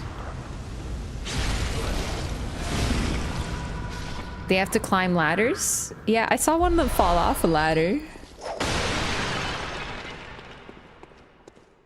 The ghosts in here are interesting because they're rather unique, but the only other ones we encounter are in Canehurst. So I guess we'll talk about a little bit more about them then. But largely, they seem to be dead people who are still alive in some way, shape, or form. Like, it's really, yeah, they're like trapped spirits of some kind. You feel any fear playing Bloodborne even if you're streaming, or zero fear? I get startled by things still. But not really. No, I don't get scared when I play a game. When I play this game on stream. I would be scared if I was alone though. If I wasn't streaming, I would still be scared. However, some games are so scary that they scare me anyway. Like horror games, they scare me whether I have chat or not.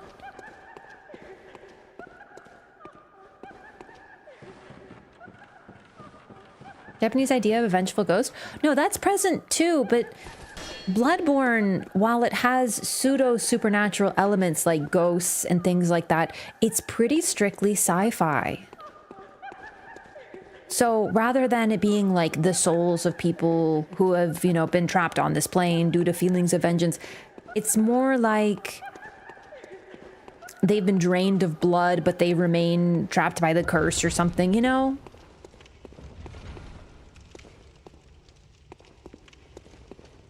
Okay, I think I'm done here.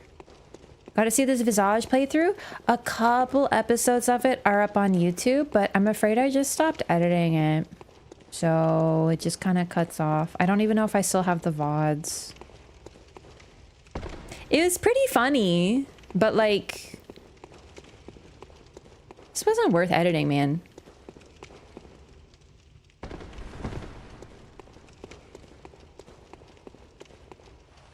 It's a fucking boss. I'm scared.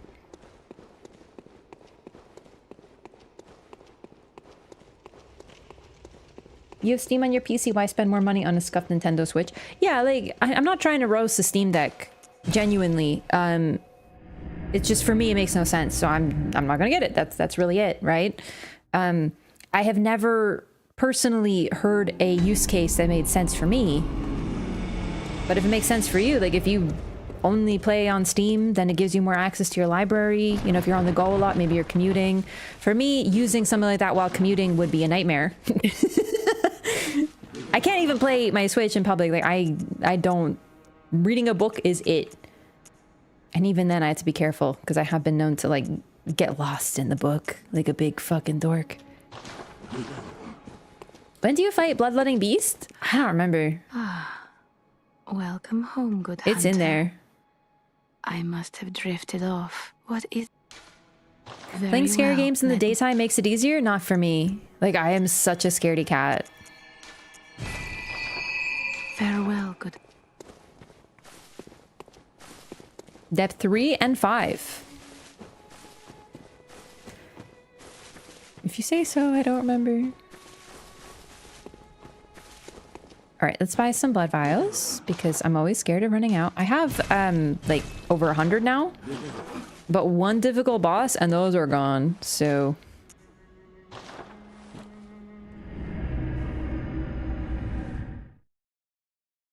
love the doll's voice. I agree. One of the best voice actresses, I swear.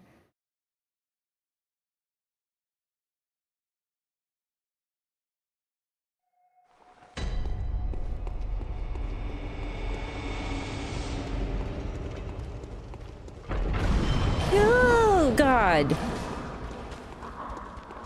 Scared the heck out of me. Please don't be a brain sucker. Please don't be a brain sucker. Please don't be a brain sucker. Please don't be... Fuck. Fuck, fuck, fuck, fuck, fuck, fuck, fuck. I knew it. I knew it would be a brain sucker. I fucking knew it. I knew it. I fucking knew it. I fucking knew it. I fucking knew it. Ah.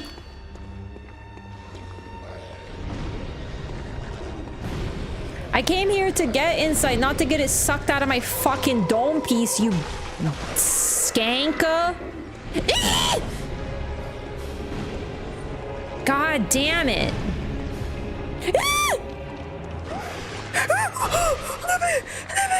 I played with the distance.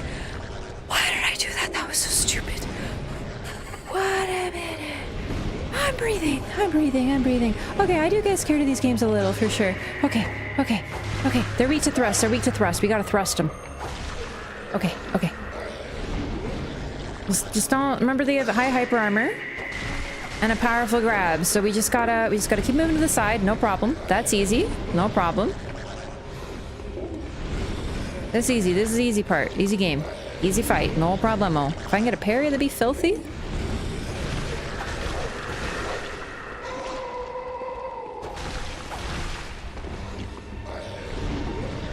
They're really not too bad. They just do psychological damage to me, you know?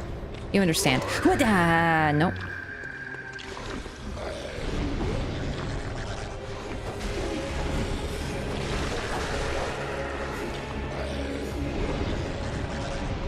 Whoa, was that a double? Is that allowed?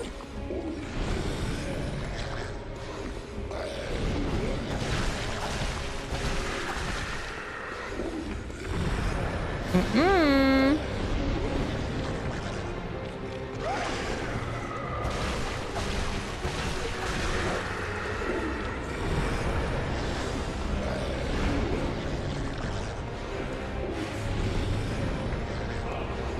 He's such a spammer. No! Wow, that's the hyper armor I'm talking about. Fuck off, you hell spawn! You beast!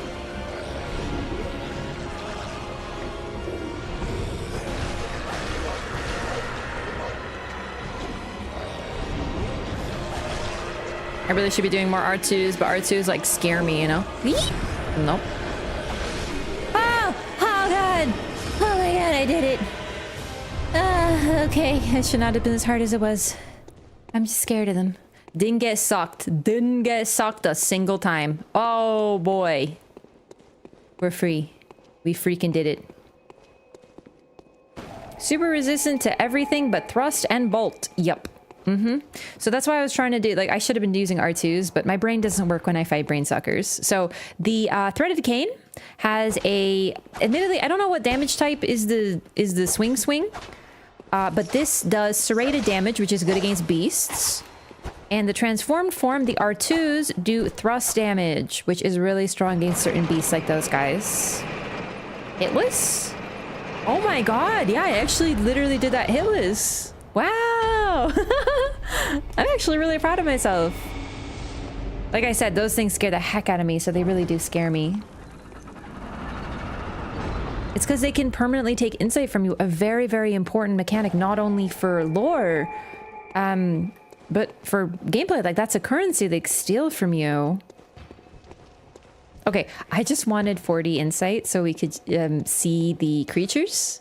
So we're done with chalices for now. Let's go do the thing with the tonsil stone. It's really cool, if I do say so myself. Little biased. Little biased, my favorite game. One of my favorite mechanics. What can I say? I think I need more water though, gamers. It's really hot, so I'm like sweating. I'm gonna put Klefki away, so please appreciate this Pokemon. Yes, this is a Pokemon. He's a fairy steel type. He's a guy who steals your keys. Okay. Respect him. He's one of my favorites. No lie. Steel type? They do be stealing your keys, but no, steel type is in like metal. The certified dragon murderer? Sure is. Okay, I'll be right back. I'm gonna get more water, and then we are going to go to pretty much one of my favorite areas. You're gonna be hearing this a lot, I know, but just trust me, this is one of the coolest things in this game. So, I'm leaving you in suspense. I'll be right back.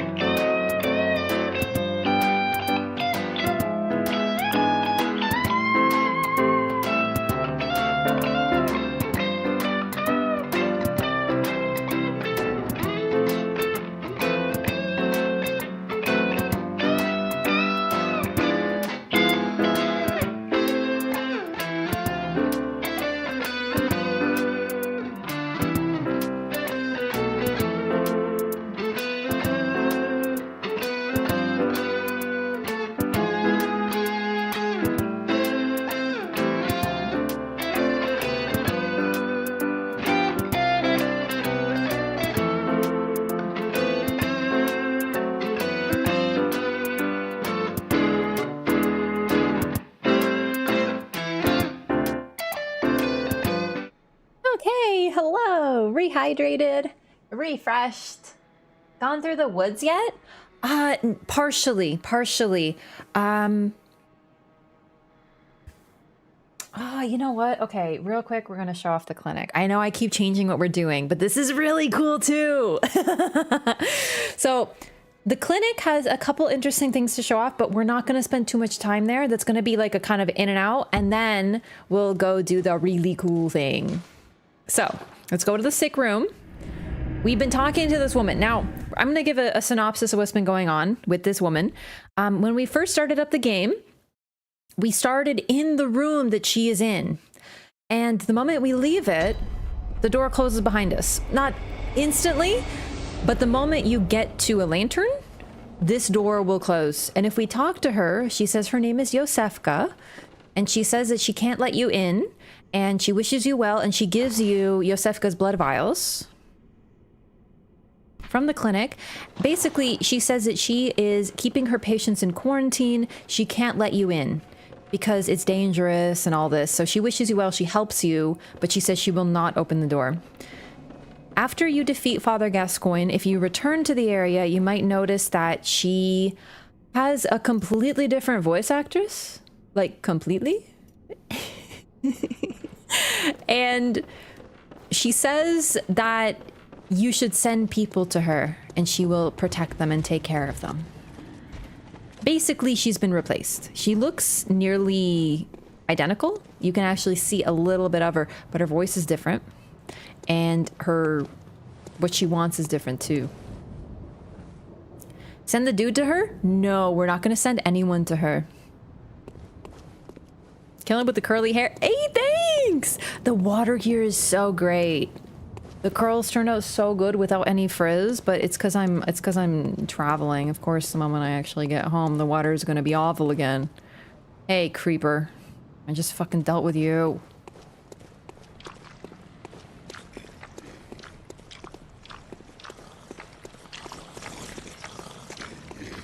I hate these.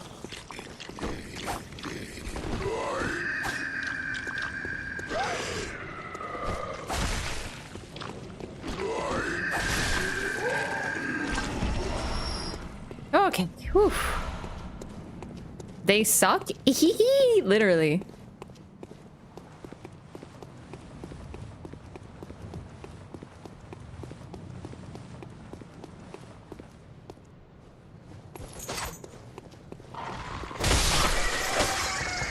As much as I love this Dark Souls ass fashion, we're gonna go to something a little bit more usual.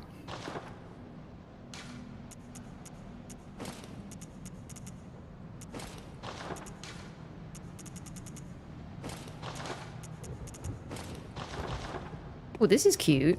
Ooh, yeah, the dress.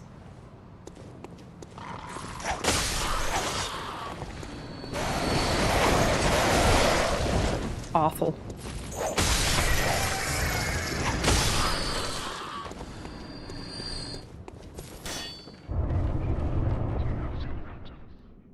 On an insight.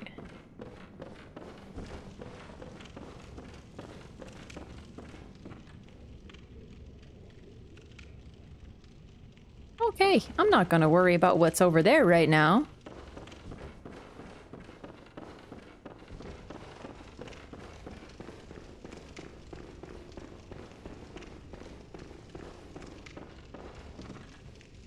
So, we are currently inside the clinic.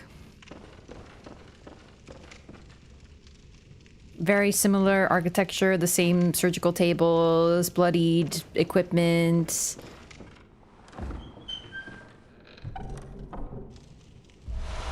Communion.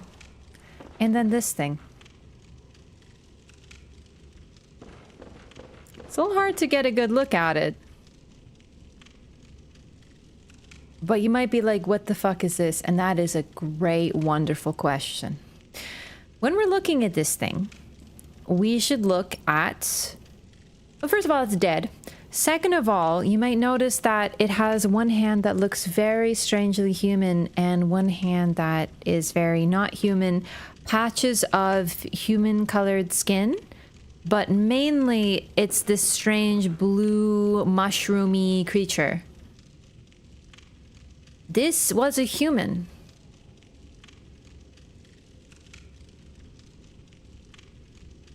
That's you, right?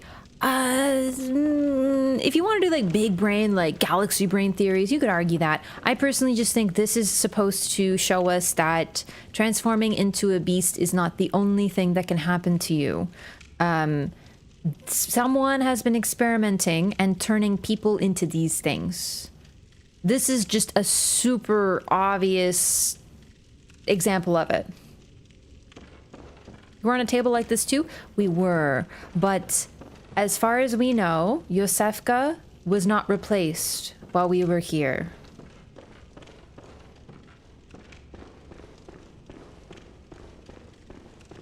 So, if we go in here...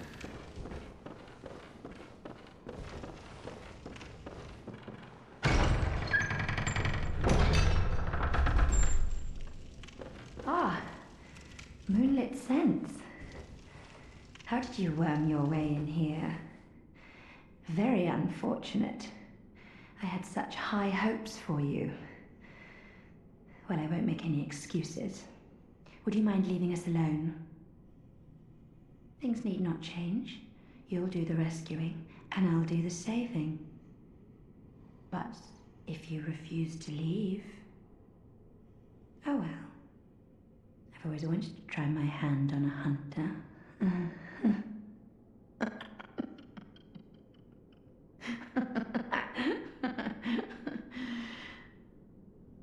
She's never gotten her hands on a hunter before, which suggests that is indeed not us. In fact, I don't think it's us at all. But yeah, one other thing she says, she is a little cleverer than most, and she says moonlit scents. We smell like the moon to her. I like getting the dialogue. We can fight her right now, but for what I'm doing, it's better that we don't. So we are going to listen. We're going to leave. We're going to be like, you know what? You're right. I don't need to be here. We're heading out. Iosefka, while she was here, seems to have actually been treating people, protecting people, whatever, but when she's been replaced, which happens after Gascoigne because of our intervention, that's when people start becoming these mushroom guys.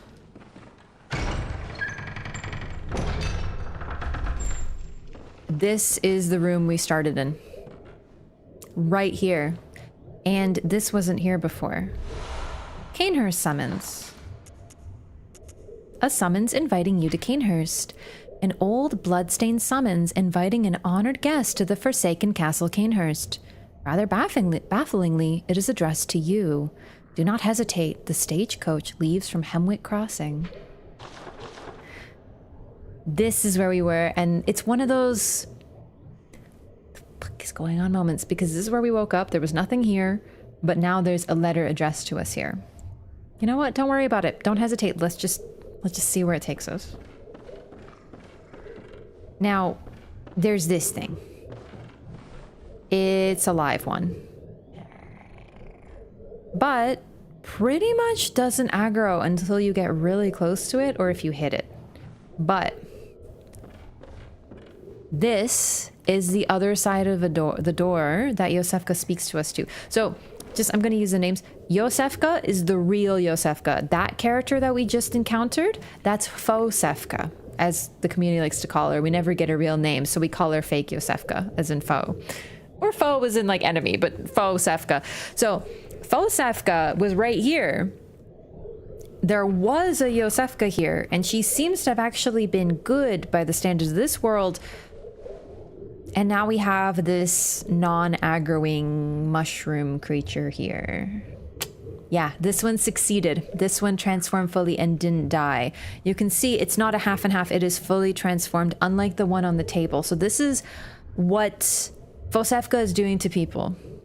Anyone you send to the clinic will show up as a blue mushroom guy, and you can tell who's who because of what they drop. Also, yeah, this is most likely Iosefka, the real one.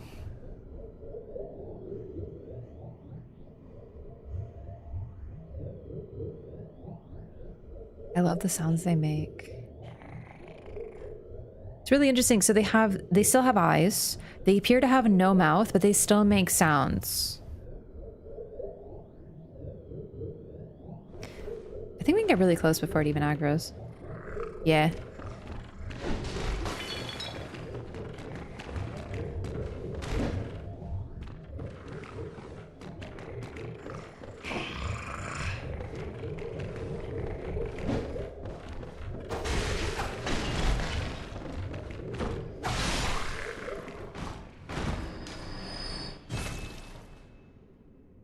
It's Iosefka's blood vial.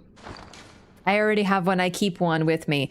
But this is what you get from her. You only get those from Iosefka. This is what happens to her. There's no way to stop it.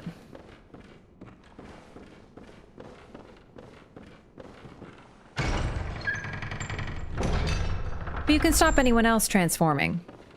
If you send anyone else to her, we're not going to do it this playthrough, so I'm just going to have to do like a brief explanation. They will basically appear in this hallway as the little mushroom guys, as the little blue individuals, and they will be doing different things. The little girl will be huddled over sort of appearing to be crying. It's fucked up. Yikes.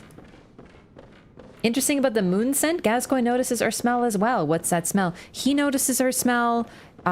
We smell like a hunter, but a few more aware individuals specifically mention our smell being different.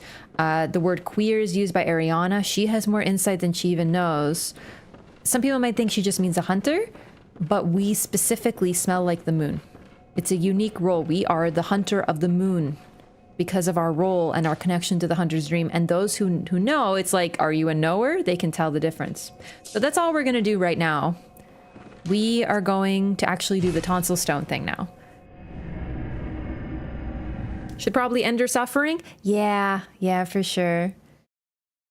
Never played Bloodborne. Should I try it? It's literally my favorite game of all time. If you have an opportunity, you should. Yes. Okay, so let's just spend our money. But the homeless guy in the woods, we have a different plan for him. The one that leads to the most lore.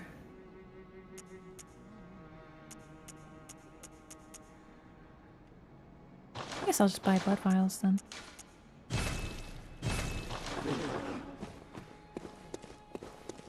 Punching him? Yes, it's a secret. Very cool moment, actually. I love when games do weird things such as this. It's very, very neat. I love the depth of Bloodborne. The world feels so alive. There's so many different permutations of dialogue, little choices you can make that change the world. The game progresses with or without you.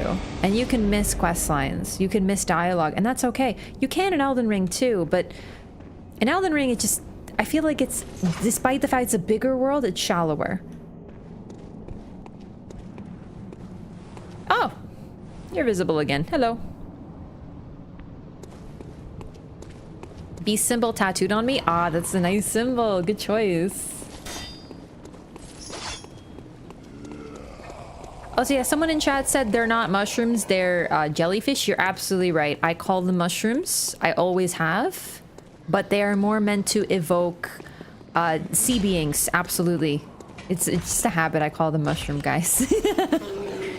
Because the first time I saw them was in the woods. So I associate them with plants. But no, they are definitely meant to look like alien sea creatures. So no, that's absolutely true. With wobbly, watery heads. Alright, am I forgetting any windows?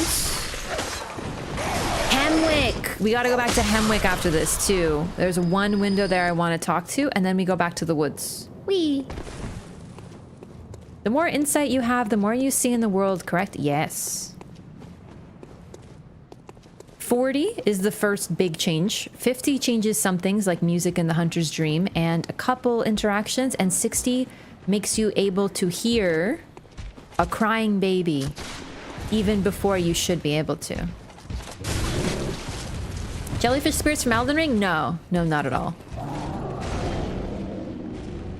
They're not spirits. There's a different thing going on with sea creatures, but I will remind you of one very, very key thing I want you to keep in mind. Oh, right. I forgot to read this. Okay. We got the communion rune. You might notice this one's like a more intense version of communion. There are runes and then better versions of the rune. So if they're more like done like this one, you can see more of them. They're clearer images. There's different tiers of them. So we got a better communion rune.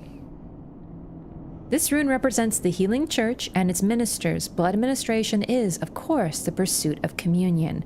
We found this in the place where Iosefka is working. She's associated with the church. She is also, we couldn't get a look at her, she's wearing the white church garb. She is of the church, doing her own little experiments. Also, yeah, this guy's here. He's been here. We just weren't able to see him. But now we have the tonsil stone, so we have to come over here.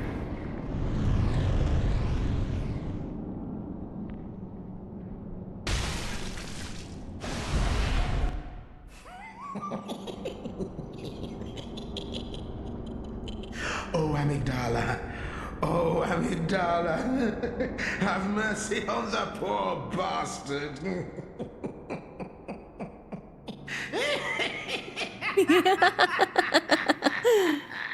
Looks like an eye. Sorry, I was so excited. That looks like an eye. Did you notice that from above? So we don't see it, but that's what we were looking at, that weird thing on the ground. It's an eye. Eye looking upward at what we couldn't see. Love it. Love it. So cool. Ah, God, I love this game. We're in a weird place right now. So,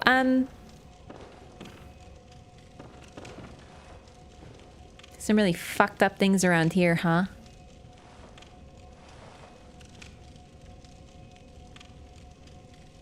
Eyeballs. More eyeballs. I don't even know. Eyeballs. Some sort of weird creature with multiple skulls on it that looks vaguely fetal, but also has like weird animals, ears, and like multiple skulls. It's just like, the shit's fucking weird up here. More eyeballs. Where the fuck are we?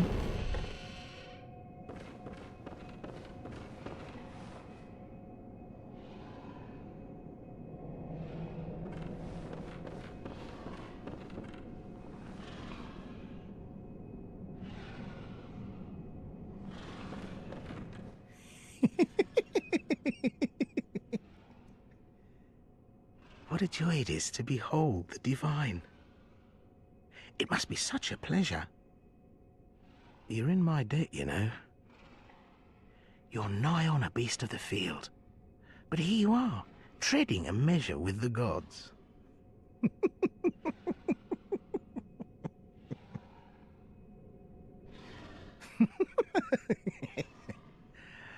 Are your feet as fat as your wits? Oh, cease this dithering. Take the plunge. Throw yourself to the wolves.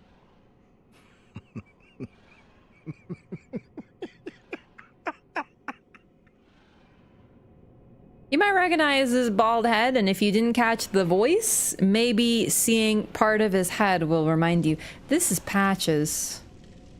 The Patches. Can't see much, but you might notice there's some weird shit going on with his body there. He's not looking so hot. Not exactly the most handsome edition of Patches we've ever received. Are your feet as fat as your wits? Oh, cease this dithering. Take the plunge. Throw yourself to the wolves. So I'm gonna let all this speak for itself. But yeah, this is Patches yet again.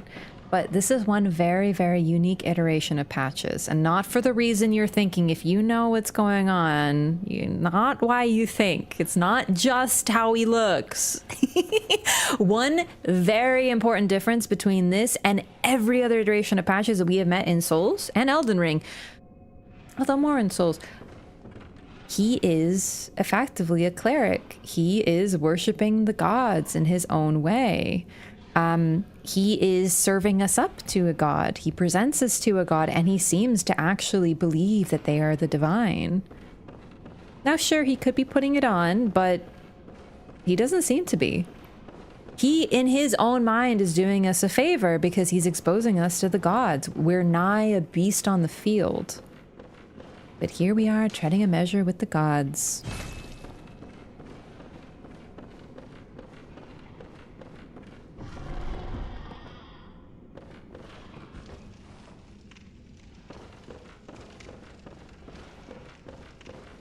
Yeah, in his own way, he thinks he's doing us a favor.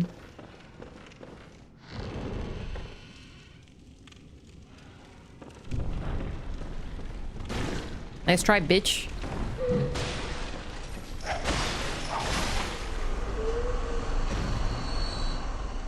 What happens to you if you drink too much water?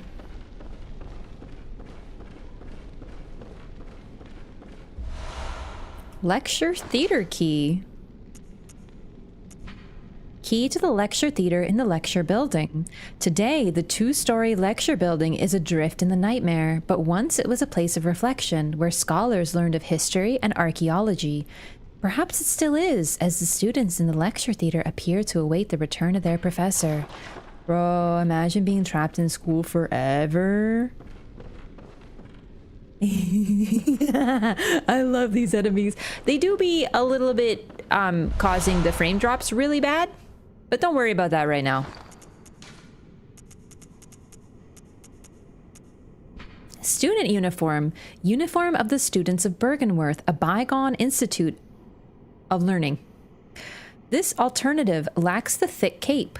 The Healing Church has its roots in Bergenworth and naturally borrows heavily from its uniform design. The focus not on knowledge or thought, but on pure pretension would surely bring Master Willem to despair, if only he knew. So Willem, from what we know, is kind of gone now. But there's... Oh my god. Remember that early game note right after Gascoigne? It says, the Bergenworth spider keeps our lost master from us. Something with the rituals. I gotta go read it again because it's really cool lore. But this is sort of the early mention of Bergenworth and the Lost Master. Presumably Willem, but there's another read that it might mean actually someone else. But either way, we've already heard about Bergenworth quite a while ago. We just didn't know what to do with it yet. Yeah. Also a great farm location. We'll get to that for sure. But was it student pants? I forgot. Yeah.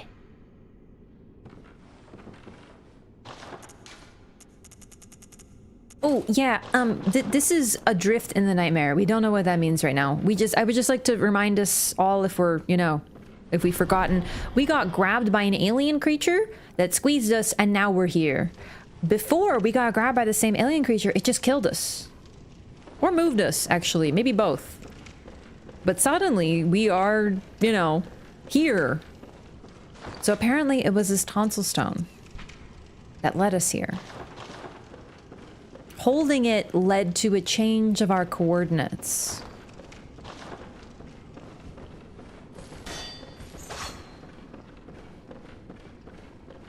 Oh boy.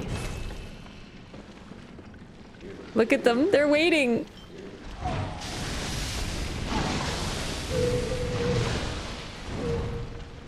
I love these enemies. They do be dropping the frames a little bit, don't get me wrong, but I love their crooked heads.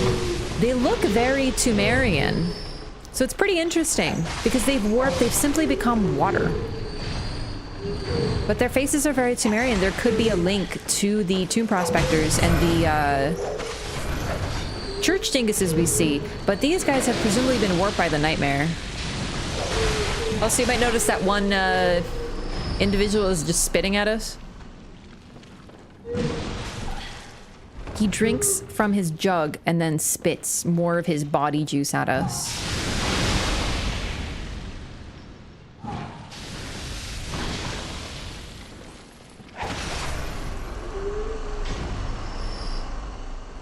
They kind of look like the bald dudes from Dune, huh? Not all the aggro, so you can actually see sort of their natural state.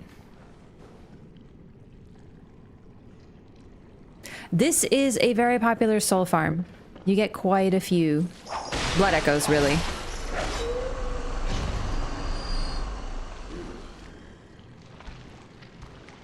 I love these enemies. I forgot. He doesn't drink from the jug, he drinks himself. Because he is water. Oh, that's really cool.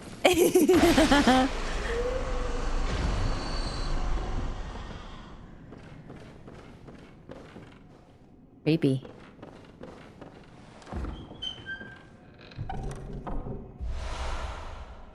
The performance actually wasn't so bad.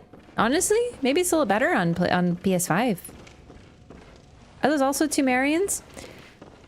It's hard to say with these guys because their bodies have just completely melted, right? They've become slug-like. Oh shit, what did I just pick up? Oh no, I forgot. Oh, the auger for Brightus. Remnant of the eldritch truth encountered at Bergenworth. Use phantasms, the invertebrates known to be the augurs of the Great Ones, to partially summon abandoned Ebritus. The initial encounter marked the start of an inquiry into the cosmos from within the old labyrinth and led to the establishment of the choir.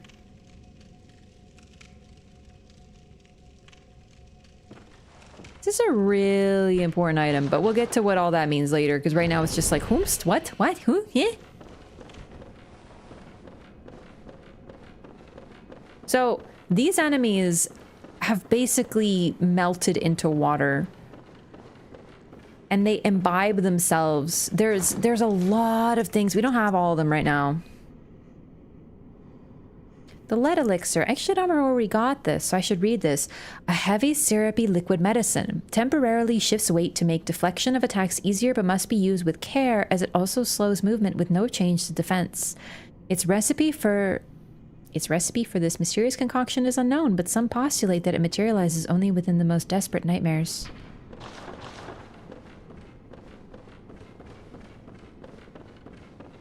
These guys basically melted.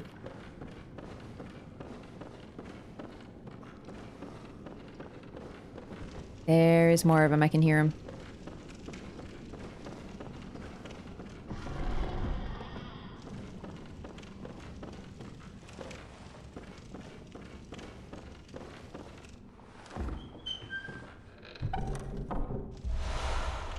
Oh boy. Red jelly, material used in a holy chalice ritual. Stillborn infants born of a creature of unknown origin, of the type found in some corners of the old labyrinth.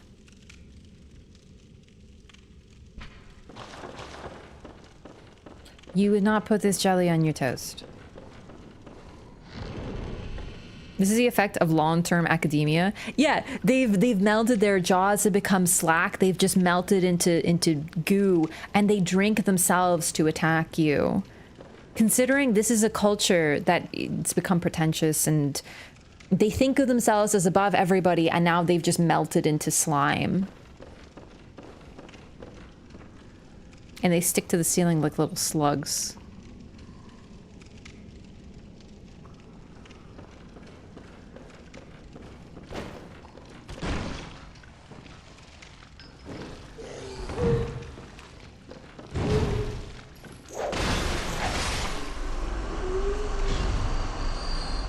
They've become like the invertebrates that they saw it. There's a little bit more to this. Things transform in nightmares. This place is pretty normal. Okay, it looks normal until you start looking at the eyeballs and everything, and you walk into the lecture hall and you see students still waiting for their professor to show up after who knows how many years. But it's a solid building. It makes sense. There's like some strange, creepy guy over there in the corner. Don't worry about it. This is what they mean by it's a drift in the nightmare. They mean it pretty literally. It looks like the entire lecture building was just yoink into the nightmare. And that's where we are now. We are truly in the nightmare. The nightmare frontier. So, I'm just gonna take a look at the environment. First of all, what the fuck? Am I right? Second of all, we're going there. Wait, you. No. Son of a. In typical FromSoft fashion, that's where we're going. We see it right when we enter. Also, I want to point out that in the fog, oh, in the distance, oh my god, that is so bright. You can see, not playing the game, by the way. You can see what look like the mass of ships sticking out of nothing. Like we're looking at some sort of giant shipwreck over there. Let's not worry about that yet, but keep that in mind. Because basically, we've already gotten an idea of this, but the nightmares are real realms. We've only been to one so far. This is our second, but the first one we've been to is the Hunter's Dream, and it's also floating in a mist of nothingness. But based on what we see and each nightmare we enter, we can actually get an idea of which level we're in and what order they are stacked on top of one another. There's lore to be found even in that. I'm just gonna let this guy show up to speak for himself.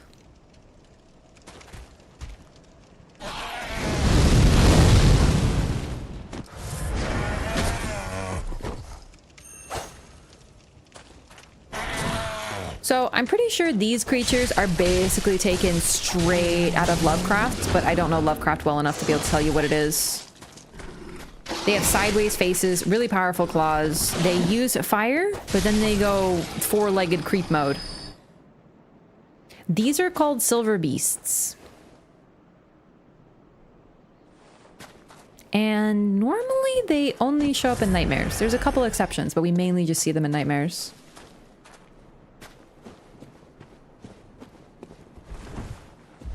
Annoying is what they are. I would personally say terrifying. Kind of fish face? Kind of, yeah.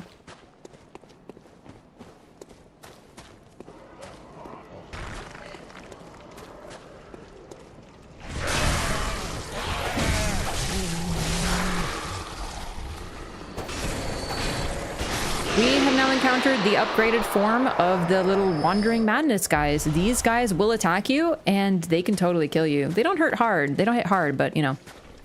Silverfish? No, I don't think they're supposed to be silverfish. They're just like weird, creepy guys. They kind of look like dark beasts though, you might notice. Their ribcage is like sticking out of their chest and it seems like there's nothing in them. They're particularly mutated beasts.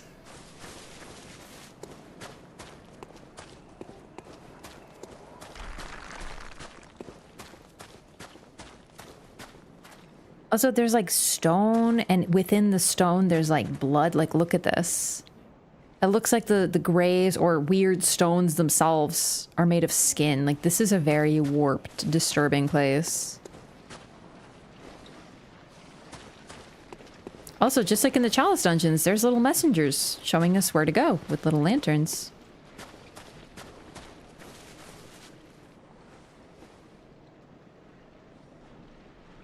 We got a friend.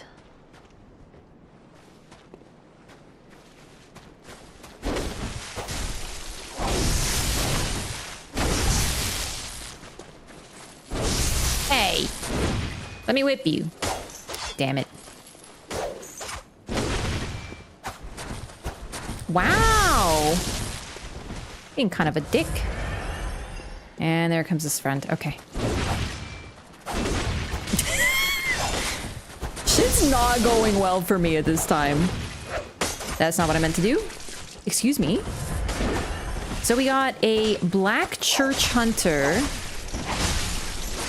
And I'm gonna be honest, I don't really know what you're wearing. I can't tell.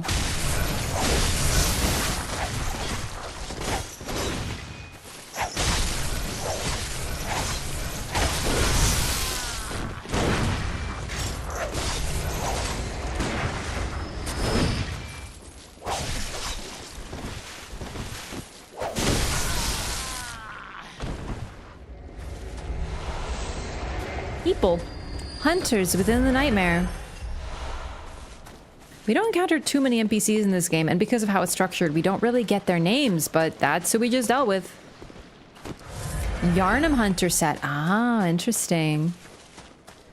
We don't really get much story on them. Are they defending the nightmare? Are they exploring it?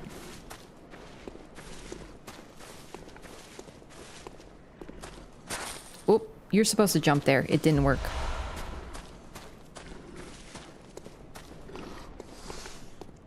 Pretty white flowers.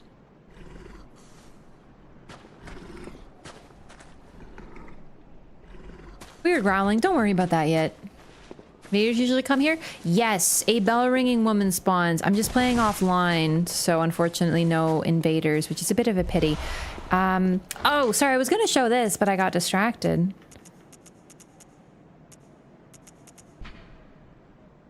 talking about how the creatures seem to be transformed into like jellyfish sea looking creatures, and they kind of make like a watery sound. Great volumes of water serve as a bulwark guarding sleep and an augur of the eldritch truth. Overcome this hindrance and seek what is yours. Things are hidden in water. So when you don't have insight, your eyes fall out of your skull and you transform into a beast. That's one direction. Then there's the other direction, which appears to be you transform into some sort of sea creature, part human sea creature, but you lose the ability to speak. You're not able to communicate any longer. That's what Iosefka seems to have been doing to people. They lose their mouths, but they get a deeper understanding of things. Potentially, anyway.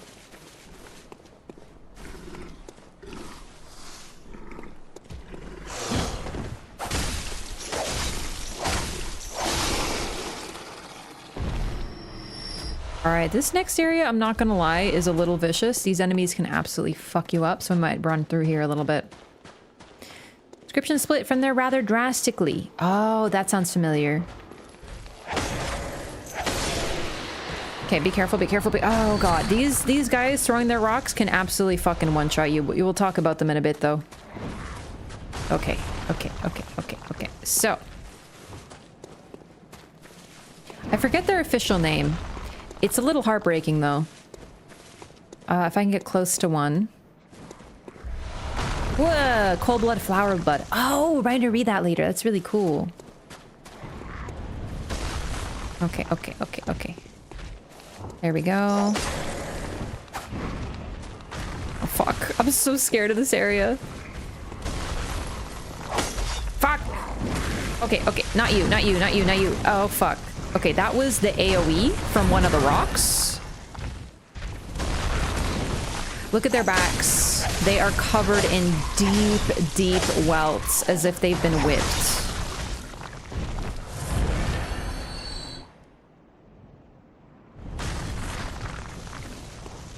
These only exist in nightmares, if I'm not mistaken. I don't think we see them anywhere but nightmares. Giant lost child. Yeah, that is what they're called.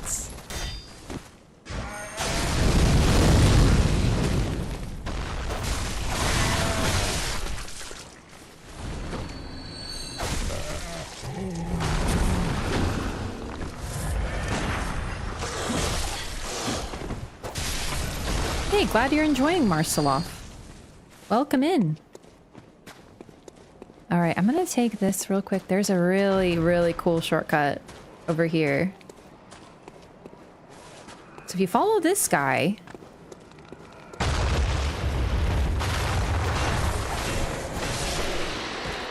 I actually didn't know about this for the longest time.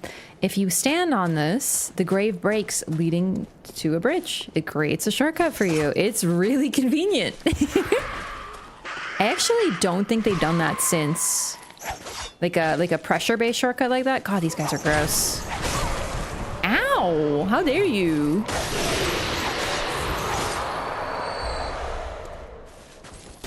Okay.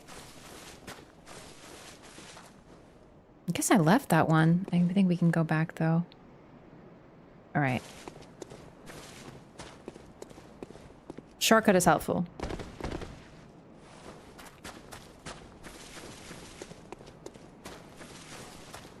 Hey, thanks for the sub. Welcome in. Okay, let me take out this guy, and then we'll read the Cold Blood Flower Bud. Holy shit.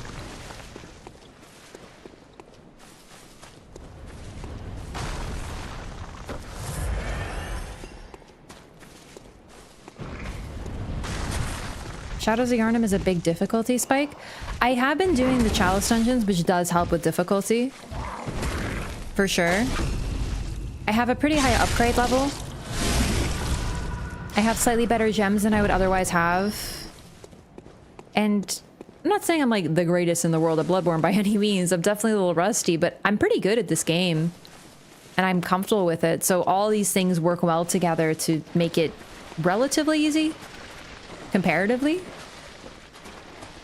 And yeah, I level my vigor or vitality in this game. It's vitality in this game. You want 40. I'm going for 40. Yeah, I love this place. It's so creepy. Okay, so we're going over here to where the shortcut was.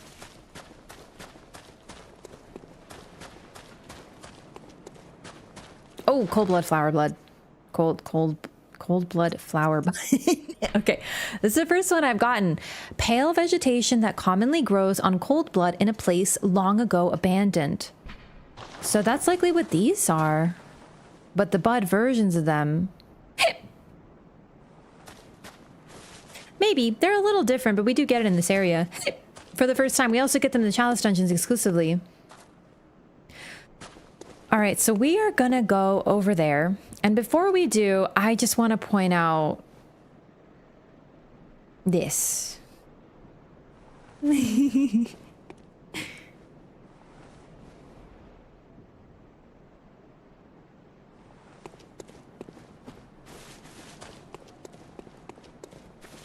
can throw things at him. It doesn't do anything if I'm not mistaken. Gold pendant. Human head. Bald, pale head. New mic? No, just a slightly different setup, but it's the same mic as I usually use. If it sounds better, though, I might have to keep an eye on the setup I have.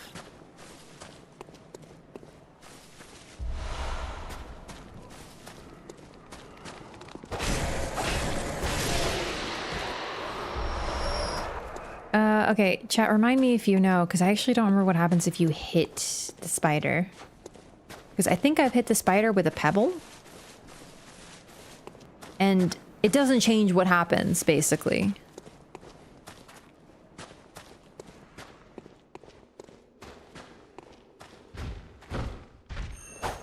Oh, that was good. I am gaming today. Yeah, look at their ankles. They're tied up.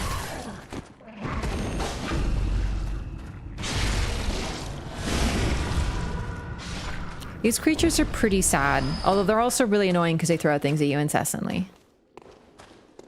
And this is very important. Clockwise metamorphosis. Ah, I love this rune. A secret symbol left by Carol, runesmith of Bergenworth. The twisted cross means metamorphosis. Rotated clockwise, this rune boosts HP. The discovery of blood made their dream of evolution a reality. Metamorphosis and the excesses and deviation that followed were only the beginning. It was on purpose. It was on purpose all along. All right, so then we have this. These are this way to witness a miracle.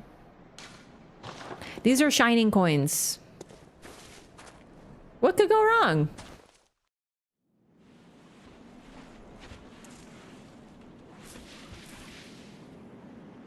POV, you're a nasty little devil.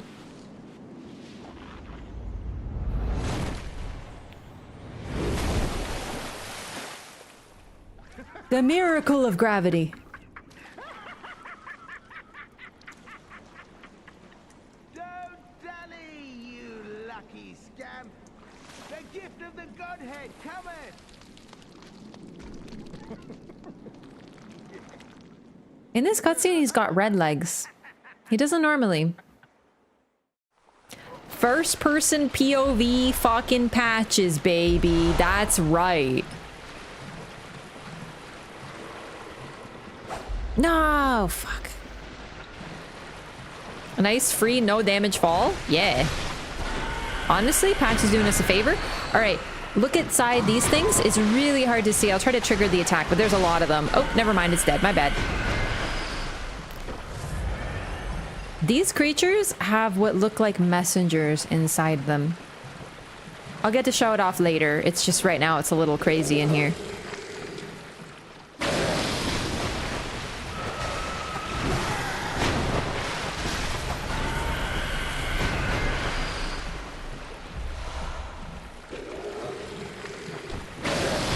Whoops.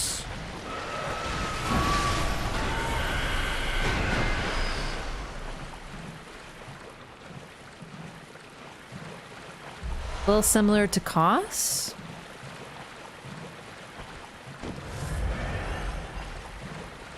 It's over here, actually. Did I ever go in this direction? Ah, right. Okay. Yeah, not yet. I think there is a... I maybe should have done this a little differently. It's okay. If I die, I die.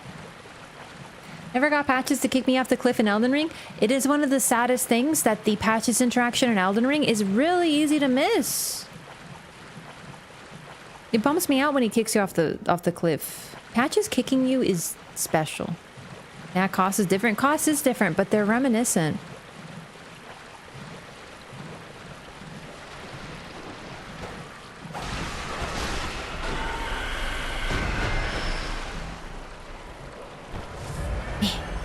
Fuck. There's way too many of them. They spawn like fucking 8.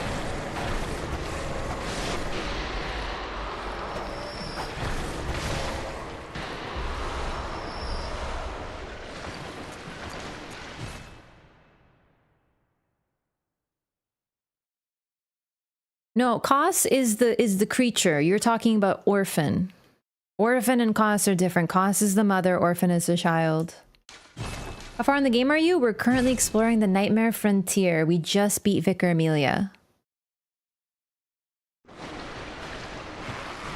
A little bit of cheese.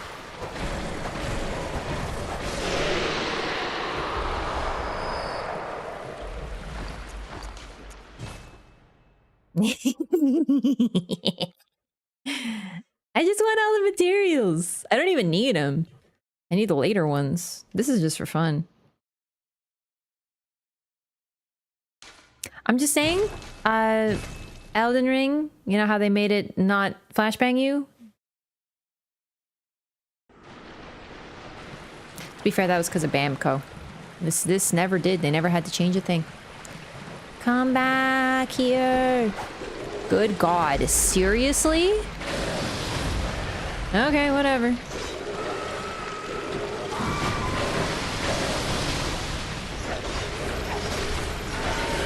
There's an easier way to trigger the attack I'm looking for, so for now we're just gonna get out of here. There, look at that. There's messengers in there. Oh my God.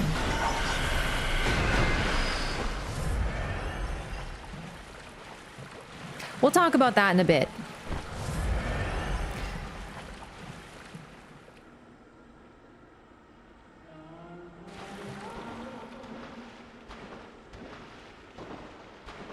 This is gonna fucking hurt.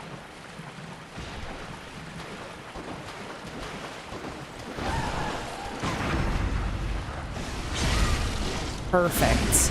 Fucking perfect. Oh my God, I'm gaming. Oh my God, I'm so proud of that. I did it! Oh, we're fucking free. I want to point out these flowers. We see them very rarely. These are... I forgot the name. I think they're just cold bloods. Cold blood flower bud? There's a name. Lumen, whatever, I'll remember it later. Makes up for all the times you weren't gaming? Listen, I don't think you understand how hard I was gaming there. I was gaming. That was like perfection. I will explain what I did. Moonflowers? No, there's a name. Lumen flowers, I think. Yo, thank you so much for the raid. Welcome in. We're playing some Bloodborne. Well, it's a nightmare? Yeah, that's true. Okay. Those creatures, we're going to get a better look at them in slightly less stressful environments, but I will talk about why those creatures are so terrifying, but also special. One of the things about them is you probably saw my frenzy bar filling up really fast. I haven't seen you in like 2 years. I've been here. We out here gaming. It is Lumen Flower. I freaking doubted myself. I should have learned never to do that. I haven't? Well, welcome back. See the raid because of pre-rolls? Oh, man. Didn't know you can parry them? You can parry the grab, yeah.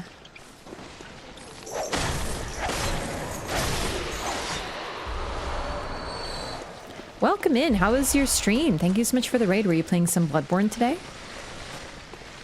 All right, I need to get the fuck out of here real quick. Like, it's getting dire out here for a gamer. The nightmare is not just named that because it's a hee-hee funny name. Nah, dude, it's a fucking nightmare.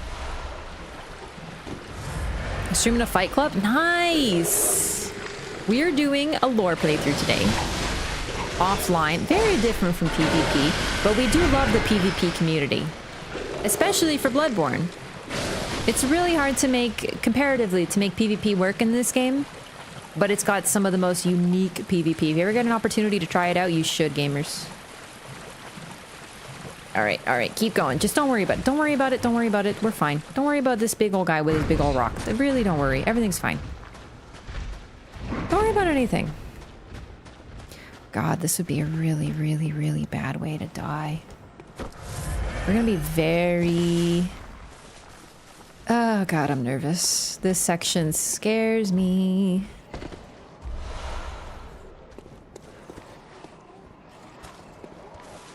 You! Come back here, you bitch. I need you. Don't listen to the singing. Oh, fuck me. Okay, got the chunks. Oh, I'm dead! That happened so fast. Platforming? No. I have a lot of insight. Let me explain. Do you hear that off-key singing? Did you remember that enemy that I, took out? The one that had this big creepy head and tried to grab me and then I parried it and... Basically, those things frenzy you. Frenzy does a flat 80% of your health bar when your bar fills up. Having high insight makes you more susceptible to frenzy. It's a bad combination. So, basically what happened is I was nearby one of those creatures. Those things are called winter lanterns. They are some of the most feared enemy in this game for a very good reason. They frenzy you while being even near them. I couldn't even see that thing. I had no line of sight on it. And it couldn't even see me, but it was aggroed. And its presence frenzied me. Winter lanterns, I'll be able to show another sight of them at a different point. It's just, right now I'm just trying to get through this area. They look like the doll. It's hard to tell, but if you look at them, they are wearing the exact same garb as the doll. Their heads are swollen and appear to be... Oh, I forgot about this. This is really neat. Their heads are swollen and they're basically... They look like they're made of a collection of messengers.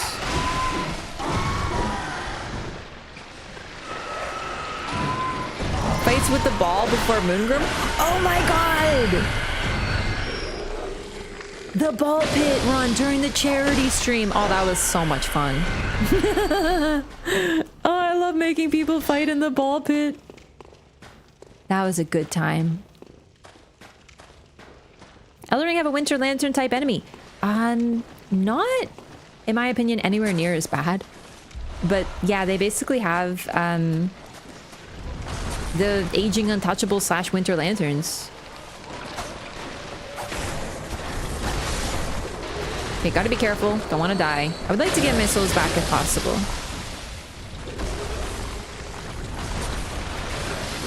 Don't get poisoned, don't get poisoned, don't get poisoned, don't get poisoned.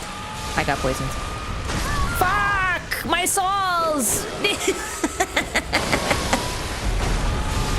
Basically everything went wrong there. Yeah, Elden Ring has the winter lanterns. I guess they are called aging untouchables. They're still winter lanterns. This area is brutal. This area is no joke. Yeah, my finances. It's actually not a big deal. If I need blood echoes, I can get them anytime. It's just a bit of a bummer because, it's oh, this area is scary.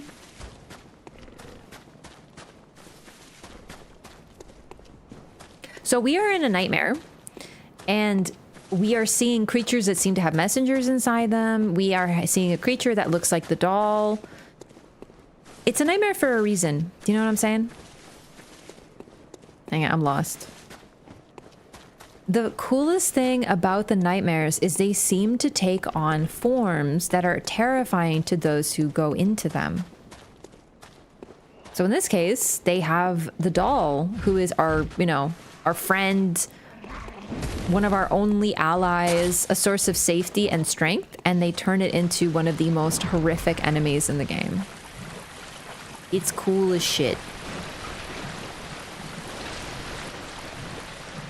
I don't remember how to get up there, I'm not gonna lie to you.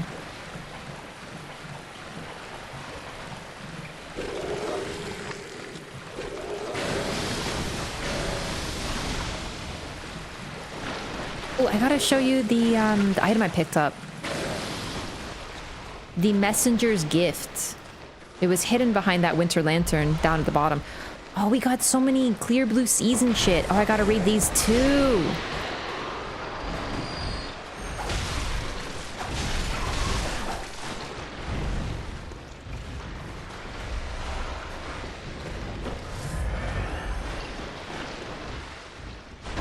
Okay, let's take this path out. Ugh. I think we got most things here.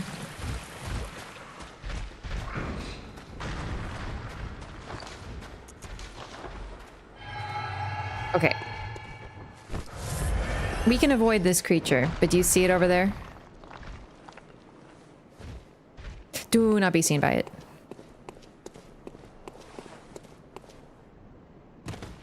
This, I think we can make it out. You have to be really careful though. I needed those bloodstone chunks. They're really important at this stage in the game. Fuck! Did you?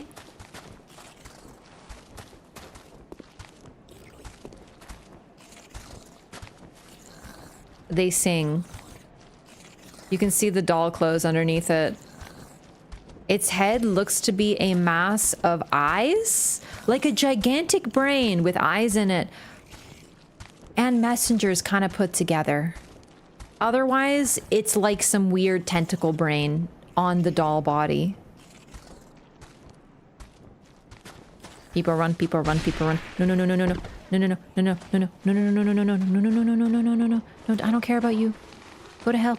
Okay, don't die. It'll kill me. Ah, fuck. Ah.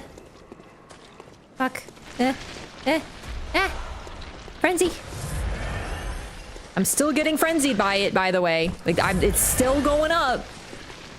Oh my god, I love those enemies so much. Keep going. Don't worry about it.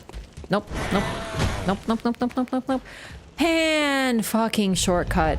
Oh my god. We did it! Okay. We don't have anything to lose, so let's go for it. Hey.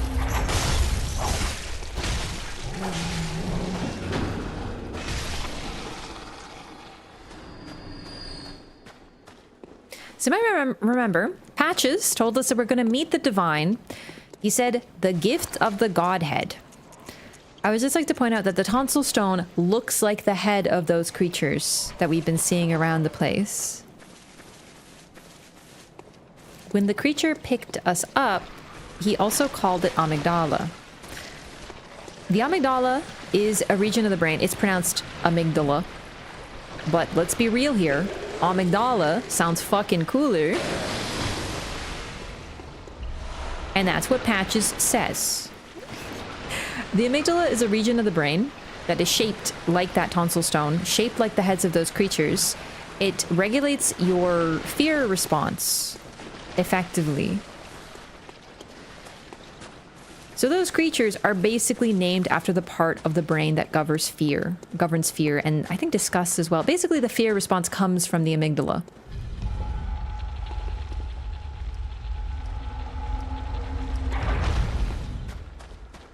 Amygdala, amygdala. All right, we're gonna go back real quick so I'm not freaking poisoned.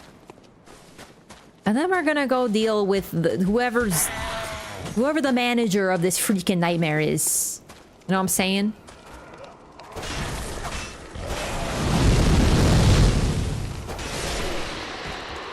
becomes braver when a shortcut is found.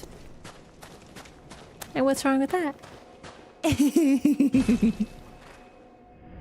Certainly when they say if you haven't upgraded your weapon, now is the time. Definitely, but the Nightmare Frontier, the difficulty mainly comes from the amount of damage the enemies do. The 2 frenzied dolls that are here, the rocks that are thrown do a shit ton of damage.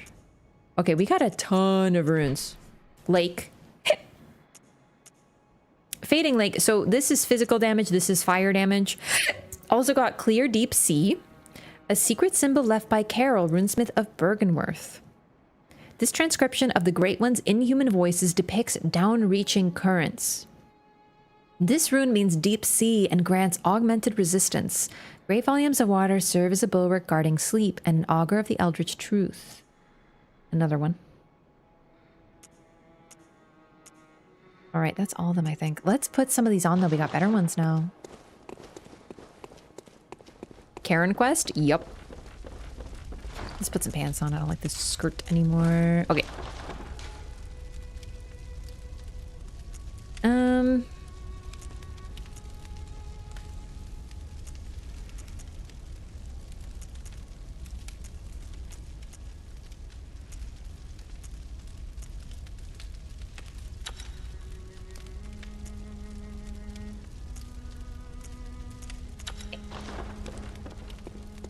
Just slightly better. Gamerman hasn't showed up in a while. Hope he comes back. But we already got a Zylog, so it's fine. Alright. Let's go take out whoever is here at the end. Hi. Welcome home, good hunter. What is it you desire? Actually, do you have anything to say now that I've been to a nightmare? Hunters have told me about the church, about the gods, but I am a dog. Would you ever? Of course. Isn't that how you've made me? Yep, bye. Oh wait, not this one. Actually, now I can show off the tombstones. So this tombstone awakens people, sort of just regular places that make sense in the world connected to Yharnam. This one is outside of Yharnam. So Hemwick and the Forbidden Woods, once we're veering away from the city proper. This one is weird places. These are like my personal terms. So the jail that we were initially trapped in and the abandoned old workshop, which is kind of disconnected from other things. Sort of its own strange realm. Also, it literally looks like the imprint of the Amygdala. And then the Nightmare Headstone, which speaks for itself. It's nightmares. Anywhere that is lost in a nightmare, this is where you wake up. Yeah, so Yharnam, Frontier, Unseen, Nightmare. I prefer Weird one. Oh, you know what? There's a couple folks I want to talk to. I don't know if the Hemwick.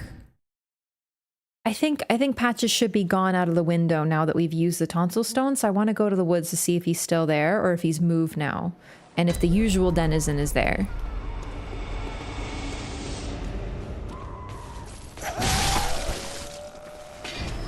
Hemwick looks really different at night. So you can clear this area now instead, but I like to do it during the daytime. It just looks cooler.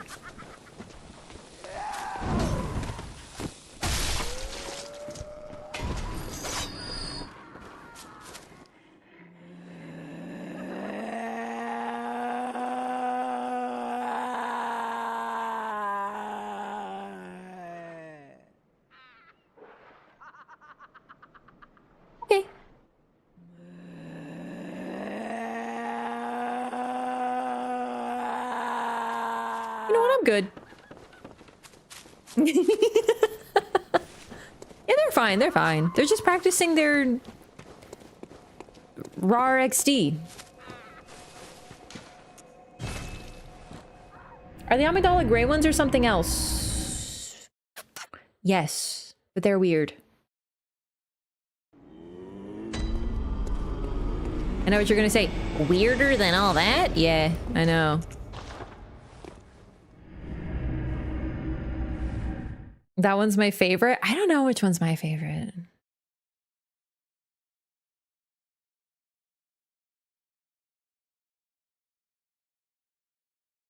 One more window, and then I think I should have them all.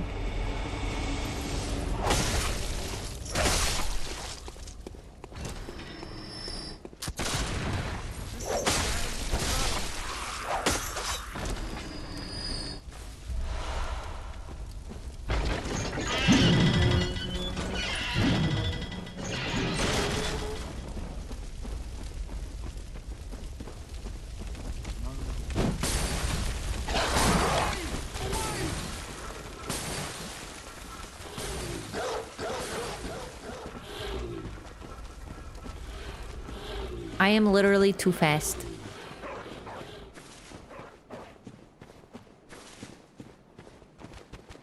I noticed this dog spawns earlier.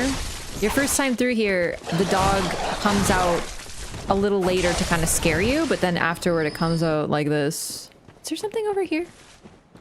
No. No. Okay, we're good. Oh, Evans, would you stop there? Every peep you make brings us bad luck. I have it bad enough already. Please, just leave a poor old woman be.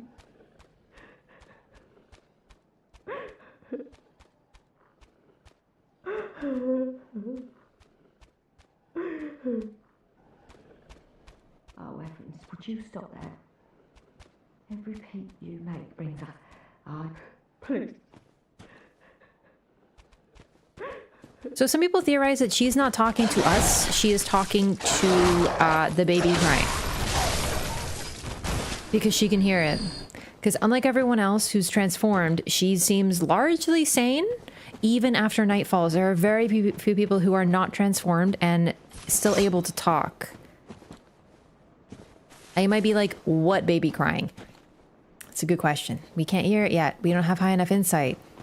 You need 60 to be able to hear the baby crying. But once you progress further enough into the game, you can also hear the baby crying. It's like a not like a split mechanic, but you know, you can either get insight or you can just play the game.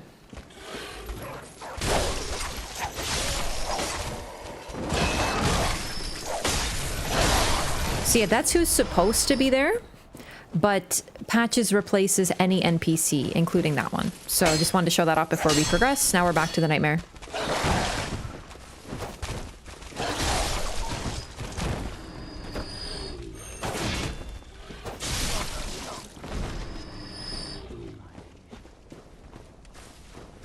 I don't know what's the best way to get back.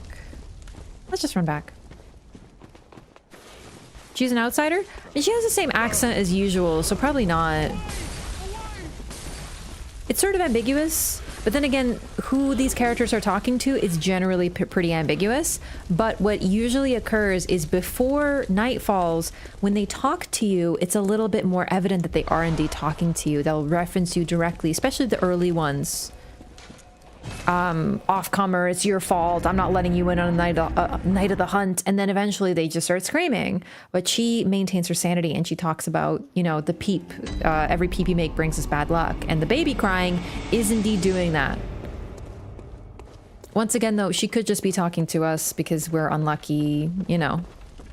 But like I said, the baby crying is always there whether we can hear it or not, so it's potential that she's just referring to that. Okay, let's level it up. Can I not? Oh, I need 3 chunks. Right. Okay. There are a bunch of Amygdala, but the other great ones are very unique. That's actually part of the mystery. We don't really know what's up with Amygdala. But yeah, there are multiple of them, but they are different from one another. Lives in the outskirts of the city. She does, but the other denizens of that area, they don't seem to be treated too badly. They are in the Forbidden Woods, but they're not... They're still considered part of Yarn. They have the same accent, stuff like that. Okay, let's fight this boss. I actually adore this boss. And now that I think about it, we really need this to continue in the Chalice dungeons now that we're done. I'm too dumb to hear the baby. That's what's great about insight, actually. It doesn't relate to intelligence. Like, I know what you're saying, and to a point, yeah. But it's not about intelligence, it's about understanding. And there's a difference there. Insight is not only one of the coolest mechanics, but I wouldn't change the name at all. You start to understand things. It is a form of knowledge, but not quite that. Seeing things changes you.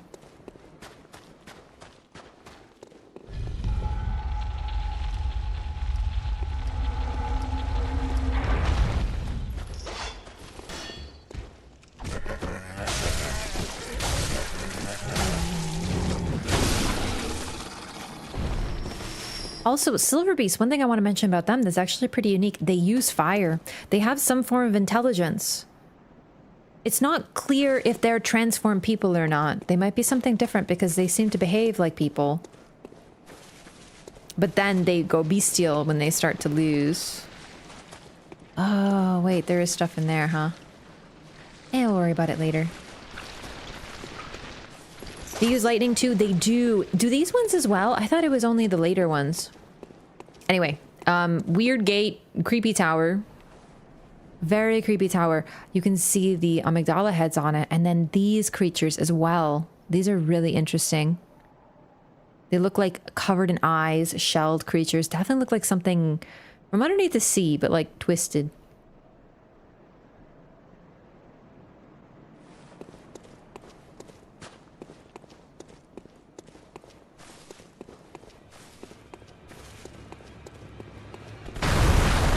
He's here!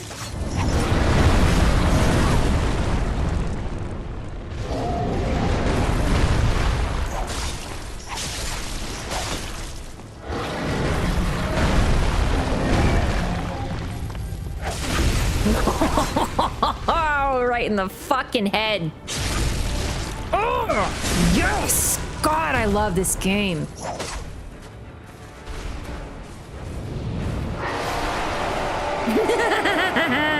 He's pissed.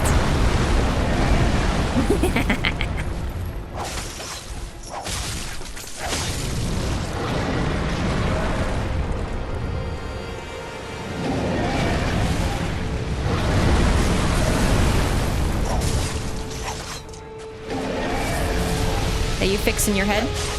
You bleedy boy?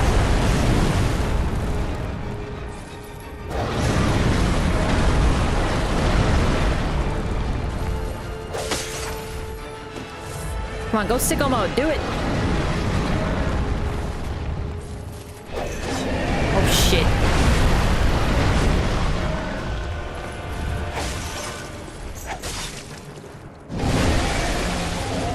So he rips two of his arms off and starts hitting you with them, and then his arm stumps are perpetually spewing blood, and he looks like a fucked up blood angel. Tell me this isn't the coolest game you've ever seen in your entire life.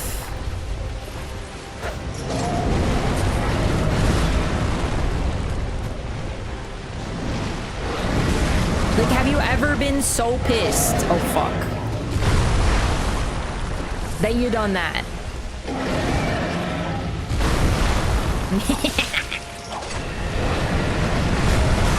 Oh, shit. That's not good. No, no, no, no. Don't throw it now. Oh, my God. He does get more reach, let me tell you. Oh, fuck. Come on, Amygdala. Be chill, be cool, be cool, be cool, be cool, be cool, be cool, be cool, be cool. It's fine. We're going over here now.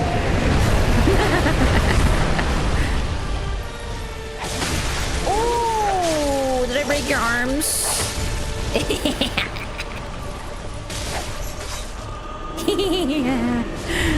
Prey slaughtered, baby.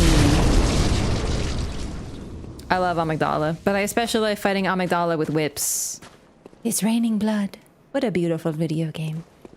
Anyway, Amygdala is really, really, really, really, really fucking cool. The bloodlust did take over me a little bit. We'll fight more of him. It's okay. He's very fun to fight with whips.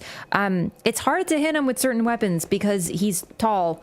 He hits the ground, you gotta hit his arms, but when he rips off his arms, you can't hit those arms because they're not connected to him anymore. His head's the weak point. You can get a good stagger, break his face, stab him in it. It's a delightful video game.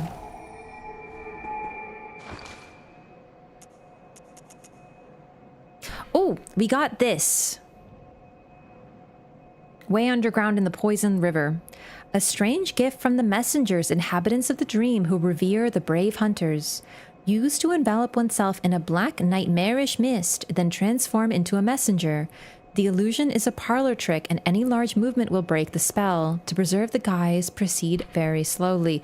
You need 10 arcane to use this. It's basically the illusion weapon of this game. You transform into messengers. However, we also got a new chalice. Ailing Lauren. A chalice that breaks a labyrinth seal. Lauren is a tragic land that was devoured by the sands. The tragedy that struck this ailing land of Lauren is said to have its roots in the scourge of the beast. Some have made the dreaded extrapolation that Yarnum may be next. So something similar happened to Yarnum, or happened to Lauren, recently enough that Yarnumites have heard about it. And now the scourge of beasts is occurring in Yarnum. They know what's happening to them. They know they're doomed.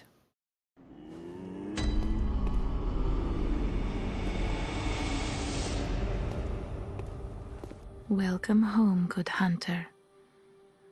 What is it you desire?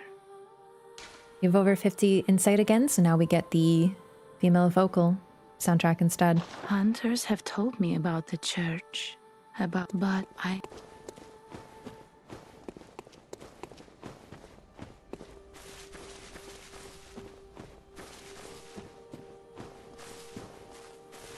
The choice of vocals is really key.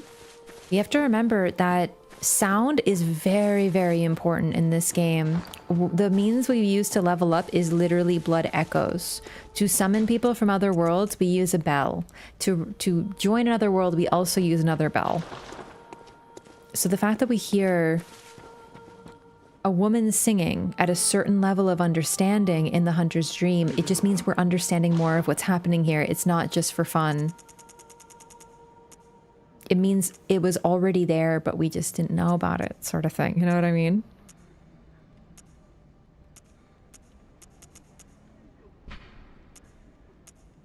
Okay. Not really anything to buy.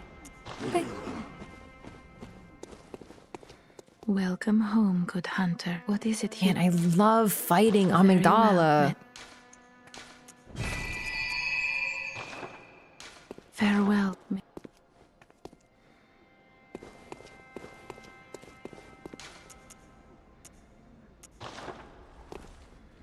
Lauren is okay. I actually named one of my characters. I did a roleplay name. I named her Shelly of Lauren because she came from Lauren. I was like, woo, you know. Hi. Are your feet as fat as your wits? Oh, cease this dithering. Take the plunge. Throw yourself to the... There's really anything to say about the fact that we took out his god, which is a bit of a pity.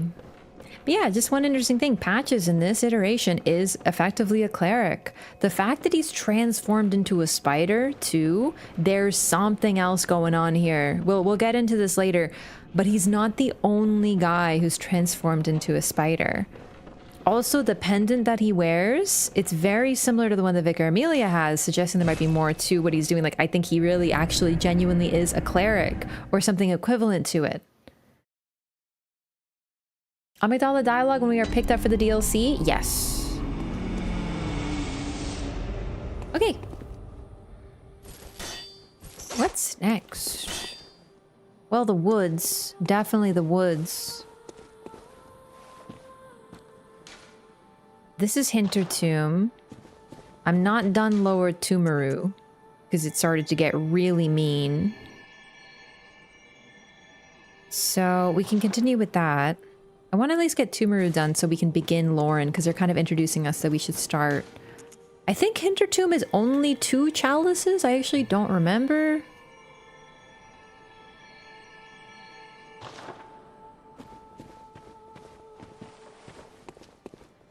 I keep looking for Gehrman. We got really lucky to get his dialogue so early, but he hasn't shown up a single time since, now that we're further in the game. You know what though? I think I'm gonna call it here for tonight, everyone. I hope you enjoyed. I know it's still relatively early, but I've been on more of a daytime schedule, so I've been getting sleepy earlier, so I'm wiped today. I'll be back tomorrow, though. I'm so glad everything was working. We fixed the tech issue, so we'll be back to it as normal. We'll continue more Bloodborne tomorrow. I really like taking the game bit by bit, too, because it's so dense. There's so much in it. Could it be that his god is Rom? No, it's probably Amygdala, because he says it's Amygdala, and he exists in the Nightmare Frontier. And frankly, he's the only sane person in the Nightmare Frontier, suggesting this is the realm that he's intentionally chosen. But Patches is always kind of a mystery, so there could be more to him. We'll get to Patches more. Unfortunately, we're going to get a little bit more. 1:30 where I am? Yeah, that's why I'm eepy. It's 1:30 for me, too. Thanks for the awesome lore stream. I'm glad you enjoyed. Thank you so much, everyone, for hanging out. I'm going to switch to my... Boom. Hanging out with Worm Boy. He's got the blunderbuss, you know? We're styling. I love this background. I kind of want to do this more. I like having my backgrounds, but the what do you call it? Like pseudo green screen thing is pretty cool for this. I like it. It's kind of goofy. I kind of want to have a Bloodborne one.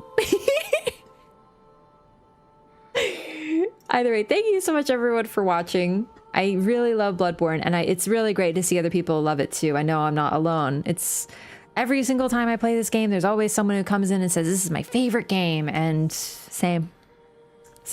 Hopefully I can introduce some folks too who maybe don't know Bloodborne. Maybe your only experience with FromSoft games is Elden Ring or one of the others. But frankly, a lot of folks have only played Elden Ring because it's the big one. So, you know, this game came out, oh my God, like 10 years ago. Not quite. It's 2015. But didn't even win Game of the Year. It didn't. Witcher 3 did, I remember. But, you know, there's still so much good in it. These games are so incredible. I honestly think when I think of like the perfect game, I think of this one. I know. FPS, whatever, it's still so good and worth playing. If you have the opportunity, you should definitely give it a shot. I think you'll find a lot to love in it. Playing it is so different too. I still, the high I get when I fight these bosses is like nothing else. Now I wish they were a little tougher, you know? It's hard.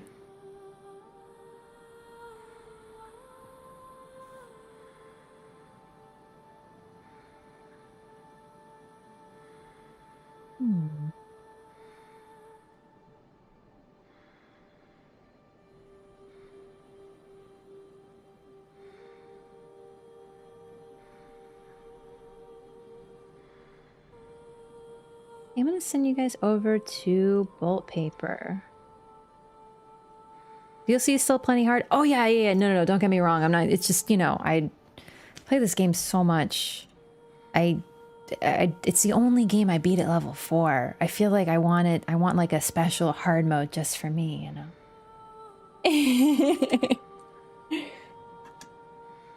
It still holds up. Patches only reacts to the post-Amygdala situation once you approach from the second floor. Yes, we're gonna do that. It's just, you know, it's a bit of a bummer he doesn't do it right away. But I think if we get there, it's sort of, you know. When's your next stream? Tomorrow! Tomorrow, thank you for asking. We'll be back tomorrow. Usual time. Thank you so much, everyone, for hanging out. We're gonna send you guys over to Bold Paper, who's playing some Ori. Finishing it, so I'm not gonna stick around too much because I don't want that game spoiled. I still haven't played it. But Bold Paper started being Bold Paper right here in this channel because it's Bold Paper. We play a lot of Bloodborne. What can I say? Hopefully we'll be able to play this game soon. I hope so too. Either way, thank you so much, everyone, for hanging out. Really, this game is such a delight, and it's always so great to come back to it and to share it with everyone. There's always something new. There's always a new realization for lore. There's always a new experience, a new enemy, something new that...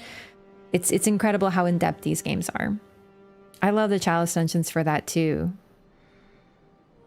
Either way, I'm having so much fun. So I hope you guys are too. Good night. See you tomorrow. Say hi to Bold Paper for me. Toodles.